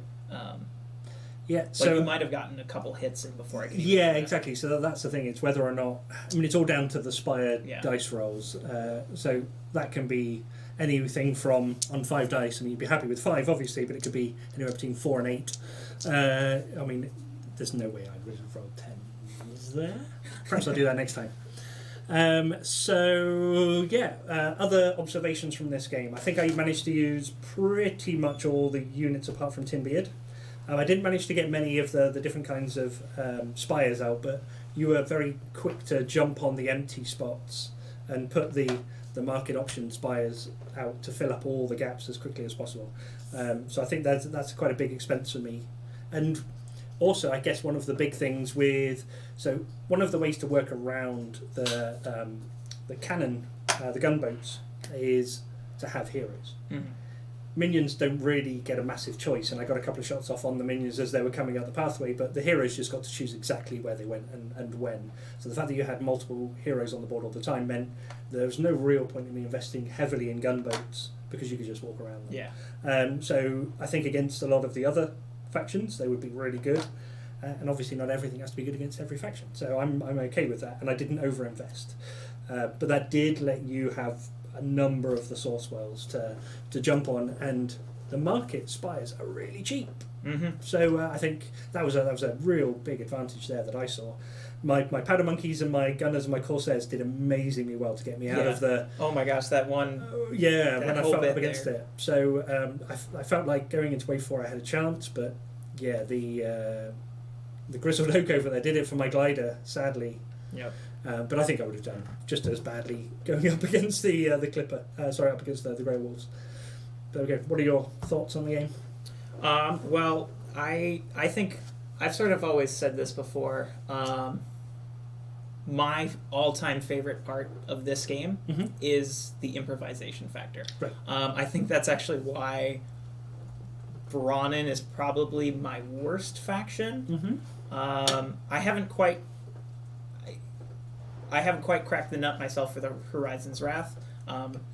So I would say Horizon's Wrath and Brahmin are the ones I'm least comfortable with. Mm-hmm. But I think the reason why the Brahmin so much is difficult for me is I am terrible at long-term planning. Right. I'm really good, at least I think so, at improvisation. Sure. And the Brahmin sort of, as I mentioned in the video too, like you have to really commit to your strategies. You have to like get things going, really focus on that source production or whatever focus, and it can be harder to adapt through the game. Whereas the Uprising, it's almost a bad idea to try and plan multiple waves ahead. You can have loose strategies, but it all comes down to what you get from the market. Mm-hmm. And so you have to be ready to pivot, and I love doing that. So being able to literally get new minions each wave and reevaluate my decisions, it's so much And it makes fun. it really hard for me to plan about what you're going to have, because at any point I do my build options and then you decide whether or not you're going to deploy heroes, minions, or spend the source on extra spires and use the build options through the wave. So no, I'd love that matchup. I think if I'd managed to get a bit more of a foothold, I might have used the strategic maneuver slightly earlier in the game, and that may or may not have put me into a good stead, but I felt the cannons kept me in the game without a shadow of a doubt. Picking and choosing, so the timing of when you use the cannonballs, something I've been playing war games for a number of years, and knowing the absolute benefit of finishing off a hero or a minion rather than chipping away at a couple of the bigger stack ones. You always want to try and take resource away from your opponent. Yeah. So, dominating lanes and kind of like using the land and kind of like area control parts of those are one thing, stops you from going into them, but the other one of just making sure I pick off and get that source back for them, because pretty much every time I killed something it gave me back more source than the cannibal cost in the first place. Yeah. So it may feel like a big investment, but actually I think they're worth every penny. And that's something I'm really excited to explore, the lanes of all the ways the cannibals and then the movement to change those lanes up. That's gonna be my next one. But and I do want to just comment on Mark mentioning, yes, he does make a good point, and this is something Especially with the new market layout, because Mark, just in case anyone's not reading along with the comments, he's mentioning specifically in regards to the Brahmin and flexibility. If you go for gate port advancements instead of source drills, it's very easy to fall into the trap of always doing source wells. And I think that's probably something I do, despite knowing I shouldn't. Right. It can be great for certain rounds, but yeah, if you go for the gate ports, you can get a bit more flexibility, especially with the Brahmin's gate ports advancements. And with the new, especially with the new market rules. Right. I just want to say, I know there's been some talk about like, oh, I don't ever get gate ports, or I don't focus on the markets a lot. That is a huge reason why we changed how the market refresh works, because instantly all of the gate port advancements became so much more dynamic, interesting, helpful. Agreed. And yeah, so that's a great bit of strategy, and that's why I wanted to give Mark a plug earlier. He's showing off that in the comments right now. So definitely go take a look. Mark says something. Take notes. Listen, yeah, absolutely.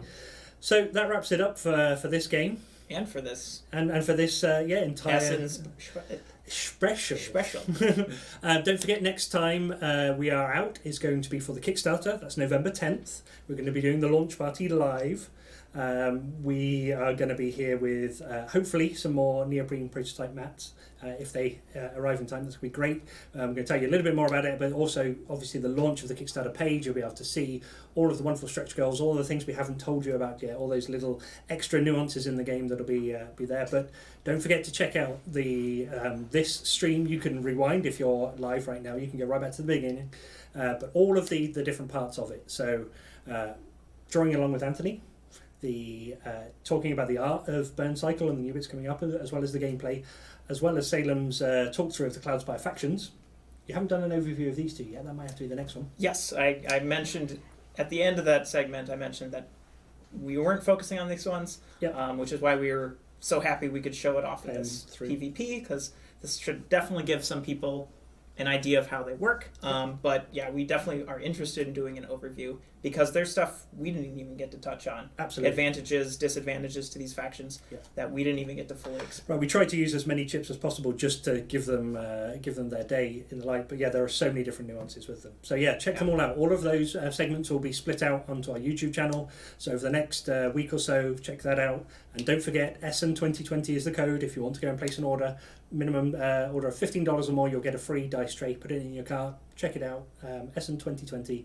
It'll be taken straight off your bill, and that'll come along with your next order. So that is live until the end of next week. So anything else from you? I think that covers it. I think that's. I'm kind of curious. Hold on, I just want to calculate how much damage I was going to do to you. Oh, so he wants to know how much he wanted. Yeah. I like it. So it would have been 2 damage. So you've been at 6, and then 2 damage. So you would have been at. I would have done 6 damage to you. So you'd be at 4. There we go. So there we go. A win by 7 points. So yeah, that's all to say from us. Thank you very much from the team. Thank you very much from Mark, and happy birthday again. We look forward to seeing you on November 10th.